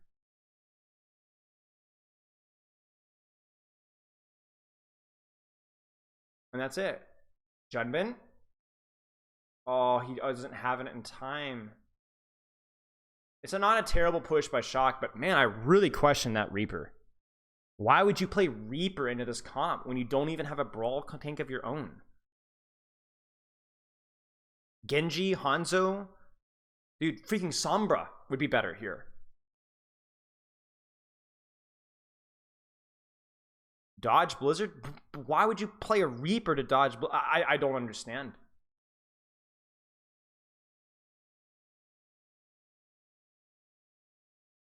All right, what's Shock gonna play in defense? The thing is, the Shock doesn't need to do anything weird to win this defense, honestly. Like, you could just play normal dive.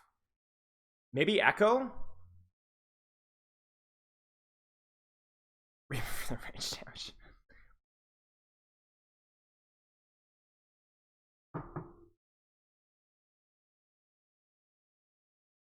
Oh my gosh. Oh my gosh. Holy crap.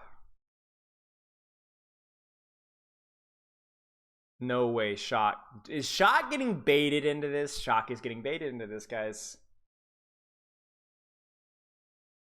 They're dragging them into the mud. I can't believe this, guys. I cannot believe this match. I have never seen anything like this in my life.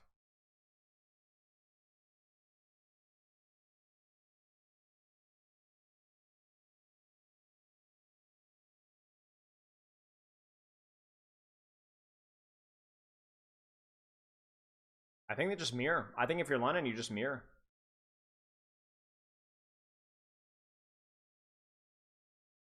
I like the Symmetra better than the Bastion, personally.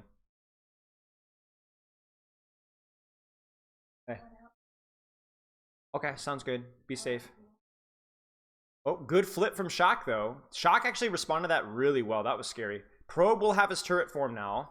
3, 2... Oh, big grenade. There's a TP. There's turret form now. There it is. Alright, drive safe. The kill in the Mei is huge. Probe dies. The problem with the Bastion is that he's too myopic. Like, he's on with the turret or he's off. That's pretty much it. Shock needs to disengage this here.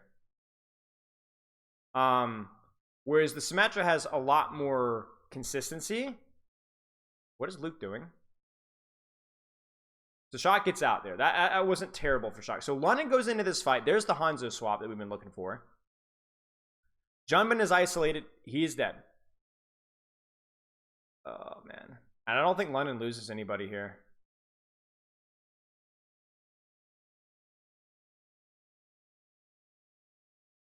Okay. All right, chat. This is it. Do you think Sojourner is actually better than Reaper at Rush from Montracom? It depends. Depends on the space.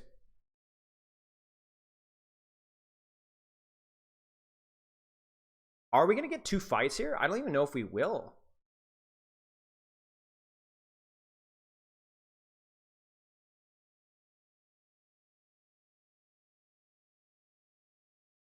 Oh, Admiral. Oh!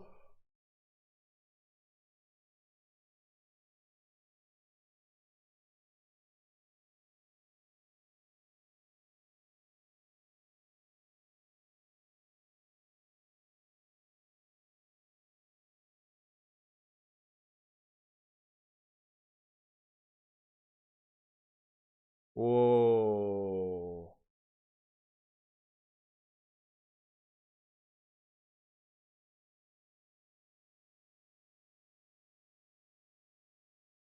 Whoa, guys, this is... Oh, look at Proper. Look at Proper. Look at Proper. Look at Proper. He's hiding. Not a good Blizzard. I don't even... Oh, wait, no. His Backbone is Blizzard. It's actually a really good Blizzard. It's actually a really good Blizzard, guys.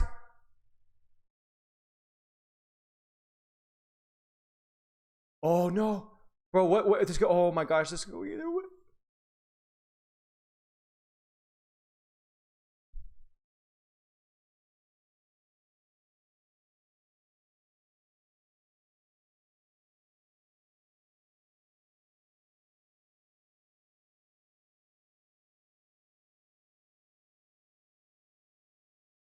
Holy crap, guys.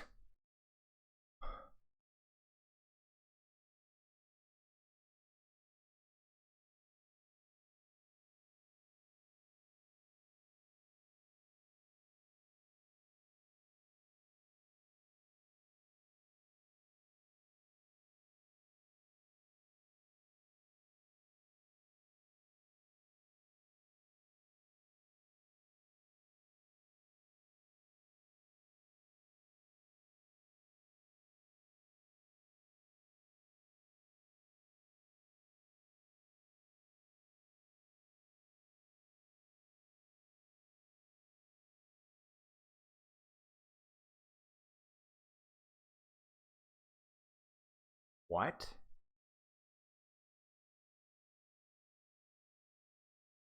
There's just no way.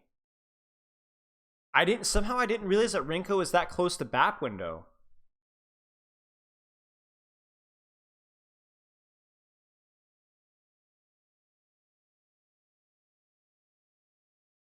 Holy mackerel.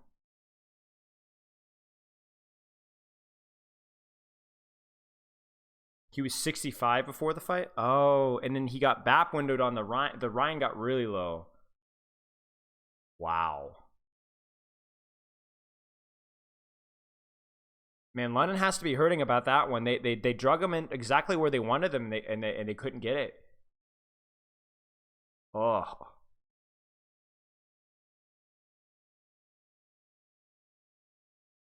I mean, London dragged them into the dirt. They played a strat. Shock is not able to dive the brawl because they're not good enough at beating it. Like to be very clear, you don't need to do what Shock did to beat the brawl. Shock is not very good at brawl, though. I don't know how hot he ended up there. Or Shock is not very good at dive, excuse me. And so basically they had to go to extreme measures. And there you go.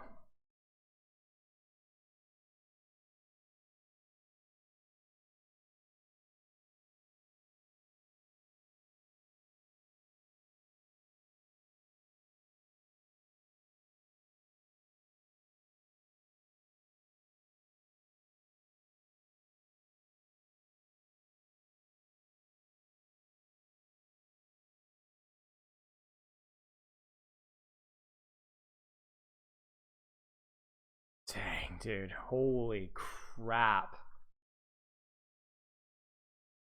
I mean, I think this map will be, we might see, I don't know what we'll see next. I was thinking like Cassidy Tracer versus like Dive.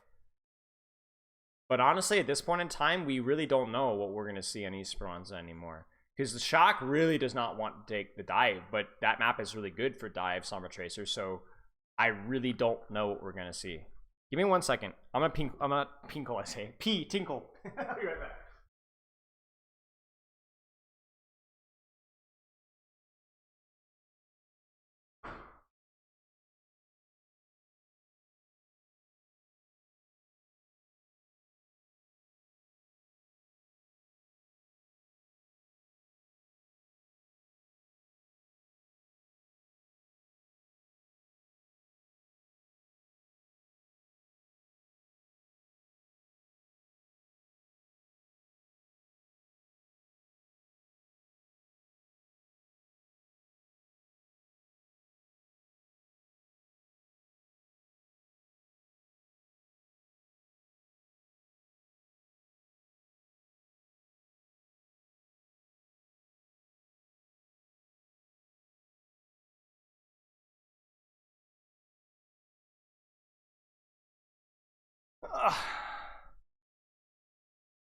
Here's the Overwatch Ding so many P's confirmed.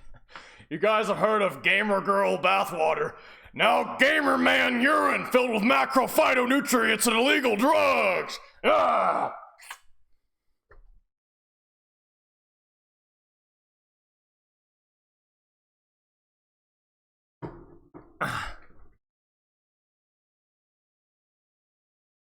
This game is crazy, man.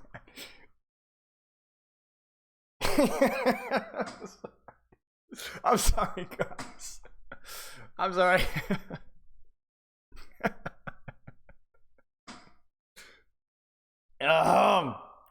Yeah. Wait, where am I?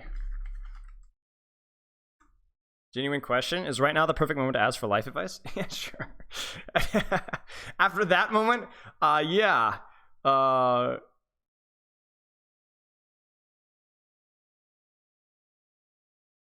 My mom just heard that? Sorry.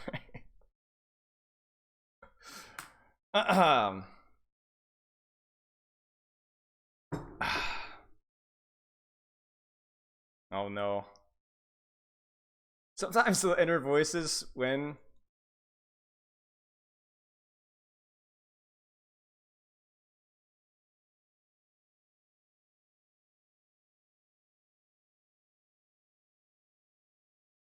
That was pretty bad. You'll wait? Okay. Sorry, Rupert Ting. Could not have been better timing there. Oh gosh, what is this game, man?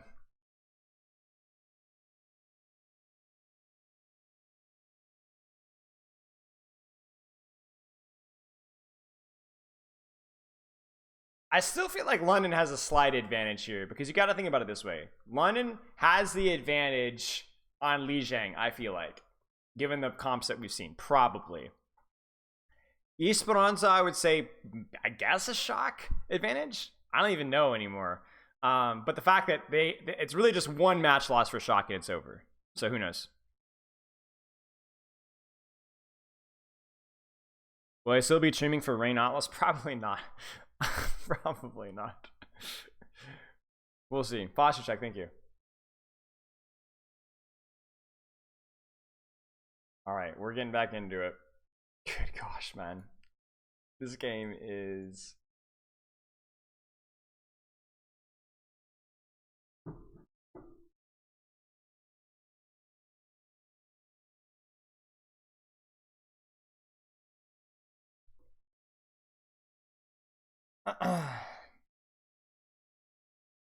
Cheers, Shock. Shock isn't really good at anything right now, I would say. Shock has been not very good all season long. Like, this isn't like a recent development. Shock has like the new backline diff. Okay, now interesting that Finn is in. That might mean Kiriko. That might mean Kiriko. Or it might be on a brig. But I'm thinking Kiriko.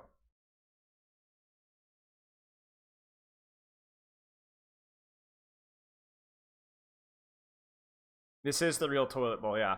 Although I will say, London has looked pretty dominant, at least in the first two maps. The last map was definitely toilet bowl. Then Lifeweaver? I mean, sure, why not? Yes, Lifeweaver, absolutely. Could be Ana Kiriko. I'm honestly not too sure.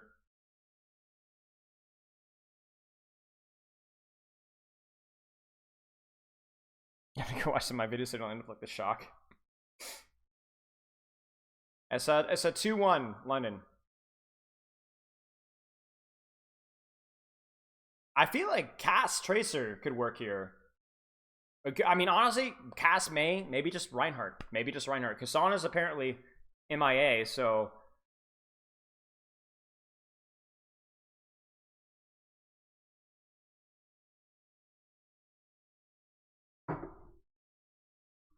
See you, mate. Get some good sleep, mate. Real Sigma male taking care of the sleep.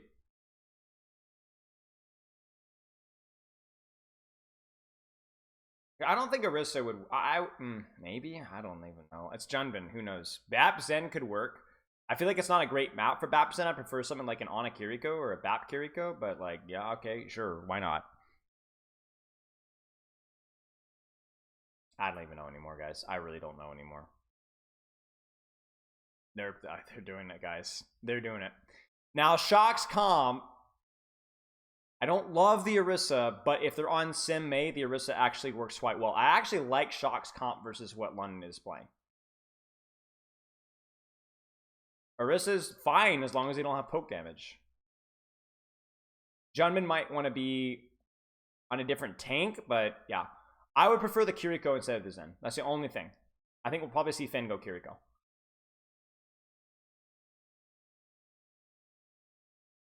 Because he's too slow. If you don't go, and I would love like a Tracer as well. Like I would love like Kiriko Tracer. I don't know. London. Actually, I don't think London's comp is that bad versus Shocks. Like I think it could go really either way. My only thing is that like the Zen is just too fragile to TP on top of. I don't think Lucio's Zen would work. Your Orisa would need more healing.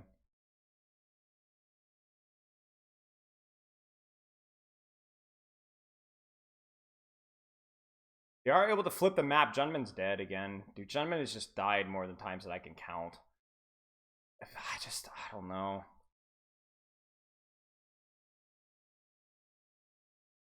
Any idea why Striker hasn't been playing? No idea.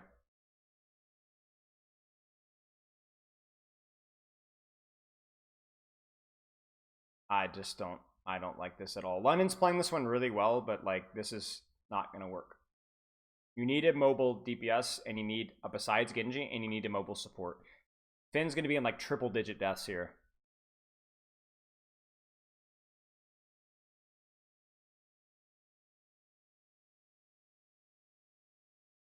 Spitfire are moving. Simwall probably here.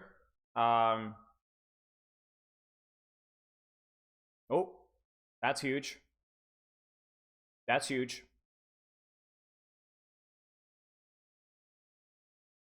Oh, jeez. I mean, really, either support is just so fragile with the TP.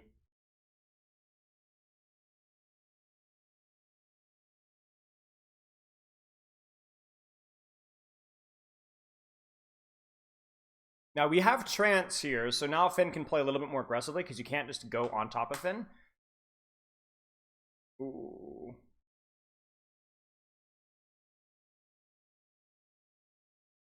Probe gets his ice block forced. He's in trouble. There's a Trance. He's going to get frozen.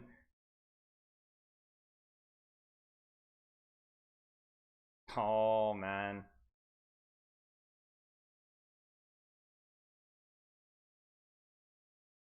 They're trying to block out the... Hottie might die here. Yeah.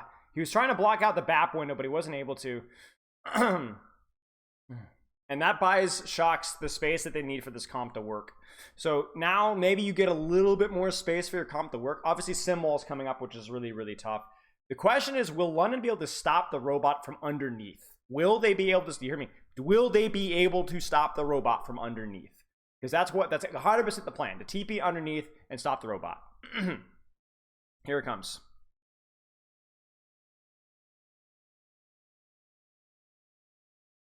And yeah, that's it. That's all they needed to do. This becomes a stalemate. Shock have to take the top left, which then walks them into the London Sightlands for the TP. There's the TP up the top. Now Junbin's in serious trouble because this hero is just not that good. Like the Orisa can work, but you need like a lot. Like you can't have such a fragile backline. Otherwise, it's like too many eggs. You know what I'm saying? Too much greed.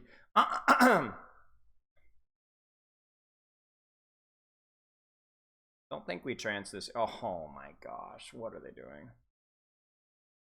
It's wasting ult. Why are they staggering here, Luke? Okay. Wall baited wall for TP, yeah. Yeah, London played that one really well. Shock did not. Ah, Doom. Yes, Doom is very good into this. Doom is a great swap in this. Probably the best tank into this, to be honest. We would still love to see Kiriko Zen or Bap Zen or Bap Kiriko or something.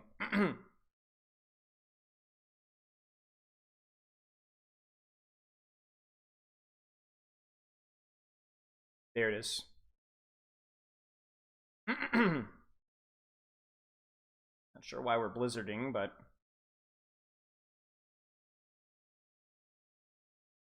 Sparker could go Cassidy here. Sparker should go Cassidy here. Maybe that's not what they've practiced, but Cassidy would be really good versus this. But I think now things are gonna get a little bit tougher for London theoretically, because now they're able to push the robot a little bit. The early wall is weird. Junbin might die here. Junbin probably will die here. Junbin dies. I don't know what Shock is doing. The wall was bad.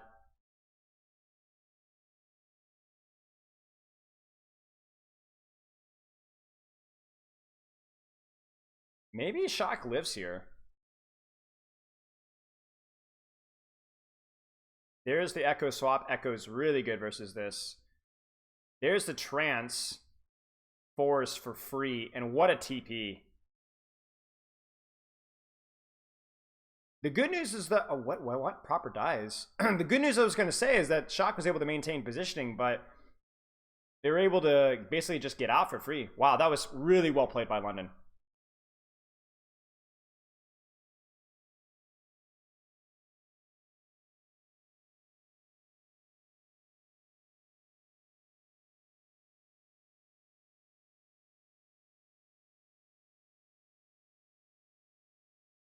That's a brutal stagger. Finn goes Ana. I don't think that's going to change any of the issues here, though. You needed more mobile support. They're going to go... Wait, they're going to go speed? They're going to go speed comp. Okay.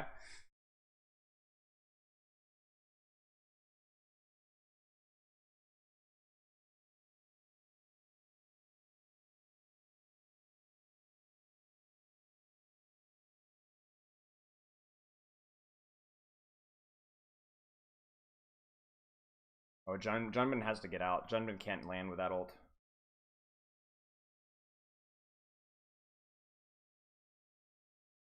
A lot of push from London here. Some ultimates traded, or an ultimate traded, excuse me. We're gonna have Nanoblade here. Junbin is getting smoked. Stop copying Reinhardt! My goodness gracious! Okay, that's it. Tweet time.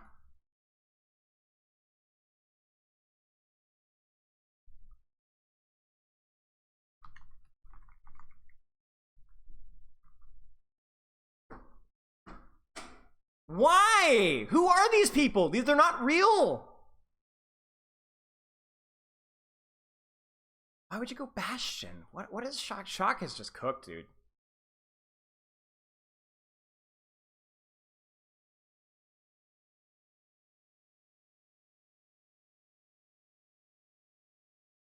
Shocker cooked, bro. Oh my gosh. Give London credit, though. They have boomed the Shock. It's not just Shock of like, this has been a horrible performance from Shock. I say that as, like, they're managing to hold on by their teeth, but, like, this is just unbelievable.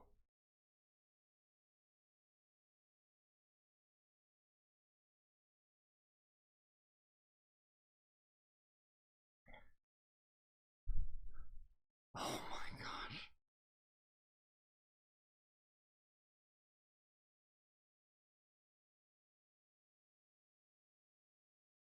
Why are they on Bastion? Get off of Bastion. Surely they're swapping Bastion. That was like a last second touch, right? Yeah. I don't know, guys. I don't know.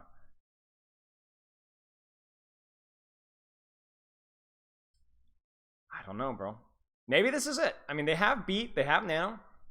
Their comp is fine in theory if they can play it well versus what London have. It's quite good versus what London has. The sim wall isn't as useful. There's a big nade that's going to force lamp. Junbin just freaking dies. No beat is used.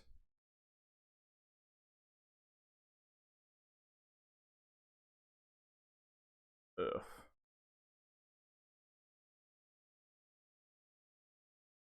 Junbin's fed his brains out this series. Oh, why proper? Why are you dashing when you don't have Blade? You just give away your defensive. Oh my god. That was one of the worst. Oh my goodness gracious. Finn misses the sleep dart. Because, of course.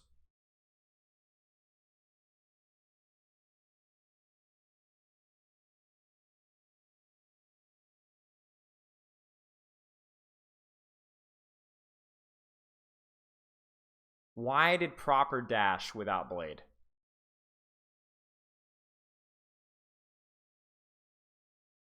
Oh my goodness gracious. Nice for London. But if you're a Shock fan, you guys are screwed. Respectfully.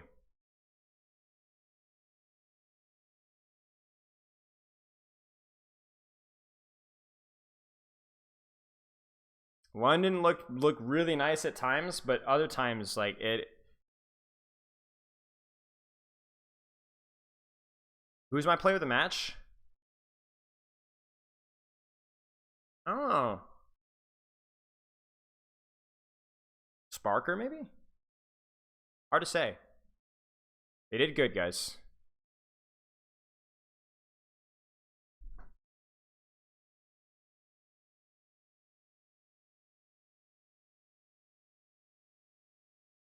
Wow. That was such an entertaining match. I'm so glad we caught that match. Especially as, like, obviously London fan. That was, like, you gotta love that one. It was painful for me because, like I love London to watch, but I like good Overwatch, you know? And, you know, I think we'll leave that where it was. I think London played really well at times, but Shock just looked, even on the maps where Shock won, like Gibraltar, it just was painful.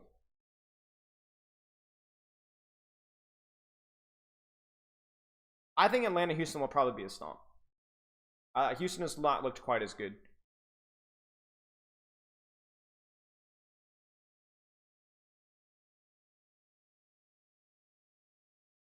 I think both. I think the map pool favored London a lot, which helps. I think London came in this with a little bit of swagger, and that helps, obviously.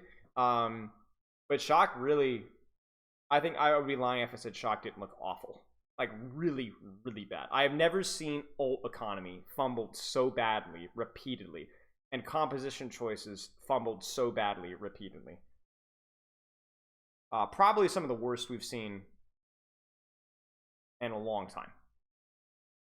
Some of the goofiest errors I think I have ever seen from a team with, I mean, it's just terrible. It's terrible. Yeah. Chat.